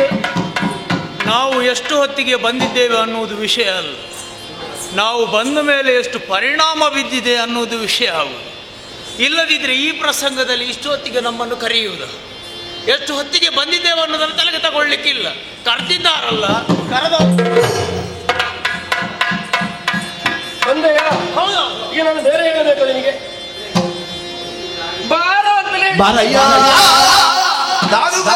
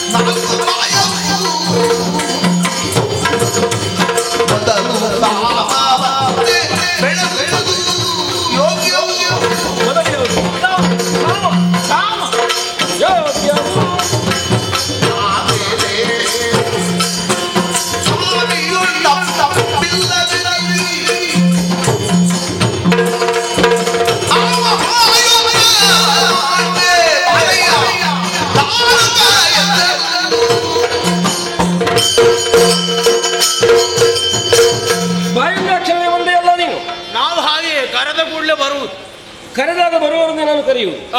ಒಂದು ಕ್ಷಣದಲ್ಲೇ ಕೊಡೋದು. ಹೋಗಬೇಕು ನೀವು. ಹೋಗಬೇಕು. ನಮಗೆ ಹೇಳಿದ್ರೆ ಆಯ್ತು. ನಾವು ನಮಗೆ ನಮ್ಮದೊಂದು ಕ್ರಮ ಉಂಟು. ನಾನು ಎಲ್ಲಿಗೆ ಅಂತ ಹೇಳಿದ್ದೇನೆ. ಎಲ್ಲಿಗಂತ ಹೇಳ್ಬೇಕು ಅಂತಿಲ್ಲ, ಹೋಗು ಅಂತ ಹೇಳಿದ್ರೆ ನಾವು ಹೋಗುದೇ. ಎಲ್ಲಿಗೆ ಅಂತ ಬೇಡ, ಎಲ್ಲಿಗಂತ ಬೇಕಾ, ಮತ್ತೊಂದು ಲಕ್ಷ್ಯ ಬೇಕೋ ಬೇಡ, ಒಟ್ಟು ಹೋಗುವುದೆಯಾ? ನಾವು ಯಾವಾಗಲೂ ಒಟ್ಟು ಹೋಗುವಾಗ ಸರಿಯಾದ ಒಂದು ಗುರಿ ಬೇಕು, ಒಂದು ಕ್ರಮದಲ್ಲಿ ಹೋಗುವೆ. ಒಂದು ಗುರಿ ಇಲ್ಲದಲ್ಲಿಗೆ ನಾನು ಕಳಿಸ್ತೇನೆ ನಿನ್ನನ್ನು. ನೀನು ನನ್ನನ್ನು ಗುರಿ ಇರುವಲ್ಲಿಯೇ ಕಳಿಸ, ಅಲ್ಲಿಯೇ ಎಲ್ಲಿಗೆ ಹೋಗುವುದಲ್ಲ, ವೇಗವಾಗಿ ನೀನು ಕಾಮ್ಯಕಾಮನಕ್ಕೆ ಹೋಗಬೇಕು. ಈಗ ಗೊತ್ತಾಯ್ತಲ್ಲ. ಮತ್ತೆ ಬಾ, ಕಾಮ್ಯಕಾಮನಕ್ಕೆ ಯಾಕೆ ಅಂತ ಕೇಳಿದ್ಯಾ? ಈಗ ಆಗ ಎಲ್ಲಿಗೆ ಅಂತ ಕೇಳಬೇಕು ಅಂತ ಹೇಳಿ, ಕಾಮ್ಯ ಕವನ ಅಂತ ಹೇಳಿದಲ್ಲಿ ಎಲ್ಲಿಗೆ ಅಂತ ಗೊತ್ತಾಯ್ತು. ಮತ್ತೆ ಯಾಕಂತ ಕೇಳಬೇಕಾ? ಕೇಳಬೇಡ, ನಿಮಗೆ ಕೇಳಬೇಕಾದಲ್ಲ, ನಾನು ಹೇಳಬೇಕಾದವ. ನಮಗೆ ಅಷ್ಟು ಅವಕಾಶ ಇಲ್ಲ ಅಂತ. ಕೇಳಬೇಕಾದವನು ಇರುವಾಗ ಕೇಳಲಿಕ್ಕಿಲ್ಲ. ಹೌದು, ಒಳ್ಳೆಯದು. ಕಾಮ್ಯಕಾಮನದಲ್ಲಿ ಅವರಿದ್ದಾರೆ ಅಂತ ಹೇಳಿ ವೀರಪಾಂಡವರು. ಅವರನ್ನು ದಾರುಕ ಕಂಡು ನಾನು ಕಂಡು ಅವರನ್ನು ದಾರುಕ ಕಂಡು ಅಂತ ಎಡಬದಲ್ಲ ಕ್ರಿಯಾಪದದು. ಕಂಡು ಬಾರಯ್ಯ, ಅವರನ್ನು ಕಂಡು ಬರಬೇಕು. ಹೌದು. ಏನು ಅವರಿಗೆ ಸಮಸ್ಯೆ ಉಂಟಾ? ಅವರಿಗೆ ಸಮಸ್ಯೆ ಇಲ್ಲ, ಮತ್ತೆ ಸಮಸ್ಯೆ ಆಗ್ತದೆ ಅವರಿಗೆ. ಇನ್ನು ಆಗಬಾರದು ಅಂದ್ರೆ ಉಳಿಬೇಕು ಅಂತ ಆದ್ರೆ ನಾನು ಹೇಳಿದ ಅಷ್ಟು ವಿಷಯವನ್ನು ಅವರಿಗೆ ನಿನ್ನ ಹೇಳಬೇಕಾಗ್ತದೆ. ಪ್ರಕರಣ ಯಾವುದು ಅಂತಾನೆ ಗೊತ್ತಾ? ಅಲ್ಲ, ಈಗ ಅಲ್ಲಿಗೆ ಹೋಗಬೇಕು ಅಂತ ಆದ್ರೆ ಏನಾದ್ರೂ ಒಂದು ಕಾರಣ ಬೇಕಲ್ಲ. ಅವನ ವಿಷಯವೋ ಇದು? ಯಾರದ್ದು? ಆಗಯ. ಅದಂತೂ ಹೋಗಯ್ಯ. ಗಯ ವಿಷಯ, ಅವನ ವಿಷಯ ನನಗೂ ಗೊತ್ತುಂಟು. ಗೊತ್ತಾಗಿದೆ ನಿನಗೆ? ಅಲ್ಲ ಕೃಷ್ಣ, ನೀನು ಈ ಪ್ರಸಂಗವನ್ನು ಉದ್ದ ಮಾಡಬೇಕು ಅಂತ ಹೇಳಿ ಇಷ್ಟೆಲ್ಲ ಮಾಡುವುದಲ್ಲ. ಈಗ ಹಾಗಾಯ್ತು. ಇಲ್ಲದೆ ಹೋದ್ರೆ ನೀನು ಅರ್ಘ್ಯ ಕೊಡುವ ಹೊತ್ತಿಗೆ ಮೇಲಿಂದ ಬೆವರು ಬಿದ್ದಂತೆ. ಬೆವರು ಬಿದ್ದದ್ದು ಯಾರದ್ದು? ಕುದುರೆದು ಅಂತಾದ್ರೆ ನೀನು ಕುದುರೆ ಮೇಲೆ ಸಿಟ್ಟುಕೊಳ್ಬೇಕು. ಕುದುರೆದು ಅಲ್ಲ ಹೌದು ಅಂತ ಆದ್ರೆ ಅವ ಅಲ್ಲಿಯೇ ಇದ್ದಲ್ವ ಆ ಹೊತ್ತಿಗೆ, ನಿನಗೆ ಅಲ್ಲಿಯೇ ಅವನನ್ನು ಕೊಲ್ಲಬಹುದಿತ್ತ. ಕೊಲ್ಲಿಲ್ಲ, ಅದು ಕೂಡ ಮಾಡ್ಲಿಲ್ಲ. ಅಷ್ಟಕ್ಕೆ ನೀನು ಬಿಟ್ಟ. ಹೌದಾ? ಅದಕ್ಕಿಂತಲೂ ಒಂದು ಸುಲಭ ಉಪಾಯ ಇತ್ತು ನಿನಗೆ. ಅದು ನೀನಲ್ಲಿ ಕೇಳದೆ ಮೋಸವದೆ. ಪ್ರಸಂಗ ಸುಲಭದಲ್ಲಿ ಮುಗಿಸ್ಲಿಕ್ಕೆ ಒಂದು ಉಪಾಯ ಇತ್ತು. ಈಗ ಅರ್ಘ್ಯ ಮಲಿನ ಆಯ್ತಾ, ಒಂದು ತಲೆ ಇದ್ದವರಾದ್ರೆ ಎಂತ ಮಾಡ್ತಾರೆ? ಏನ್ ಮಾಡ್ತಾರೆ? ಆ ನೀರನ್ನು ಪುಳ್ಕಂತ ಕೆಳಗೆ ಹಾಕುದು, ಇನ್ನೊಂದು ಸಲ ತೆಗೆದುಕೊಳ್ಳುದು. ಈ ಪ್ರಸಂಗ ಅಲ್ಲಿಗೆ ಮುಗೀತಿತ್ತು, ಇಷ್ಟು ಉದ್ದಾಗ್ಲಿಕ್ಕೆ ಮುಗೀತಿತ್ತು. ಈಗ ಅಷ್ಟು ಇರ್ಲಿ. ಈಗ ನೀನು ಮೇಲಿಂದ ಮಲಿನ ಬಿತ್ತು ಅಂತ ಹೇಳ್ತೀಯ. ಈಗ ಅದಕ್ಕಿದ್ದ ನೀರಲ್ಲಿ ನೀನು ಅರ್ಘ್ಯ ಬಿಡ್ತಾ ಇದ್ದದಲ್ವ, ನೀರಲ್ಲಿ ಅಷ್ಟು ಜಲಚರ ಇಲ್ವ? ಅದು ಮಲಿನ ಮಾಡುದಿಲ್ಲ. ಯಾವ ನೀರಲ್ಲಿ ಇರುವುದಾಗ ಜಲಚರ ಈಗೆಲ್ಲ ಸಂಶೋಧನೆ ಮಾಡಿ ಇದು ಮಾಡಿದ್ದೆ ಇಲ್ವಾ ಅಂತೇಳಿ ಉಂಟು. ಜಲಚರವಲ್ಲಿ ಏನು ಮಾಡಿಕೊಂಡು ದೋಷಾರ್ಹವಲ್ಲ, ಆ ನೆಲಚರ ಮಾಡಿದ್ರೆ ಮಾತ್ರ ತಪ್ಪಾಗ. ಈಗ ಒಂದು ಅಕ್ಕಿ ಮರದ ಮೇಲೆ ಕೂತ್ಕೊಳ್ತದೆ, ಕಾಗೆ ಅಂತಿಲ್ಲ ಇಟ್ಕೊಳ್ಳುವ. ಅದಕ್ಕೆ ನಾವು ಹೇಳಿಕರ್ತದೆ, ನೀನ್ ಇಲ್ಲಿ ಮಾಡಬೇಡ, ನೀನು ಅಲ್ಲಿ ಹೋಗಿ ಮಾಡು. ಅದೊಂದು ಅದು ಹರಿವ ನೀರಿನಲ್ಲಿ ಹರಿದು ಹೋಗ್ತದೆ. ಇದು ಹಾಗಲ್ಲ, ಸಂಕಲ್ಪಿತವಾದಂತ ಅರ್ಘ್ಯ ಜಲಕ್ಕೆ ಬಿದ್ದು ಕೆಡಿಸಿದ್ದು. ನಾನು ಹೇಳ್ಬೇಕಾ? ಒಟ್ಟಿನಲ್ಲಿ ನೀನು ಪ್ರಸಂಗ ಉದ್ದ ಮಾಡಿದ್ದಷ್ಟೇ. ಅವ ಎದುರೇ ಇರುವಾಗ ಕೊಲ್ಲಿಲ್ಲ, ಅವನನ್ನು ಹೋಗ್ಲಿಕ್ಕೆ ಬಿಟ್ಟೆ. ಅಲ್ಲ, ನೀನು ಮಾಡುವುದೆಲ್ಲ ಬಿಡು. ನೀನು ಚಕ್ರ ಕಳಿಸಿದ್ರೆ ಕೆಲಸ ಆಗ್ತಿತ್ತು, ಏನು ಆಗ್ತದೆ. ನೀನು ಅವನನ್ನು ಅಲ್ಲಿ ಬಿಟ್ಟು ಮತ್ತೆ ನಾನು 8 ದಿವಸದೊಳಗೆ ಮಾಡ್ತೇನೆ. ಈಗ ನೀನಾದ್ರೆ ಅದನ್ನು ಬಿಡ್ತಿದ್ದೆ ಅಂತ. ಯಾರು? ನೀನಾದ್ರೆ ಏನೋ ಮಾಡಿದ ನಂತರ ಕಡಿಮೆ ಅಷ್ಟಕ್ಕೆ ನಮಗೆ ನಾವುಂಟಲ್ಲ ವಿಷಯ ಹಾಗಲ್ಲ. ಒಬ್ಬ ಏನೋ ತಪ್ಪು ಮಾಡಿದ ನಂತರ ಅವನಿಗೆ ತಿದ್ಲಿಕ್ಕೆ ಒಂದು ಅವಕಾಶ ಕೊಡಬೇಕು. ಅವತ್ತಿದ್ದು ಸರಿ ಹೊಂದುತ್ತಾನೆ ಅಂತ ಅವನು ಬಿಡಬೇಕಾಗ್ತದೆ. ಮಾತ್ರವಲ್ಲ, ಈ ಪ್ರಕರಣವನ್ನು ಅಂತಕೊಂಡು ಇನ್ನೆಷ್ಟೋ ಮಂದಿಗಳು ಬೆಂಬಲವಾಗಿ ನಿಂತರೆ ಅವರ ಬುದ್ಧಿ ಏನು ನಡೆಯೇನು ಎನ್ನುವುದನ್ನು ತಿಳಿಯಬೇಕಾಗ್ತದೆ ಎಂಬ ಉದ್ದೇಶಕ್ಕಾಗಿ ಅವನನ್ನು ಬಿಟ್ಟದ್ದು. ಈಗ ಅರ್ಜುನ ಆಶಯ ಪಡೆದ, ಅವರು ಯುದ್ಧಕ್ಕೆ ಸಿದ್ಧರಾಗಿ ನಿಂತರು. ಯಾರಲ್ಲಿ ಆಶ್ರಯ? ಅರ್ಜುನನಲ್ಲಿ. ಅದು ಕೆಲಸ ಸುಲಭ ಆಯ್ತಲ್ಲ. ಯಾಕೆ? ಮತ್ತೆ ನಿನ್ನ ಭಾವ ಅಲ್ವಾ, ಅದಕ್ಕೆ ಅಷ್ಟು ಉದ್ದ ಮಾಡ್ಲಿಕ್ಕೆ ಉಂಟಾ? ಹಾಗೆ ಭಾವ ಹೀಗೆ ವಿಷಯ ಆಗಿದೆ, ಅವನನ್ನೊಂದು ನನಗೆ ಕೊಡು, ಮುಗೀತಲ್ಲ ಪ್ರಸಂಗ. ಈಗ ನಾನೇನು ಹೇಳಿಸಿಲ್ಲ ಅಂತ ಲೆಕ್ಕವು. ಹೇಳಿಸಿ ಆಗಿ ಸುಭದ್ರೆಯನ್ನು ಕಳಿಸಿ ಹೇಳಿಸಿ ಆಯ್ತಲ್ಲ. ಈಗ ಯಾರನ್ನು? ಸುಭದ್ರೆಯನ್ನು. ಅಲ್ಲ, ನಾನೊಂದು ಯೋಚನೆ ಮಾಡುದು. ಅಲ್ಲ, ನಿನಗೊಂದು ಗೊತ್ತಾಗಿದ್ರು ನನ್ನಲ್ಲಿ ಆದ್ರೂ ಒಂದು ಮಾತು ಕೇಳಬಹುದಿತ್ತ. ಏನು ಗೊತ್ತಾಗುತ್ತೆ? ಅಲ್ಲ, ಒಂದು ಮಾತು ಅಲ್ಲಿ ಸಂಧಾನ ಮಾಡ್ಲಿಕ್ಕೆ ನೀನು ಕಳಿಸಿದ್ದು ಯಾರನ್ನು? ಸುಭದ್ರೆಯನ್ನು. ಹೋಗಿ ಹೆಣ್ಣು ಮಕ್ಕಳನ್ನು ಯಾರನ್ನಾದ್ರೂ ಇಂತ ಅಲ್ಲ, ಹೆಣ್ಣು ಮಕ್ಕಳನ್ನು ಕಳಿಸಬಾರದು ಅಂತ ಅಲ್ಲ. ಈಗ ನೀನು ಕಳಿಸಿದ್ದು ಯಾರನ್ನು? ಸುಭದ್ರನ. ಹೌದಾ? ಸಂಧಾನಕ್ಕೆ ಗಂಡನ ಹತ್ತಿರ ಹೋಗುದು. ಹೌದಾ? ಹೆಂಡತಿ ಹೋಗಿ ಗಂಡನ ಹತ್ರ ಹೋಗುವಾಗ ಅವಳು ಗಂಡನನ್ನು ಪ್ರೋತ್ಸಾಹಿಸುವುದು ಅಥವಾ ನಿನ್ನನ್ನು ನಿನ್ನ ಕಡೆಗಿರುವುದು. ವಿಷಯ ಹಾಗಾಯ್ತದ. ಈಗ ನಾನು ನನ್ನ ಮಾತಿಗೆ ಬೆಂಬಲ ಕೊಡ್ತಾಳೆ ಅಂತ ಭಾವಿಸಿದ್ದೆ. ಹಾಗಾಗಲಿಲ್ಲ, ಗಂಡ ಹೆಂಡಿ ಒಂದಾದ್ರು ಅಂತ ಮತ್ತೆ ಗೊತ್ತಾಯ್ತು. ಅವ ಎಷ್ಟಕ್ಕೂ ಯುದ್ಧಕ್ಕೆ ಸಿದ್ಧಾರ್ಥ ಎನ್ನುವಾಗ ಇನ್ನು ಅವಳ ಸಂಧಾನ ವಿಫಲವಾದ ನಾನು ಬಿಡ್ಲಿಕ್ಕೆ ಆಗ್ತದೆ. ಗೊತ್ತಾಗುವಾಗ ಹೊತ್ತಾಯ್ತು, ನನಗೆ ಗೊತ್ತಾಯ್ತು. ಹಾಗೆ ಬೇಗ ಮುಗಿಸುವ ಯಾರು? ನೀನೇ. ಈಗಲಾದ್ರೂ ನಿನಗೊಂದು ಗೊತ್ತಾಯ್ತಲ್ಲ ಈ ವಿಷಯ ಆಯ್ತು ಅಂತ. ಈ ಪ್ರಸಂಗದಲ್ಲಿ ನಾನೊಂದು ಇದ್ದೇನೆ ಅನ್ನೋದು ನಿನಗೆ ಗೊತ್ತಾಯ್ತಲ್ಲ. ಅದಕ್ಕೆ ಈಗ ದಾರುಕನ ಸಂಧಾನ ಆಗ್ಬೇಕು. ನೀನು ಅಲ್ಲಿವರೆಗೆ ಹೋಗ್ಬೇಕು. ಯಾಕೆ? ಆಗಬೇಕಾದ್ದು ಸಂಧಾನ ತೋರಿಕೆಗೆ ಮಾತ್ರ. ಪ್ರಕರಣ ಹೇಗೆ? ಯಾವುದೇ ಒಂದು ವಿಷಯ ಇದ್ರೆ ಸಾಮ ದಾನ ಭೇದ ದಂಡ ಎನ್ನುವ ಚತುರೋಪಾಯದ ಮೂಲಕವಾಗಿ ಸಾಧಿಸಬೇಕಾದ್ದು ಲೋಕದ ರೂಢಿ. ಹೌದೌದು. ಮೊದಲು ಸಾಮದಿಂದ, ಆಮೇಲೆ ದಾನ, ಮತ್ತೆ ಭೇದ, ಕೊನೆಗೆ ದಂಡ.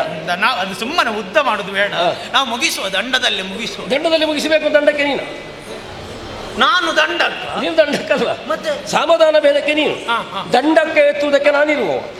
ಈ ಚತುರೋಪಾಯವನ್ನು ಬಳಸುವ ಮೂಲಕ ಯಾಕೆ ಗೊತ್ತುಂಟೋ, ಒಡೆಯನಲ್ಲಿ ತಪ್ಪಿಲ್ಲ ಅಂತ ಕಾಣಿಸಬೇಕಾದ್ರೆ ನಿನಗೆ ಕರ್ತವ್ಯ. ಹಾಗೆ ನಮ್ಮಲ್ಲ ಯಾರಾದ್ರೂ ಹೇಳಲಿಕ್ಕಿಲ್ವಾ? ಹಿಂದೆ ಮುಂದೆ ನೋಡಿದ ಕೃಷ್ಣ ಆಯುಧ ಎತ್ತಿದಂತ, ನಾನು ತಪ್ಪು ಮಾಡಲಿಲ್ಲ, ಸರಿಯಾಗಿ ಹಿಡ್ಕೊಂಡಿದ್ದೇನೆ ಅಂತ ಲೋಕಕ್ಕೆ ಕಾಣಬೇಕು. ಹೌದು, ನಮಗೆ ಆಗಬೇಕಾದ ಸಂಧಾನ ಅಲ್ಲ, ಆಗಬೇಕಾದ ಸಂಗ್ರಾಮ. ಕೊನೆಗೆ ಆ ಮಹಾ ಸಂಗ್ರಾಮವನ್ನು ನಾವು ಮಾಡ್ತೇವೆ. ಇದು ಬೇಕಿದ್ದ. ಒಂದು ಹೇಳಿದ್ರೆ ಇನ್ನೊಂದು ಮಾಡ್ಲಿಕ್ಕೆ ಜನ ಯಾರು ನಮ್ಮಲ್ಲಿ ಹೇಳಿದ್ರು. ಈಗ ಒಂದು ಹೇಳಿದ್ರೆ ಇನ್ನೊಂದು ಮಾಡ್ಲಿಕ್ಕೆ ಅಂತ ಹೇಳಿದ್ರೆ ನಾನು ಬೇರೆ ಮಾಡುವ ಅಲ್ಲ, ನಾನು ಹೇಳಿದ್ದು ಸಂಧಾನದ ತೋರಿಕೆ, ಆಗಬೇಕಾದ ಸಂಗ್ರಾಮದ ನಿಶ್ಚಯ. ನಾನು ಹೋಗುವುದು ಸಂಧಾನಕ್ಕೆ, ಸಂಧಾನ ಮಾಡ್ಲಿಕ್ಕೆ ಇಲ್ಲ, ಸಂಧಾನದಲ್ಲಿ ಸಂಗ್ರಾಮಕ್ಕೆ ಸಂಧಿಸಿ ಬಿಡಬೇಕು. ನಾನು ಈಗ ನೋಡು, ನಾವು ಹೋದ ಮೇಲೆ ಏನೆಲ್ಲ ಆಗ್ತದೆ ನೋಡು. ಹೇಗೆ ಈಗ ನಾನು ಅಲ್ಲಿ ಹೋಗುವಾಗ ನನಗೆ ಅಲ್ಲಿ ಮರ್ಯಾದೆ ಸಿಕ್ಕ, ನನಗೆ ಬೇಕಾದ ಮರ್ಯಾದೆ ಮಾಡ್ತಾರೆ. ಎಲ್ಲ ಮಾಡ್ಲಿಕ್ಕೆ ಇದರಲ್ಲಿ ಬರ್ದಿದ್ದೆ, ಎಲ್ಲ ಬರ್ದಿದ್ದೆ. ಈ ಓಲೆಯನ್ನು ತಗೊಂಡೋಗಿ ಅವನಿಗೆ ಕೊಡು, ಅವ ಏನೆಲ್ಲ ಮಾಡ್ತಾನೆ ನೋಡು. ಆಮೇಲೆ ನನಗೆ ಬೇಕಾದಂತೆ ಆಗುವುದಕ್ಕಾಗಿ ನಿನಗೆ ಏನು ಸಾಧ್ಯವೋ ಅದನ್ನು ಮಾಡಿ ಒಟ್ಟು ಸಂಗ್ರಾಮ ನಿರ್ಣಯ ಆಗುವಾಗ ಮಾಡಿ ಬರಬೇಕು. ಮಾಡಿಸ್ತಾನಲ್ಲ, ಅವಮಾನಿಸ್ತಾನೆ ನಿನ್ನನ್ನು, ಅವಮಾನಿಸ್ತಾನೆ. ಅದು ಒಟ್ಟಿಗೆ ಹೇಳಿದ್ರೆ ಅರ್ಥ ಬೇರೆ ಆಗ್ತದೆ. ಅವಮಾನಿಸ್ತಾನೆ. ಈಗ ಸರಿಯಾಗಿ ಹೇಗೆ ಮಾನಿಸ್ತಾನೆ? ಬೇಗ ನನ್ನ ಕೈಗೆ ಕೊಟ್ಟ ಮೇಲೆ ಈ ಪ್ರಸಂಗದ ವಿಷಯಗಳು ಮುಗಿದ. ನೋಡಿದ್ರ, ನಮ್ಮ ಪಾಲಿಗೆ ಇಂಥದ್ದೊಂದು ಅವಕಾಶ ಬರ್ತದೆ ಎನ್ನುವ ಹಾಗೆ ನಾವು ಭಾವಿಸಿರ್ಲಿಲ್ಲ. ಸತ್ಯ ಹೇಳಬೇಕು, ನಿಮಗೆ ಈ ದ್ವಾರಕ್ಕೆ ಬಗ್ಗೆ ಕೆಲವು ವಿಷಯ ಗೊತ್ತಿಲ್ಲ. ನಾನು ಪ್ರಚಾರ ಬೇಡ ಅಂತ ಹೇಳಲಿಲ್ಲ ಅಷ್ಟೇ ಅಲ್ಲದೆ, ನಿಮ್ಮಲ್ಲಿ ಮಾತ್ರ ಹೇಳುದು, ಬೇರೆ ಯಾರ ಹತ್ರ ಹೇಳಬಾರ್ದು. ಈ ದ್ವಾರಕ್ಕೆ ಅಂತ ಹೆಸರು ಬಂದದ್ದೇ ಈ ದಾರುಕ. ಯಾರಿಗೂ ಗೊತ್ತಿಲ್ಲ, ಬೇರೆಯವ್ರ ಹತ್ರ ಹೇಳಬೇಡ, ಯಾರಿಗೂ ಗೊತ್ತಿಲ್ಲ ಅಂತ. ಈಗ ಇವತ್ತು ನಮಗೊಂದು ಅವಕಾಶ ಸಿಕ್ಕಿದೆ, ಅಲ್ಲಿಯವರೆಗೆ ಹೋಗುವುದು.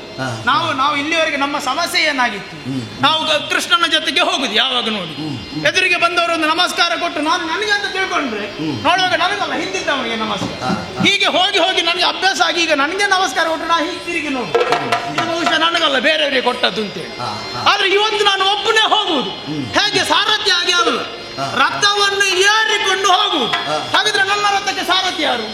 ಸಾರಥಿ ಬೇಕು ಅಂತ ಕೇಳಿದ್ರೆ ಅವು ಜನ ನೀನೇ ಮಾಡು ಅಂತ ಹೇಳಿ, ಸಾರಥಿ ಬೇಡ. ವಾಗೆಯನ್ನು ಕಾಲಿಗೆ ಸಿಕ್ಕಿಸಿಕೊಳ್ಳುವುದು, ನೇರ ಕಾಮ್ಯಕವನ ಕಲ್ಲು. ಇಲ್ಲಿ ಬೀದಿಯಲ್ಲಿ ಒಂದು ಸುತ್ತಿ ತಿರುಗಿ ಮತ್ತೆ ಹೋಗುದು.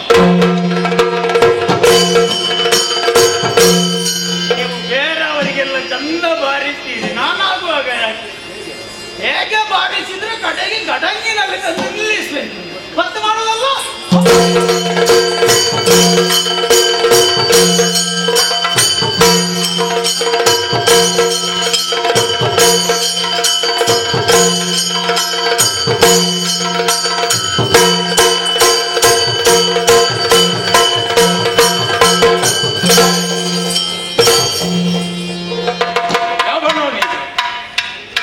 ಮುಖದಲ್ಲಿ ಕಣ್ಣು ಉಂಟಾ ಇಲ್ವಾ?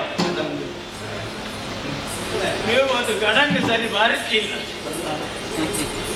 ಒಂದು ತಾವಾಗ ಒಂದು ನೋಡ್ಲಿಕ್ಕಿಲ್ವ ಎದುರಲ್ಲಿ ಜನ ಯಾರು ಬರ್ತಾ ಇದ್ದಾರೆ, ಅವರು ಹೋಗುವಂತ ಮಾರ್ಗ ಯಾವುದು ಒಂದು ನೋಡ್ಲಿಕ್ಕಿಲ್ವ? ನಾವೆಲ್ಲ ನಮ್ಮ ಹಾದಿಯಲ್ಲಿ ಯಾರಿದ್ದಾರೆ ಅಂತ ನೋಡ್ಲಿಕ್ಕಿಲ್ಲ. ಆನೆ ನಡೆದದ್ದೇ ಹಾದಿ. ಹಾಗಂತೇಳಿ ನಿನ್ನಲ್ಲಿ ಮಾತಾಡ್ಲಿಕ್ಕೆ ಮನಸ್ಸುಂಟು, ಇವತ್ತು ಪುರ್ಸೊತ್ತಿಲ್ಲ ಮಾತ್ರ. ಸರಿ ಸರಿ, ನಾನು ನಿನ್ನಲ್ಲಿ ಮಾತಾಡ್ಲಿಕ್ಕೆ ಬಂದ ದಾರಿ ಬಿಟ್ಟಿದ್ದೇನೆ, ಹೋಗು. ಅಲ್ಲ, ಇಲ್ಲಿ ಒಬ್ಬರನ್ನು ಹುಡುಕಿಕೊಂಡು ಬಂದದ್ದು ನಾನು.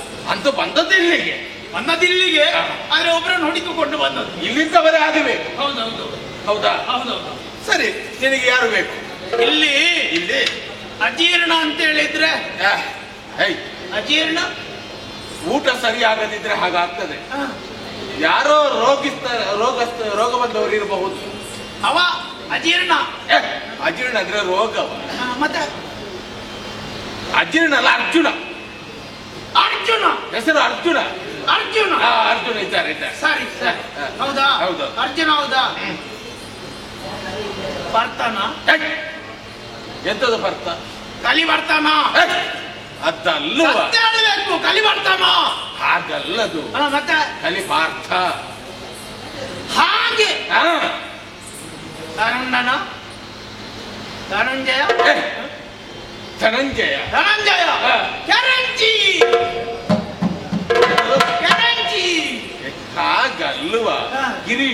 ಕಿರೀಟಿ ಬಿಂಬಸ್ ಬಿಂಬಸ್ ಜಿಷ್ಣು ಜಿಷ್ಣು ನರ ಯಾರು ಜನ ಯಾರು ಈಗ ಗೊತ್ತಾಗ್ಲಿಲ್ವಾ? ಗೊತ್ತಾಗ್ಲಿಲ್ಲ. ಇಷ್ಟರವರೆಗೆ ನೀನು ಗೊತ್ತಾಗದೆ ಮಾತಾಡಿದ್ದ. ಹೌದೌದೌದು. ಹೌದಾ? ಜನ ಯಾರು ಅಂತ ಗೊತ್ತಾಗ್ಲಿಲ್ಲ. ಗೊತ್ತಾಗದೆ ಮಾತಾಡಿದ್ದು ಬೇಸರ ಇಲ್ಲ. ನೀನೇ ಕರೆದರೆ ಅವರು ಬರುವುದಕ್ಕೆ ಸಾಧ್ಯ ಉಂಟು. ನೀನು ಕರೆ. ಅರ್ಜುನ. ಓ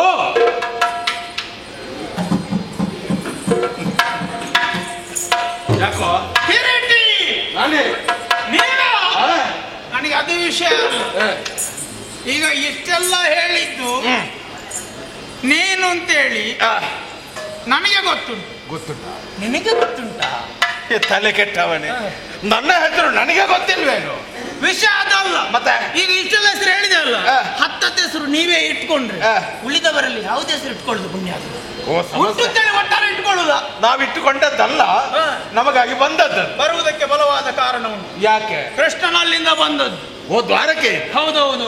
ಒಳ್ಳೆದಾಯ್ತು. ಬರ್ಲಿಕ್ಕೆ ಒಂದು ಕೆಲಸ ಉಂಟು ಅಂತ ಹೇಳಿದೆ ಅಲ್ಲ, ಬೇರೆ ಏನೋ ಅಲ್ಲ, ಕೊಟ್ಟು ಬರ್ಲಿಕ್ಕೆ ಹೇಳಿದ್ದಾರೆ. ಕೊಟ್ಟ ಕೊಟ್ಟು ಕೊಟ್ಟು ಬರ್ಲಿಕ್ಕೆ ಹೇಳಿದ್ದಾರೆ ಅಂತ. ನೀನ ಅದ ಕೈ ಮೇಲೆ ಮಾಡುವುದಾ? ನಾವು ಹಾಗೆ ಕಾಯ್ಲಿಕ್ಕಿಲ್ಲ, ನಾನು ಜನ ಜೋರಿದ್ದೇನೆ ಗೊತ್ತಾಯ್ತಾ? ಕೊಟ್ಟು ಬರ್ಲಿಕ್ಕೆ ಅಂತ ಏನು ಹೇಳಿದ್ದು? ಹೊಡೆಯುವುದಕ್ಕಲ್ಲ. ಇದನ್ನು ಮೊದಲೇ ಹೇಳಲಿಕ್ಕೆ ಸಂಕಟ. ಹರಿ ಕಳಿಸಿದ ಓಲೆ ಪತ್ರ ವ್ಯವಸ್ಥೆ ಆಗಬೇಕಾ? ಇದನ್ನು ಓದಬೇಕಲ್ವಾ? ಅದಕ್ಕಿಂತ ಮುಂಚೆ ಉತ್ತರ ಕೊಡ್ಲಿಕ್ಕೆ ಆಗುದಿಲ್ಲ. ಓದ್ಲಿಕ್ಕೆ ಬರ್ತದ? ಓದ್ಲಿಕ್ಕೆ ಬರದಿದ್ರೆ ನಾನು ಓದಿ ಹೇಳ್ತೇನೆ. ಹೌದಾ? ನಿನಗೆ ಅಕ್ಷರ ಕಾಣ್ತದೆ ಈಗ? ಇಲ್ಲ ಬೇಡ ಬೇಡ ಬೇಡ, ನಾನೇ ಈಗ ನನಗೆ ಬರ್ಲಿ ಒಂದು ಕೂತ್ಕೊಳ್ಳಿಕ್ಕೆ ವ್ಯವಸ್ಥೆ ಅಂತ ಅದು ಉಂಟಾ? ವ್ಯವಸ್ಥೆ ಉಂಟಲ್ಲಿ. ಎಲ್ಲಿ? ಆಸನ ಬರಿದಾಗಿದೆ. ಯಾವುದು? ಓ ಬದಿಯಲ್ಲಿ. ಅದಕ್ಕೆ ಬೇರೆ ಉಂಟಲ್ವ? ಅದೇ ನಿನಗೆ ಬೇರೆ ಮನೆ ಅಂತ ಕೊಡ್ಲಿಕ್ಕೆ ಕ್ರಮ ಇಲ್ವಾ? ಹಾಲಿಗೆ ನೀರು ಎತ್ತದಿಲ್ವ? ಈಗ ಬರ್ಲಿಲ್ಲ ಅಲ್ಲ, ಬಂದದ್ರಲ್ಲಿ ಸುಧಾರಿಸಿಕೊ.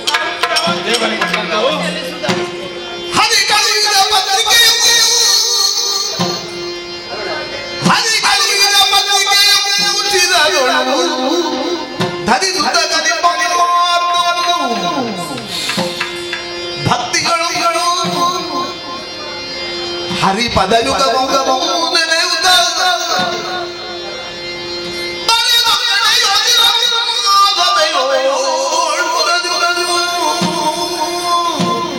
ಹರಿ ಕಳುಹಿದ ಪತ್ರವಾದ ಕಾರಣ ಇದು ಪ್ರಸಾದಕ್ಕೆ ಸಮಾನ.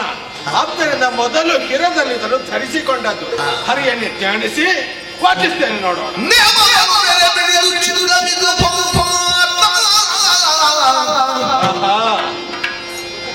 ಸುಪ್ರೇಮ ನಿರ್ಮಿತಿ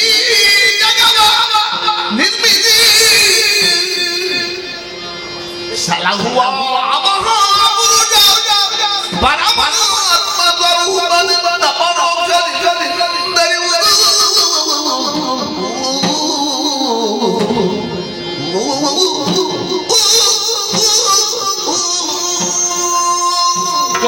ಶ್ರೀಯೊಂದಿಗೆ ಸರ್ವರಿಗೂ ಕ್ಷೇಮವಾಗಲಿ ಎಂಬುದಾಗಿ ಆಶೀರ್ವಾದ ಮಾಡುವುದರೊಂದಿಗೆ ನೇಮವನ್ನು ನೆರೆಪಿಡಿದು ಚಿತ್ತ ವಿಸುವಾರ್ಥ.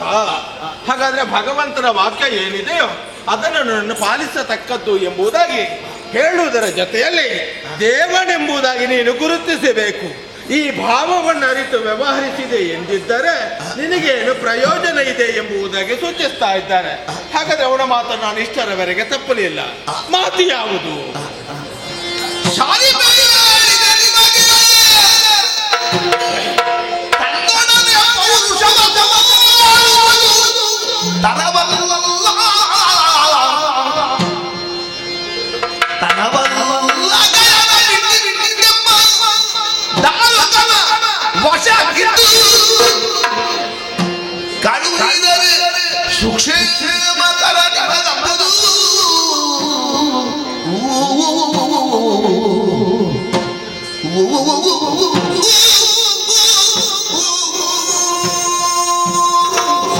ಹೇಳಿದೆ ನಿಮಗೆ, ಪೌರುಷವ ತೋರುವುದು ತರವಲ್ಲ, ಗಯನ ಬಿಟ್ಟೆಮ್ಮ ದಾರುಕನ ವಶಕ್ಕಿತ್ತು ಕಳುಹಿದರೆ ಸುಕ್ಷೇಮವಾಗುವುದು ಜಗಕ್ಕೆ. ಮೊದಲಿನ ಹಾಗೆ ಅಕ್ಷರಗಳು ಹೊಂದಿಕೊಂಡು ಶಬ್ದ ನಿರ್ಮಾಣವಾಗುವುದರ ಮುಖ್ಯವಾಗಿ ವಾಕ್ಯವಾದದ್ದಲ್ಲ. ಮೊದಲಾದ್ರೆ ಅದನ್ನೇ ಅರ್ಥ ಮಾಡಿಕೊಂಡು ನಾವು ಸುಲಭದಲ್ಲಿ ಇದನ್ನು ತಿಳಿಯಬಹುದಿತ್ತು. ಈಗ ಅಕ್ಷರಗಳಲ್ಲಿ ವ್ಯತ್ಯಾಸ ಕಾಣುತ್ತಾ ಉಂಟು. ಶಬ್ದಗಳ ಜೋಡಣೆಯಾಗದೆ ವಾಕ್ಯವೊಂದನ್ನು ಭಗವಂತ ನಿರ್ಮಿಸಿದ್ದಾನೆ ಅಥವಾ ಬರೆದಿದ್ದಾನೆ ಎಂದಿದ್ದರೆ ಇದಕ್ಕೆ ಏನಾದ್ರೂ ಒಂದು ಕಾರಣ ಇರಬಹುದು. ಹಾಗಾಗಿ ಸಾರಿ ಹೇಳಿದೆ ನಿಮಗೆ ಪೌರುಷವ ತೋರುವುದು ತರವಲ್ಲ ಎಂಬುದಾಗಿ ನಾನು ತೀರ್ಮಾನಕ್ಕೆ ಬರುವುದಕ್ಕಾಗುವುದಿಲ್ಲ. ಸಾರಿ ಹೇಳಿದೆ ನಿಮಗೆ ಪೌರುಷವ ತೋರುವುದು, ಪೌರುಷವನ್ನು ತೋರಿಸಬೇಕೆನ್ನುವ ಅರ್ಥ ಬಂತು. ಹರವಲ್ಲ ಗಯನನ್ನು ಬಿಟ್ಟು ಅಂದ್ರೆ ಗಯನನ್ನು ಬಿಡುವುದು ಸರಿಯಲ್ಲ. ದಾರುಕನ ವಶಕ್ಕಿತ್ತು ಅಂದ್ರೆ ಇವನ ಅಹಂಕಾರವನ್ನು ಕಿತ್ತು ನೀನು ಕಳುಹಿದರೆ ಎಲ್ಲರಿಗೂ ಸುಕ್ಷೇಮವಾಗುವುದು. ಅರ್ಥ ಹೀಗೂ ಬರ್ತದೆ. ಅಥವಾ ದಾರುಕನ ಜೊತೆಯಲ್ಲಿ ಗಯನನ್ನು ಕೊಟ್ಟರೆ ಎಲ್ಲರಿಗೂ ಕ್ಷೇಮವಾಗ್ತದೆ ಎಂಬುದಾಗಿಯೂ ಬರ್ತದೆ. ಹಾಗಾದ್ರೆ ಇದು ಏನಪ್ಪ ನನಗಂತೂ ಅರ್ಥವಾಗುವುದಿಲ್ಲ. ಮುಂದೆ ನೋಡೋಣವೇ.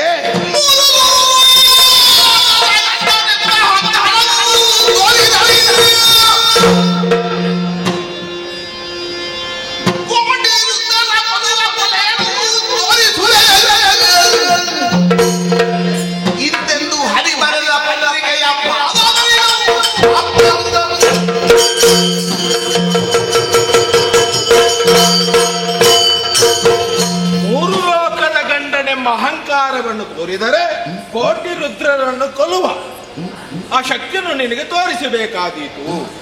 ಹಾಗ ಅಥವಾ ಮೂರು ಲೋಕದ ಗಂಡನೆಂಬ ಅಹಂಕಾರವನ್ನು ಹೀಗೆ ಮಾಡಿದ್ರೆ ಕೋಟಿ ರುದ್ರರನ್ನು ಕೊಲ್ಲುವಂತಹ ಕೊಲೆಯನ್ನು ಮಾಡುವಂತಹ ಅದೃಶ್ಯವನ್ನು ನಿನಗೆ ತೋರಿಸ್ತೇನೆ. ಹಾಗಾದ್ರೆ ಏನಿದಕ್ಕೆ ಅರ್ಥ? ಗಯನನ್ನು ಬಿಡದೆ ಕ್ಷತ್ರಿಯ ಪಂಥಕ್ಕನುಸಾರವಾಗಿ ನಾನು ನಿಂತರೆ ಕೋಟಿ ರುದ್ರರನ್ನು ಕೊಲ್ಲುವ ಅಂದ್ರೆ ವಿಶ್ವವಿರಾಟ್ ಸ್ವರೂಪವಾಗಿರುವಂತ ಭಗವಂತನ ದಿವ್ಯ ದರ್ಶನ ನಿನಗೆ ಪಡೆಯುವುದಕ್ಕೆ ಅಥವಾ ನೋಡುವುದಕ್ಕೆ ಸಾಧ್ಯ ಉಂಟು. ಕೋಟಿ ವರ್ಷಗಳವರೆಗೆ ತಪಸ್ಸನ್ನು ಆಚರಿಸಿದ ಋಷಿ ವರ್ಗದವರಿಗೂ ಕಾಣದೆ ಅಥವಾ ಕಾಣುವುದಕ್ಕೆ ಅಸಾಧ್ಯವಾದಂತ ದಿವ್ಯ ಸ್ವರೂಪವನ್ನು ನೋಡುವಂತಹ ಯೋಗವನ್ನು ನಿನಗೆ ಪ್ರಾಪ್ತಿ ಆಗ್ತದೆ ಎಂಬುದಾಗಿಯೂ ಆಗ್ತದೆ. ಅಂತೂ ಇದಕ್ಕೆ ಏನು ಅರ್ಥ ಎಂಬುದಾಗಿ ನನಗೆ ತಿಳಿಯುವುದಕ್ಕೆ ಸಾಧ್ಯವಿಲ್ಲದ ಕಾರಣ ಸ್ವಲ್ಪ ಹೊತ್ತು ನಾನು ಯೋಚಿಸಬೇಕಾಗ್ತದೆ. ಇದಕ್ಕೆಲ್ಲ ಅರ್ಥ ಗೊತ್ತಾಗಬೇಕಿದ್ರೆ ಭಗವಂತನ ಸ್ಮರಣೆ ಎನ್ನುವುದು ಅಗತ್ಯ ಉಂಟು. ಭಗವಂತನ ಸ್ಮರಣೆ ಆಗಬೇಕಿದ್ರೆ ಏಕಾಗ್ರತೆ ಎನ್ನುವುದು ಮುಖ್ಯ. ಕಣ್ಣು ಕೆಂಪು ಮಾಡಿ ಅವನೊಬ್ಬ ನೋಡ್ತಾ ಇದ್ದಾನೆ. ಹಾಗಾಗಿ ಕಣ್ಣು ಕೆಂಪು ಮಾಡಿ ನೋಡುವವನಿಗೆ ನಾನು ಉತ್ತರ ಕೊಡುವುದಲ್ಲ. ಕಣ್ಣು ಕೆಂಪಾದವರಿಗೆ ಕೆಂಪು ಕಣ್ಣಿನವರೇ ಉತ್ತರ ಕೊಡಬೇಕು. ನಾನು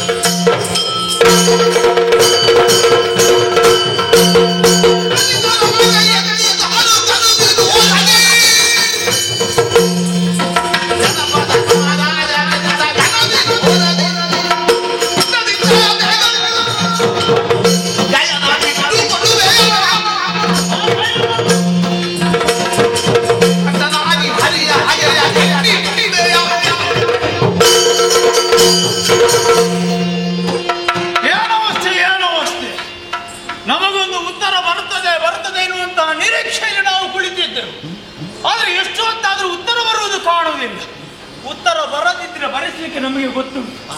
ಹರಿಯಾಡಿದಂತಹ ಮಾತಿನ ಪ್ರಕಾರವಾಗಿ ನಾವೇನು ಎಷ್ಟು ಎನ್ನುವುದನ್ನು ತೋರಿಸ್ತಾ ಇದ್ದೇವೆ. ಆದರೆ ಹೋಗುವುದಕ್ಕಿಂತ ಮೊದಲಾಗಿ ಒಂದು ಮಾತು ಹೇಳಿದ, ನೀನು 4ರಲ್ಲಿ 3 ಪ್ರಯೋಗ ಮಾಡಬೇಕು ಅಂತ. ಅದನ್ನೊಂದು ಪ್ರಯೋಗಿಸಿ ಆಮೇಲೆ ಇವರಿಗೆ ಹೇಳಬೇಕಾದದ್ದು ಹೇಳ್ತೇನೆ. ಅರ್ಜುನ, ನಾನೇ ಆದದ್ದು ಆಗಿ ಹೋಯಿತು. ಈಗ ನಾನು ನಾನು ಹೇಳ್ತಾ ಇರುವುದು ಗಯನನ್ನು ಬಿಟ್ಟು ಕೊಡ್ಬೇಕೆನ್ನುವ ಹಾಗೆ. ಆಗೋದಿಲ್ಲ. ಒಂದು ಸಾಮ ಹೋಯಿತು. ಸಾಮದಲ್ಲಿ ಆಗದಿದ್ರೆ ಭೇದವು. ಈಗ ನಾನು ನಿನ್ನಲ್ಲಿ ಒಂದು ಒಳ್ಳೆಯ ಭಾವನೆಯಿಂದ ಹೇಳುವುದು. ನಿನಗೆ ಆ ವಿಚಾರ ಗೊತ್ತಾಗ್ಲಿಲ್ಲ. ಸತ್ಯ ಹೇಳ್ಬೇಕು, ಈ ಧರ್ಮರಾಯ ಇದ್ದಾನಲ್ಲ, ಅವನಿಗೆ ನಿನ್ನನ್ನು ಕಂಡ್ರೆ ಅಷ್ಟು ಸರಿ ಇಲ್ಲ ಅಂತ. ಯಾಕೆ ಸರಿ ಇಲ್ಲ ಗೊತ್ತಿಲ್ಲ. ಈಗ ಅವತ್ತು ದ್ರೌಪದಿಯನ್ನು ಗೆದ್ದು ತಂದದ್ದು ಯಾರು? ನಾನೇ. ಆ ಮೀನಿನ ಕಣ್ಣಿಗೆ ಒಂದು ಹೊಡಿಬೇಕು ಅಂತ ಎಷ್ಟು ಕಷ್ಟಪಟ್ಟಿದ್ದೀನಿ. ಅದು ಕೆಳಗೆ ನೋಡಿ, ಮೇಲೆ ಒಂದು ಮೀನಿನ ಕಣ್ಣಿಗೆ ಹೊಡಿಬೇಕು ಅಂತ. ಮೀನಿನ ಕಣ್ಣಲ್ವ, ಯಂತ್ರದ್ದು. ಅದೇ ಯಂತ್ರ ಮೀನಿದ್ದಲ್ಲ, ಮೀನಿದ್ದ ಯಂತ್ರ ಅಲ್ವಾ? ಯಂತ್ರದಲ್ಲಿ ಮೀನಿದ್ದ ಅಲ್ಲವಾ? ಎಂತಾದ್ರೂ ಹೊಡೆದ ತಂದದ್ದಲ್ಲ. ಹೊಡೆದದ್ದು ಕಣ್ಣಿಗೆ ಹೌದಲ್ಲ? ಕಣ್ಣಿಗೆ. ಅಷ್ಟು ಕಷ್ಟಪಟ್ಟು ಒಂದು ಹೆಣ್ಣನ್ನು ಗೆದ್ದು ತರುವಾಗ ಆ ಅಮ್ಮ ಒಂದು ಏನೋ ಹೇಳಿದ್ರಂತೆ, ಇವರು ಅಮ್ಮ ಹೇಳಿದ ಹಾಗೆ ಮಾಡಬೇಕು, ಪಾಲು ಮಾಡಬೇಕು. ಹಾಲು ಮಾಡುದಲ್ವಾ? ಹಾಲು ಮಾಡುದು ಎಂತದದ್ದು? ಹಾಲು ಮಾಡುವುದು ಹಂಚುತ್ತೀನಿ ಅಂತ ಹೇಳಿದ್ದೆ. ನಾವು ಹೆಣ್ಣನ್ನು ಕರ್ಕೊಂಡು ಬಂದಾಗ ಅವರಿಗೆ ಹಣ್ಣು ಎಂಬುದಾಗಿ ಕೇಳಿ, ಅದಕ್ಕೆ ಹಂಚುತ್ತೀನಿ ಎಂಬುದಾಗಿ ಹೇಳಿ. ಈಗ ನಾ ಹೇಳುವುದು, ಈಗ ಅವರಿಗೆ ಅದೇ ಮನಸ್ಸು ಹೌದು ಅಂತಾದ್ರೆ, ಅವರು ಹೇಳಿದ್ದೆ ಸರಿ ಹೌದು ಅಂತಾದ್ರೆ, ಆದ್ರೆ ಭೀಮ ಹಿಡಿಮೆಯನ್ನು ತರುವಾಗ ಯಾಕೆ ಹೇಳಿಲ್ಲ? ಆವಾಗ ಹಣ್ಣು ತಂದದ್ದು ಅಂತ ನಾವು ಹೇಳಿದ್ದಿಲ್ಲ ಅಂತ. ಆವಾಗ ಬೇಡ ಇವರಿಗೆ, ನಿನಗೆ ಗೊತ್ತಿಲ್ಲ, ಅವರಿಗೆ ನಿನ್ನನ್ನು ಕಂಡ್ರೆ ಆಗುದಿಲ್ಲ, ಅದಕ್ಕೆ ಮಾಡಿದ್ದು. ನೀನು ಯೋಚನೆ ಮಾಡು, ನೀನು ಇದರಲ್ಲಿ ಹಾಳಾಗಿ ಹೋಗ್ತಿ, ಅವರಲ್ಲಿ ಒಳಗಿದ್ದೊಳಗೆ ಉಂಟು, ನೀನು ಯೋಚನೆ ಮಾಡು. ಆಯ್ತಾಯ್ತು, ಈಗ ಅವರ ಒಳಗಿದ್ದದಲ್ಲೇ ಇರಲಿ. ಈಗ ನಿನ್ನ ಅಭಿಪ್ರಾಯ ಏನು? ಭೇದ ಕೂಡ ಆಗ್ಲಿಲ್ಲ, ಆಗುವುದಿಲ್ಲ, ಕೊಡುವುದೇ ಇಲ್ಲ. ನೀನು ಯಾಕೆ ಇಟ್ಟುಕೊಂಡದ್ದು ಅಂತ ನನಗೆ ಗೊತ್ತುಂಟು. ಯಾಕೆ? ನೀವು ಎಲ್ಲವನ್ನು ಕಳ್ಕೊಂಡು ಕಾಡಲ್ಲಿ ಇದ್ದವರು, ಹೌದಾ? ಅದಕ್ಕೆ ಬಹುಶಃ ನಿಮ್ಮಲ್ಲಿ ಖರ್ಚಿಗಿಲ್ಲ. ಅವ ಯಾರ ಮಗ? ಯಾರ ಮಗ? ಕುಬೇರನ ಮಗ, ಧನಪತಿ. ದೊಡ್ಡ ಜನರನ್ನೊಂದು ನಮ್ಮ ಹತ್ರ ಇಟ್ಕೊಂಡ್ರೆ ನಮಗೆ ಖರ್ಚಿಗೊಂದೆಂತಾದ್ರೂ ಸಿಗ್ತದೆ ಅಂತ ಅಲ್ವಾ? ಈಗ ನಿನಗೆ ಎಷ್ಟು ಬೇಕು ಕೇಳಿದ್ರೆ ಒಂದು ಮಾತು ಹೇಳು, ನಾನು ಕೊಡ್ತೇನೆ. ನೀನೊಂದು ದಾನವಾಗಿ ಆದ್ರೂ ನಮ್ಗೆ ಕೊಡ್ಬಹುದು. ಆಗುವುದಿಲ್ವಾ? ಕೊಡುವುದೇ ಇಲ್ಲ. 3 ಮಾತಿಗೂ ನಾನು ಕೊಡುವುದಿಲ್ಲ. ಆಗುದಿಲ್ಲ. ಏನು ಬಂದವ ಸಾಮಾನ್ಯ ಅಂತ ಭಾವಿಸಿಕೊಂಡಿದ್ದೀಯ? ಏನೋ ಮಹಾ ದಾರುಕ ಗೊತ್ತಾಯ್ತಲ್ಲ? ಗೊತ್ತಾಯ್ತು. ನಿನಗೆ ಆಗುವುದಿಲ್ಲ ಹೌದು ಅಂತಾದ್ರೆ ಏನು ಮಾಡ್ಬೇಕು ಅಂತ ನನಗೆ ಗೊತ್ತುಂಟು. ಏನು ಮಾಡ್ತಿ? ಅವ ಒಬ್ಬ ದಪ್ಪದವ ಇದ್ದಾವನಲ್ಲ, ದಪ್ಪದವನ ಅವನ ಕತೆ ನನಗೆ ಗೊತ್ತುಂಟು. ಅವನನ್ನು ಉಂಟಲ್ಲ ಎಂತದ್ದು, ಕಾಡಿನಲ್ಲಿ ಮಗು ಇರುವಾಗ ಆಡಿಸುವಾಗ ಮಗು ಕೆಳಗೆ ಬಿದ್ದು ಎಂದು ಬಂಡೆ ಹೊಡೆದದಂತೆ. ಹೌದು. ಯಾವ್ದು ಹುಲಿಯ ಗರ್ಜನೆ ಕೇಳಿ ಕುಂತಿಗೆ ಹೆದರಿಕೆ, ಅದು ಎಂತೆಂತ ಕತೆ ಹೇಳ್ತೀರಿ ಮಾರ್ರೆ ನೀವು. ಅಲ್ಲ, ಕುಂತಿಗೆ ಹುಲಿಯ ಗರ್ಜನೆ ಕೇಳುವಾಗ ಹೆದರಿಕೆ ಆದದ್ದು ಹೌದು ಅಂತಾದ್ರೆ ಸಾಕ್ಷಾತ್ ಯಮ ಧರ್ಮನೇ ಎದುರು ಬಂದು ನಿಲ್ಲುವಾಗ ಅವಳಿಗೆ ಹೆದರಿಕೆ ಆಗ್ಲಿಲ್ಲ. ಒಂದು ಹುಲಿ ಗರ್ಜನೆ ಕೇಳಿ ಕುಳುಕಂತ ಕೆಳಗೆ ಬಿದ್ದು, ಬಹುಶಃ ಅದು ಬಡದ ಬಂಡೆಗೆ ಹಾಕಿದ್ದೀರಿ. ಹಾಕಿದ್ದು ಬಂಡೆಗೆ ನಿಮ್ಮಲ್ಲಿ ಮಾತಿಲ್ಲ, ನೀವು ನಿಮ್ಮಲ್ಲಿ ಮಾತಿಲ್ಲ. ಅವ ಒಬ್ಬ ದೊಡ್ಡ ವೈದ್ಯನಲ್ಲ ಅವ. ಈಗ ಆಚೆ ಹೋಗಬೇಡ. ಯಾಕೆ? ನೀನು ಇಲ್ಲಿಷ್ಟು ಮಾತಾಡಿದಾಗ ನಾನು ತಟಸ್ಥನಾಗಿದ್ದೇನೆ ಎಂಬುದಾಗಿ ಅಲ್ಲಿದ್ದವರೆಲ್ಲ ನನಗೆ ಬೇರೆಯವರು ಉಂಟಲ್ಲ, ಹೋಗಬೇಡ ಮಾಡಬೇಡ ಅಂತ ಹೇಳಿದ್ರೆ ಮತ್ತೆ ನಾನು ನಿಲ್ಲಿಸುವುದಿಲ್ಲ. ಅವ ಒಳ್ಳೆದಾಗ್ಲಿಕ್ಕಿಲ್ಲ. ಅವನ ಮಟ್ಟಿಗೆ ಅವನ ಸಮಸ್ಯೆ ಆಗಿದೆ.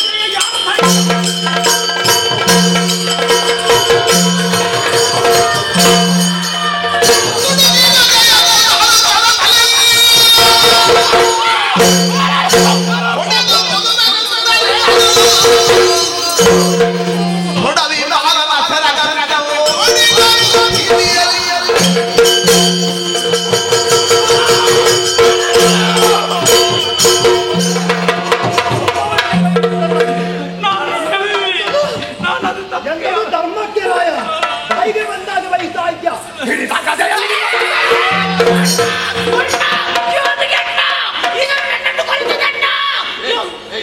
ಹೆದರಬೇಡ ಅಣ್ಣ. ತಮ್ಮ ದೂತ ವಧೆ ಸಲ್ಲದು.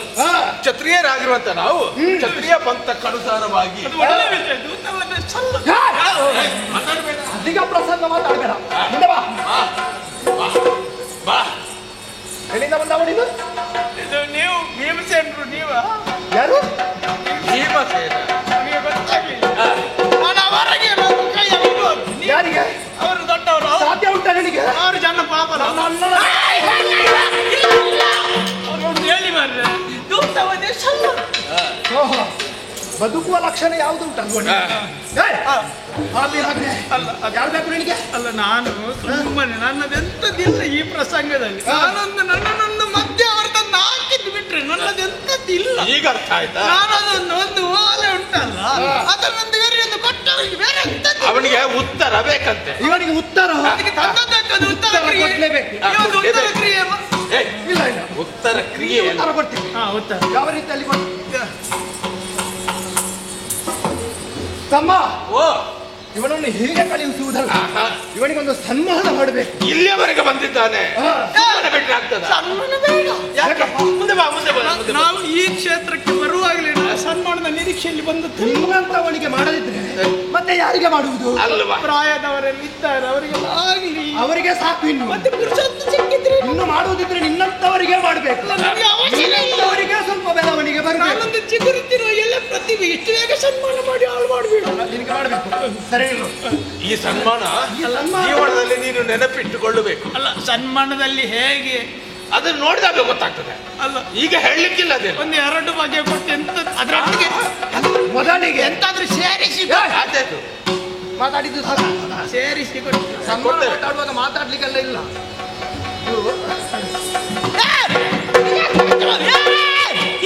ಸನ್ಮಾನ ನಾನು ಮೊದಲು ನೋಡುದು ನಿನ್ನಂತಡಿಗೆ ಅದು ಸಾಕು. ನೋಡದ್ದು ಸ್ವಲ್ಪ ನನಗೆಲ್ಲ ವ್ಯವಸ್ಥೆ ಮಾಡದಿದ್ರೆ ಎಂತದ್ದು ಸನ್ಮಾನ ಅಲ್ವಾ? ಸರಿ ಇಲ್ಲ, ಎಲ್ಲರೂ ನೋಡ್ಬೇಕು. ನಿನ್ನನ್ನು ಅಡ್ಡ ಹಾಕಿ ಎಂತ ಸನ್ಮಾನ ಮಾಡಿ ಸುಮ್ಮನಿಲ್ಲ. ನನಗೆ ಹೀಗೆ ಸನ್ಮಾನ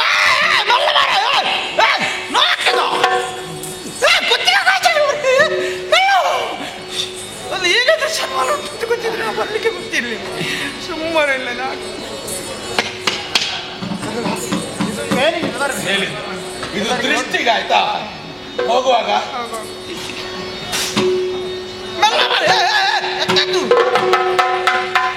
ಆಗಬೇಕಲ್ವ? ಎಲ್ಲಿಯಾದ್ರೂ ಬಿದ್ರೆ ಒಂದೊಂದು ಇಷ್ಟೆಲ್ಲ ಆದ ನಂತರ ಮತ್ತೊಂದಾಗಬೇಕು. ಇವ ತುಂಬಾ ಕಡೆ ನಾಮ ಹಾಕಿದ್ದಾನಂತ. ಈಗ ಅಣ್ಣ ಮುಖ ಚಂದ ಕಾಣ್ಬೇಕಲ್ವ? ಅಲ್ವಾ? ಬೇಡ, ನನ್ನದು ಚಂದ ಉಂಟು. ನಿನ್ನ ಕೋಲ್ ಕೆಳಗೆ ಹಿಡ್ಕೋ. ಇದೆಂತದ್ದು? ಸರಿ ನಿಲ್ಲಿಸುವರೆ. ಇದಂತ ಮಾವಿನಕಾಯಿ ಕೊಯ್ಲಿಕ್ಕ ನಿನ್ನನ್ನು ಕಳುಹಿಸಿಕೊಟ್ಟವ ಯಾರು? ಕಳಿಸಿ ಕಟ್ಟವ ಕೃಷ್ಣ. ಇದು ಉಂಟಾ? ಕೊಡ್ಬೇಕು, ಬೇಸರ ಆಗುದಿಲ್ವ ಅವನಿಗೆ? ಬೇಡ, ಜಾಗ್ರತೆ. ಇಷ್ಟು ಭಾರ ಉಂಟು ಮಾರ, ಇದನ್ನು ಹೇಗೆ ನೀವು ಹಾಕೊಂಡು ಬಡಿಸಿ ಸನ್ಮಾನ ಪಡೆಯುವಾಗ ಈ ರೀತಿ. ನಿನ್ನನ್ನು ಕಳುಹಿಸಿಕೊಟ್ಟವ ಯಾರು? ಕೃಷ್ಣ. ಕೃಷ್ಣ ಕೃಷ್ಣ ಅಲ್ಲ. ಕೃಷ್ಣ ಸತ್ಯ. ನಾನು ಅವ ಹೇಳಿದ್ದಕ್ಕೆ ನಾನು ಇಲ್ಲದಿಲ್ಲ ಸತ್ಯ. ಕೃಷ್ಣನಲ್ಲ. ಕೃಷ್ಣ ಹೌದು. ಅವನ ಅಣ್ಣ ಬಲರಾಮನಲ್ಲ. ಕೃಷ್ಣನ ಅಣ್ಣ ಬಲರಾಮ ಮುಂದೆ ಅಂತ ಯಾರ ಹತ್ರ ಕೇಳಿದ್ರೆ ಹೇಳ್ತಾರೆ. ನೀನು ಪ್ರಸಂಗ ಬದಲು ಮಾಡಬೇಡ. ಕೃಷ್ಣನ ಅಣ್ಣ ಬಲರಾಮ ಹೌದು. ನಾನು ಮಾತಾಡುವವರೆಗೆ ಇಲ್ಲ. ನೀನು ಅವನ ತಂದೆ ವಸುದೇವನಲ್ಲ. ನೀನು ಅಣ್ಣನನ್ನು ಬೇಕಿದ್ರೆ ಬದಲಿಸಿ. ನೀನು ಅಪ್ಪನನ್ನು ಬದಲಿಸಬೇಡ. ಮುಂದೆ ಅಪ್ಪ ಹೌದು, ವಸುದೇವರು ಹೌದು. ನನಗೂ ಗೊತ್ತುಂಟು, ಅಪ್ಪನನ್ನು ಬದಲಿಸಬೇಡ. ಮಾತಾಡಿ. ಆ ಮುಕ್ಕಣ್ಣನು ಬಂದರೂ ಕೂಡ ಗಾಯನನ್ನು ಬಿಟ್ಟು ಕೊಡುವುದಿಲ್ಲ. ಹೋಗಿ.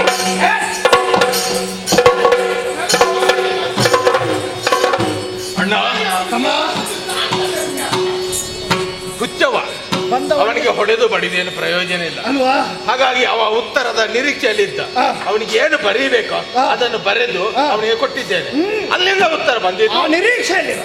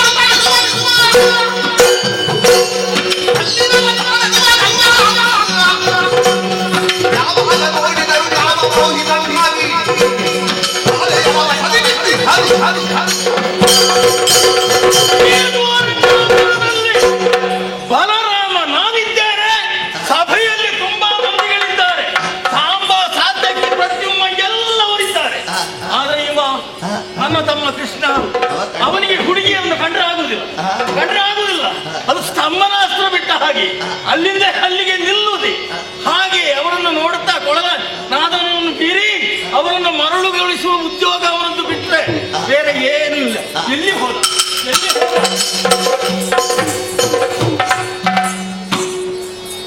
ನೀನೆಂತದ್ದ ಯಾವಾಗಲೂ ಒಂದು ನಗಾಡ್ತಾ ಇದ್ದಿ, ಏನೋ ನಿನ್ನ ಮುಖ ಸಪ್ಪೆಯದ್ದು ಸರಿ ಇಲ್ಲಲ್ಲೋ? ಸರಿ ಇಲ್ಲದ ಕಾರಣ ಕೇಳಿದ್ದು ನಾನು. ನೀನು ಯಾವಾಗಲೂ ಹೇಳುದು ಹೇಗೆ ನನ್ನ ಮುಖ ನೋಡಿದ್ರೆ? ಪುತ್ತಳಿಯ ಚಿನ್ನ ಅಂತ ಆಡುವುದಲ್ಲೋ ಅದು ಮತ್ತೆ ಹೌದು. ಮೊದಲು ಸಿಟ್ಟು ಬರ್ತದೆ ನನಗೆ. ಹೌದು. ಏನಾಯ್ತು ನಿನಗೆ? ಬಣ್ಣ ಉಂಟ ಇದರಲ್ಲಿ?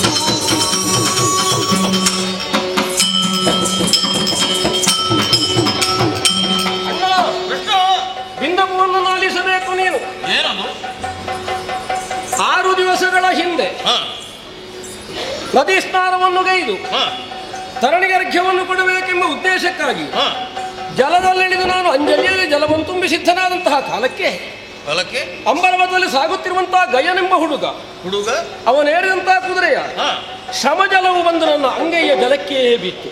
ಹೌದಾ? ಪರಿಣಾಮದಿಂದ ಸಂಕಲ್ಪಿತವಾದಂತಹ ಅರ್ಘ್ಯ ಕೆಟ್ಟು ಹೋಯಿತು. ಕುಪಿತನಾದ ಒಂದು ಶಪಥವಾಕ್ಯವನ್ನಾಡಿದೆ. ಏನು? ಇಂದಿಗೆ 7ನೇ ದಿವಸ ಉದಯ ಸೂರ್ಯಂತಾಸ್ತಮಿಸುವ ಮುನ್ನ ಈ ಘಟನೆಗೆ ಕಾರಣೀಕರ್ತನಾದವನನ್ನು ಕೊಲ್ಲುತ್ತೇನೆ. ಅಲ್ಲದೆ ಹೋದರೆ ಅಗ್ನಿಕುಂಡದಲ್ಲಿ ಬಿದ್ದು ಪ್ರಾಣಾರ್ಪಣೆ ಮಾಡ್ತೇನೆ, ದೇಹವನ್ನು ಕಳ್ಕೊಳ್ತೇನೆ. ಹೇಳಿದ್ದ ನೀನು? ಹೇಳಿದೆ. ಶರಣಾಗ್ತಾನೆ ಅಂತ ಭಾವಿಸಿದ್ರೆ ಅವ ಹಾಗೆ ಲೋಕಲೋಕವನ್ನು ಸಂಚರಿಸಿಕೊಂಡು ಎಲ್ಲೆಲ್ಲೂ ಆಶ್ರಯವನ್ನು ಸಿಕ್ಕದೆ ನೇರವಾಗಿ ಮತ್ತೆ ಕಾಮ್ಯಕಾವನಕ್ಕೆ ಹೋಗಿ ನಮ್ಮವರೇ ಆದಂತ ಪಾಂಡವರಲ್ಲಿ ಮಧ್ಯಮನಾದ ಪಾರ್ಥನ ಮರೆ ಹೊಕ್ಕ. ಅಲ್ಲಿಗೂ ಹೋದನ? ಹೌದೌದು. ಹೋಗಿ ಶರಣಾಗತನಾದ ಮತ್ತೆ ಅವ ರಕ್ಷಣೆ ಕೊಟ್ಟ. ನಿನ್ನ ಬೆಂಗಡೆಯಲ್ಲಿ ನಿನ್ನ ವಿರೋಧವಾಗಿ ಯಾರು ಇದ್ದರೂ ಕೂಡ ಅವರನ್ನು ಲೆಕ್ಕಿಸುವುದಲ್ಲ. ಕ್ಷತ್ರಿಯ ಮಗನಾಗಿ ನಿನ್ನನ್ನು ಉಳಿಸ್ತೇನೆ ಎನ್ನುವಂತಹ ಒಂದು ಪ್ರಯತ್ನದ ಮಾತನ್ನಾಡಿ ಅದಕ್ಕೆ ಬದ್ಧನಾಗಿ ಐವರು ಒಂದಾಗಿ ಇಂದಿನ ದಿವಸ ಯುದ್ಧಕ್ಕೆ ಸನ್ನದ್ಧರಾಗಿ ನನ್ನ ಬಣ್ಣವನ್ನು ಕಳೆದು ಬಿಟ್ಟರಣ್ಣ. ನಿನ್ನ ಬಣ್ಣವನ್ನು? ನನ್ನ ಬಣ್ಣಗೊಳ್ಳುವುದಕ್ಕೆ ಕಾರಣವಾದದ್ದು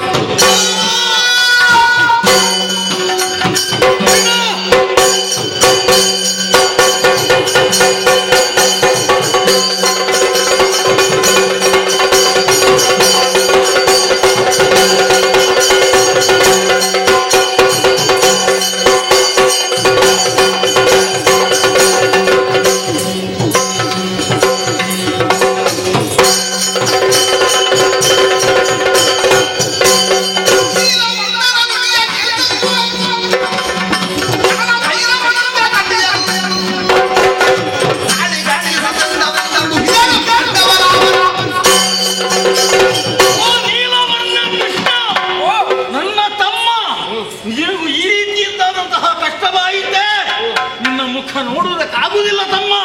ನೀನು ಸಂತೋಷದಿಂದಿರಬೇಕು. ನಾನಿದ್ದೇನೆ.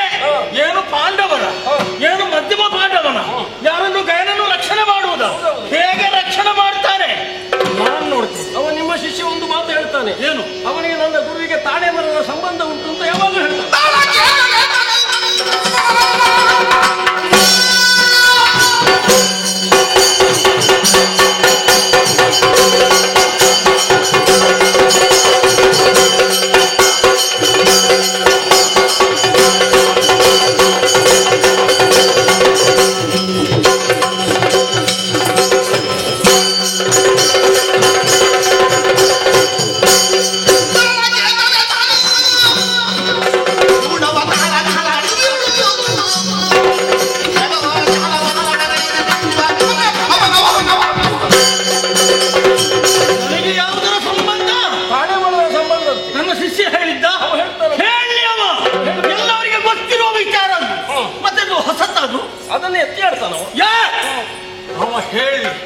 ಹೇಳಿದ್ರೆ ನಾನು ಈ ಸಲ ಬಿಡುವ ಹಾಗಿಲ್ಲ. ಮತ್ತೆ ನಾನಲ್ಲ, ಮತ್ತೆ ನಮ್ಮವರು ಕೂಡ ಇದ್ದಾರೆ. ನಾವೆಲ್ಲವರು ಜೊತೆಯಾಗಿ ಹೋಗಬೇಕು.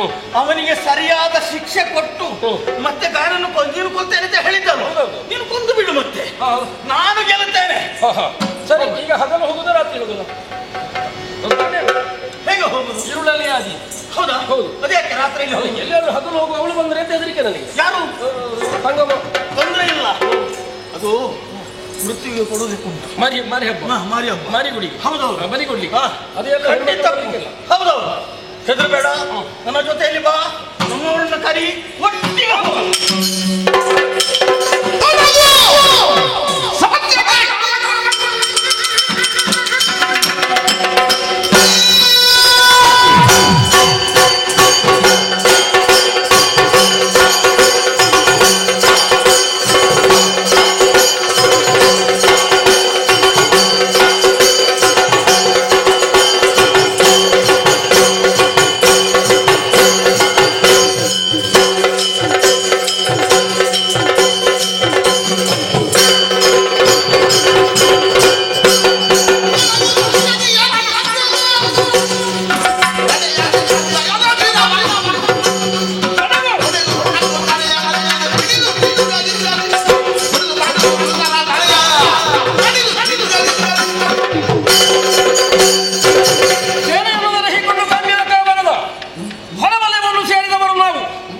ಸರ್ವಸೇನಾಧ್ಯಕ್ಷರಾದಂತಹ ಸಾತ್ಯಕಿ, ತಡ ಮಾಡಬೇಡ, ತೊಡಗು ಸಾತ್ಯಕಿ.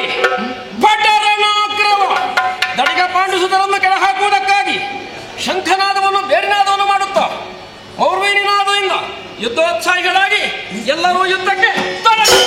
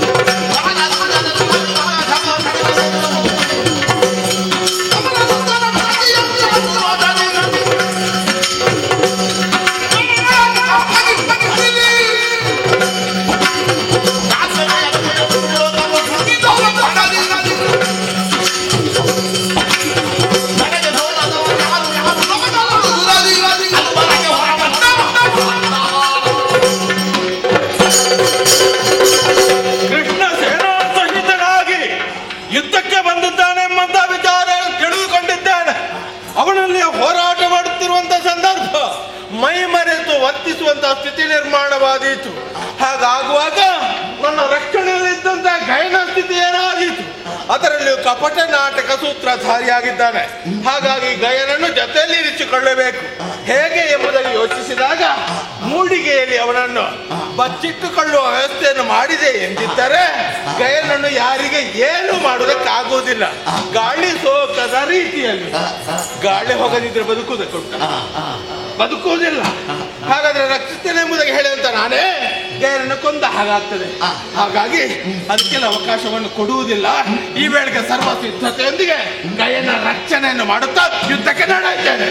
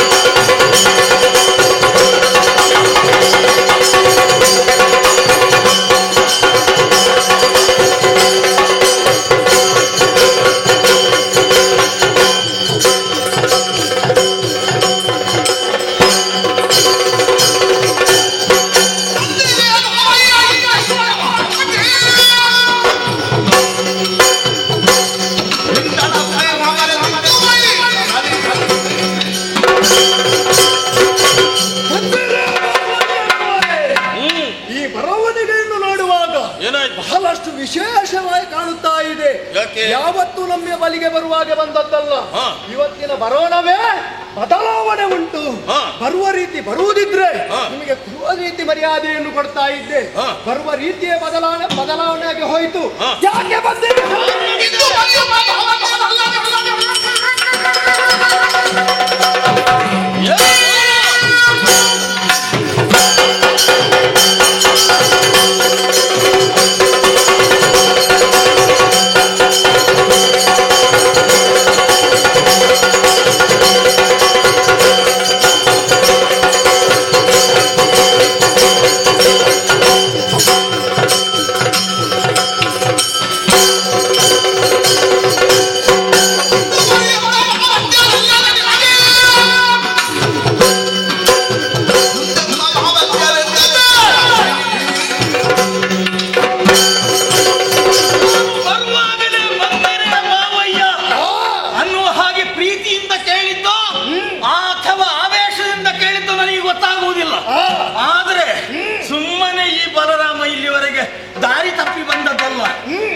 ಮೊದಲು ನಿಮ್ಮಲ್ಲಿ ಪ್ರೀತಿ ಇತ್ತು.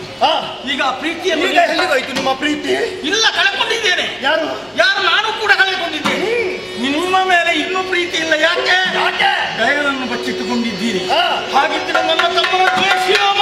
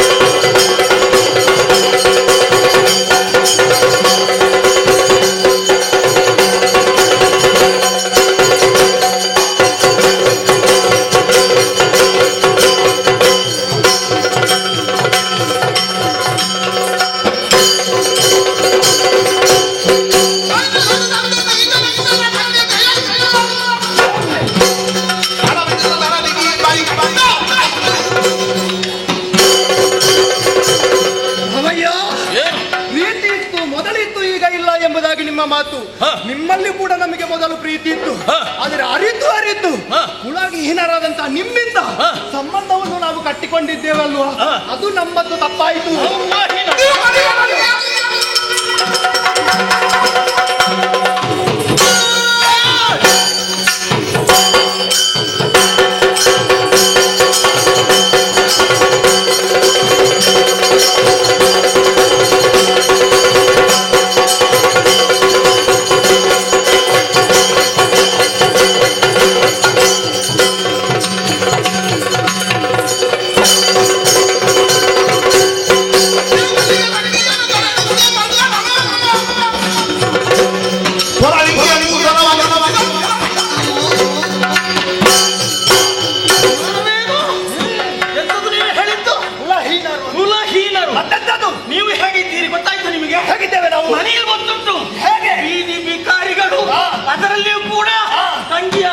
ಸುಭದ್ರೆಯನ್ನು ಅಪಹರಿಸಿ ಮಾನ ಮರ್ಯಾದೆ ಇಲ್ಲದವರು ಈಗ ಮಾತಾಡ್ತೀರಿ.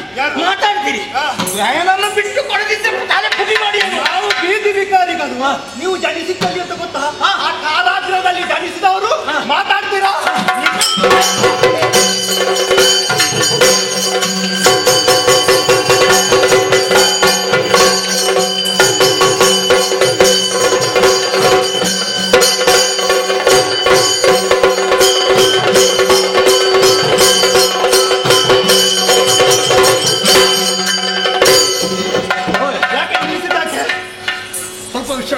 ಬಹಳಷ್ಟು ಮಾತಾಡಿದ್ದೀರಿ.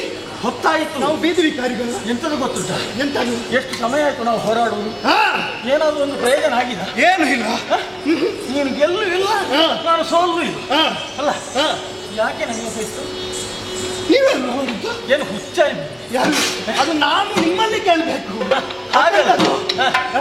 ಈಗ ನಾವು ಈ ರೀತಿಯಾಗಿ ಹೋರಾಡಿಕೊಂಡ್ರೆ, ಜಗಳ ಮಾಡಿಕೊಂಡ್ರೆ ಯಾರಿಗೆ ಬೇಕಾಗಿ? ಇದು ನಮಗೆ ಬೇಕಾಗಿ ಅಲ್ಲ, ಇದು ಅವರಿಗೆ ಬೇಕಾಗಿ. ಈಗ ದುಡಿಯುವುದು ನಾವು, ಸಂಬಳ ಅವರಿಗೆ. ಹೌದು. ಇಲ್ಲಿ ಏನು ಯುದ್ಧವನ್ನು ಮಾಡಿದ್ರು ಕೂಡ ನಾವು ಸತ್ಯ ಹೇಳಬೇಕಾ? ಈಗ ಬಲರಾಮರ ಭೀಮರ ಕಾಳಗ ಅಂತ ಹೇಳ್ಯಾರ ಯಾರಾದ್ರೂ? ಖಂಡಿತ ಇಲ್ಲ. ಕೃಷ್ಣಾರ್ಜುನರ ಕಾಳಗ ಅಂತ ಹೇಳ್ಯಾರ. ಇದು ಅವರ ಕಾಳಗಕ್ಕೆ. ನಾವ್ಯಾಕೆ ಸುಮ್ಮನೆ? ನಾವು ಇದು ಉಂಟಾ? ನಿಮಗೆ ಬೇಕಾದನ್ನು ಸಿದ್ಧತೆ ಮಾಡಿದ್ದೇನೆ. ಅಲ್ಲಿ ಕೊಡ್ತೇನೆ. ಸ್ವಲ್ಪ ಖಂಡಿತ.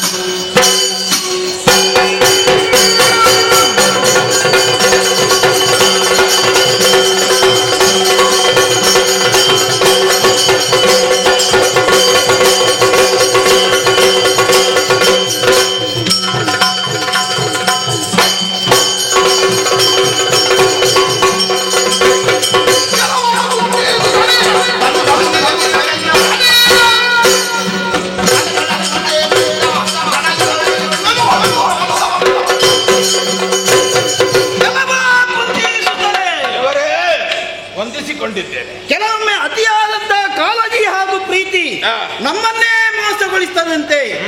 ನಿಮ್ಮನ್ನು ಭಾವ ಎಂಬುದಾಗಿ ನಾನೇ ರಕ್ಷಿಸ್ತಾ ಬಂದವನು.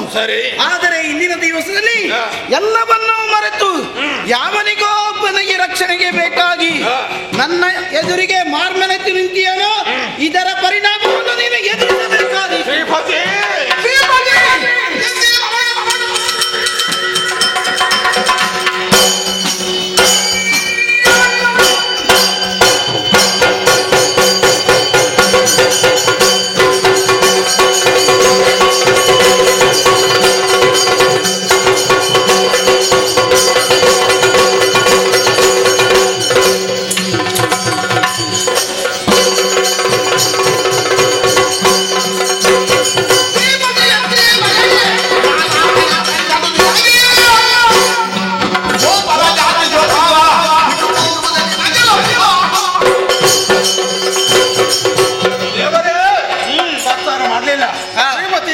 ಭಾವ ಈಗಲೂ ಉಂಟು, ಆದ್ರೆ ನಿಮಗೆ ಅದು ಇಲ್ಲ.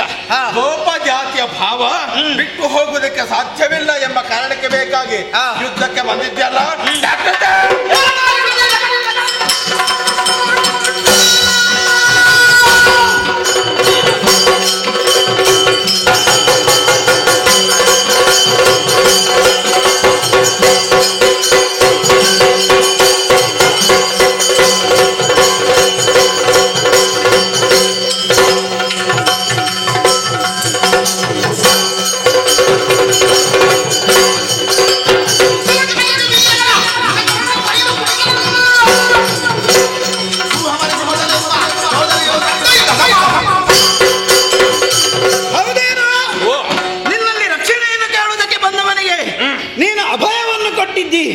ಆದರೆ ಆತ ನಿನ್ನ ಭಾವನೋ ನೆಂಟನೋ ಅಥವಾ ಮಾವನೋ ಅದಲ್ಲದಿದ್ದರೂ ಕೂಡ ಆತನಿಗೆ ರಕ್ಷಣೆ ಕೊಟ್ಟಿದ್ದೀರಿ. ನಾನು ಮೋಸ ಹೋದೆ. ಮೊದಲೇ ನಿನ್ನ ಬುದ್ಧಿ ನನಗೆ ತಿಳಿದಿತ್ತು. ಯಾವುದು? ಆದರೂ ಕೂಡ ವೇಷ ಮಾಡಿ ಮೋಸದಲ್ಲಿ ಇರುವಂತಹ ಸಂದರ್ಭದಲ್ಲಿ ಗಡ್ಡ ಕಟ್ಟಿ ಬಂದಾಗ ನನ್ನ ತಂಗಿಯನ್ನು ನಾನು ಮದುವೆ ಮಾಡಿಕೊಟ್ಟೆ ಅಲ್ಲ, ಅದುವೇ ನಿನ್ನ ಚೋರತನ.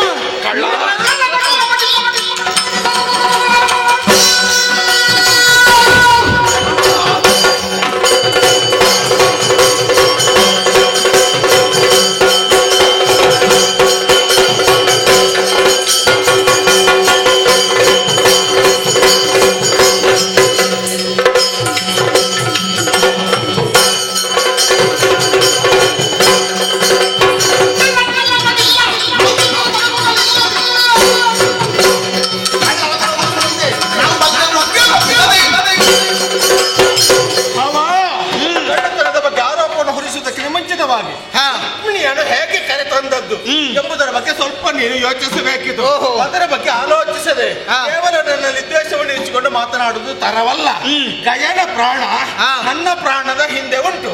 ಹಾಗಾಗಿ ನನ್ನ ಪ್ರಾಣ ಹೋಗದೆ ಗಯನ ಪ್ರಾಣ ನಿನಗೆ ಸಿಗಲಾರದು. ನಿನಗೆ ಬೇಕಿದ್ದರೆ ನನ್ನಲ್ಲಿ ಹೋರಾಟ ಮಾಡಲೇಬೇಕು.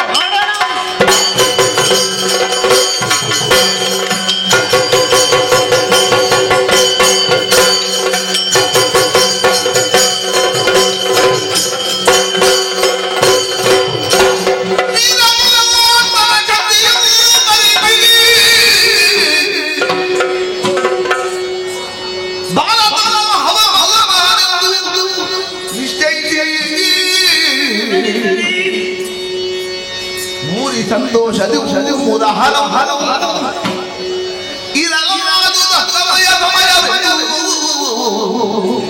ಈಗ ಘೋರ ದುಶ್ಯಾಕರಣ ಔಷಧದ ಶಕ್ತಿಯು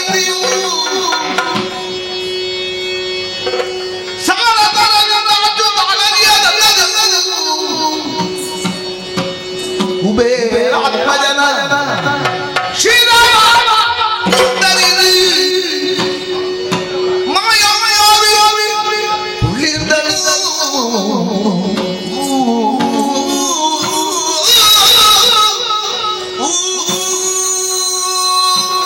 ಈ ಮಾಯಾಲೋಕದಲ್ಲಿ ಯಾವ ಹೊತ್ತಿನಲ್ಲಿ ಯಾವುದೆಲ್ಲ ಘಟನೆಗಳು ನಡೆಯುತ್ತದೆ ಎನ್ನುವುದನ್ನು ತಿಳಿಯುವುದಕ್ಕೆ ಈ ಪ್ರಪಂಚದಲ್ಲಿ ಯಾರಿಂದಲೂ ಸಾಧ್ಯವಿಲ್ಲ. ಆದರೆ ಇಂತಹ ಘಟನೆ ಇಲ್ಲಿ ನಡೆದಿದೆ ಅಂತಾದರೆ ಅದರ ಹಿಂದೆ ಒಂದು ಮೂಲ ಉದ್ದೇಶವಿದೆ. ಅದು ತಿಳಿದದ್ದು ನನಗೆ ಮಾತ್ರ. ಹಾಗಾದ್ರೆ ಇಂತಹ ಒಂದು ನಾಟಕ ರಂಗ ಇಲ್ಲಿ ಸೃಷ್ಟಿಯಾಯಿತು ಅಂತಾದ್ರೆ ಅದಕ್ಕೆ ಕಾರಣ ಏನು ಗೊತ್ತೇ? ಮುಂದೊಂದು ದಿನ ಘನಘೋರವಾದಂತಹ ಯುದ್ಧ ನಡೆಯುವುದಕ್ಕೆ ಇದೆ. ಆ ಯುದ್ಧದಲ್ಲಿ ಸಾಮಾನ್ಯರು ಇದ್ದರೆ ಸಾಕಾಗ್ತದೆ, ವೀರ ಯೋಧನ ಒಬ್ಬನ ಅಗತ್ಯತೆ ಇದೆ. ಅದಕ್ಕಾಗಿಯೇ ಆ ಕೆಲಸದಲ್ಲಿ ನಾನು ಹುಡುಕುತ್ತಾ ಇದ್ದೆ. ಯುದ್ಧ ಅಂದ ಮೇಲೆ ಯೋಧನ ಅನಿವಾರ್ಯತೆ ಇದೆ. ಆ ಯೋಧ ಯಾರಾಗಬಹುದು ಎಂಬುದಾಗಿ ಭಾವಿಸಿದ್ರೆ ಇಂದು ಸಿಕ್ಕಿತು ಉತ್ತರ. ಆ ಯುದ್ಧದಲ್ಲಿ ವೀರನಾಗಿ ಹೋರಾಡಬೇಕು ಅಂತಾದ್ರೆ ಈ ಪಾರ್ಥನೇ ಸಮರ್ಥ.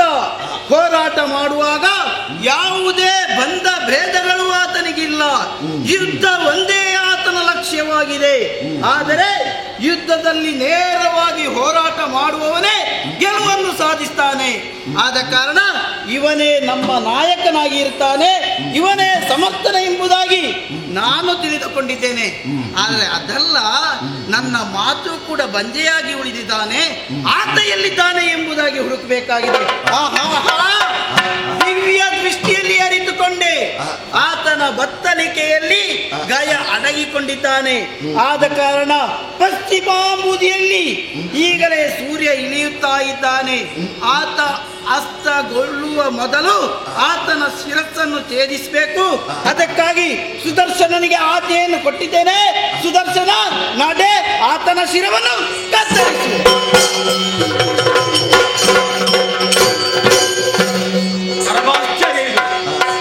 ಹೋರಾಟ ಮಾಡುವುದನ್ನು ನಿಲ್ಲಿಸಿ ಏನೋ ಯೋಚಿಸ್ತಾ ಇದ್ದಾನೆ. ಬಹುಶಃ ಸಮಯದ ಕಡೆಗೆ ಅವನಿಗೆ ಗಮನ ಇಲ್ಲ ಎನ್ನುವುದು ಸ್ಪಷ್ಟ. ಸ್ವಲ್ಪ ಎಚ್ಚರಿಕೆ.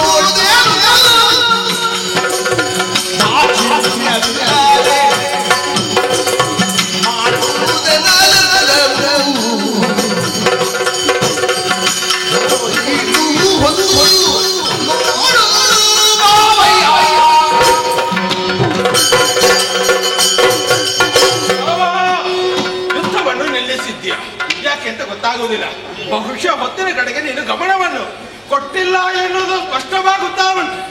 8ನೆಯ ದಿವಸದೊಳಗೆ ಆಕೆಯ ಗಂಟಲನ್ನು ಅರಿಯುತ್ತೇನೆಂಬುದಾಗಿ ಹೇಳಿದ್ಯಲ್ಲ, ಈ ವೇಳೆಗೆ ಭಗವಾನ್ ಭಾಸ್ಕರ ಪಶ್ಚಿಮ ಸಾಗರವನ್ನು ಸೇರಿದ ಎಂದಿದ್ರೆ 8 ದಿವಸ ಮುಗಿದ ಹಾಗೆ, ಇನ್ನೇನು ಮುಗಿಯುತ್ತದೆ. ಹಾಗಾಗಿ ನೀನು ಹೆಚ್ಚು ಯೋಚಿಸುವುದು ಬೇಡ. ಆರಂಭದಲ್ಲಿ ಅದು ಮಾತು ಹೇಳಿದ್ಯಲ್ಲ, ಕಾಳಿಮಿತ್ರನ ಗುಂಡದಲ್ಲಿ ಬಿದ್ದು ಸಾಯ್ತೇನೆ ಎಂಬುದಾಗಿ. ಅದಕ್ಕೆ ಬೇಕಾಗಿ ಅಗ್ನಿಗುಂಡವನ್ನು ನಿರ್ಮಿಸಿ ಪ್ರಾಣ ಬಿಡುವುದಕ್ಕೆ ಸಿದ್ಧನ.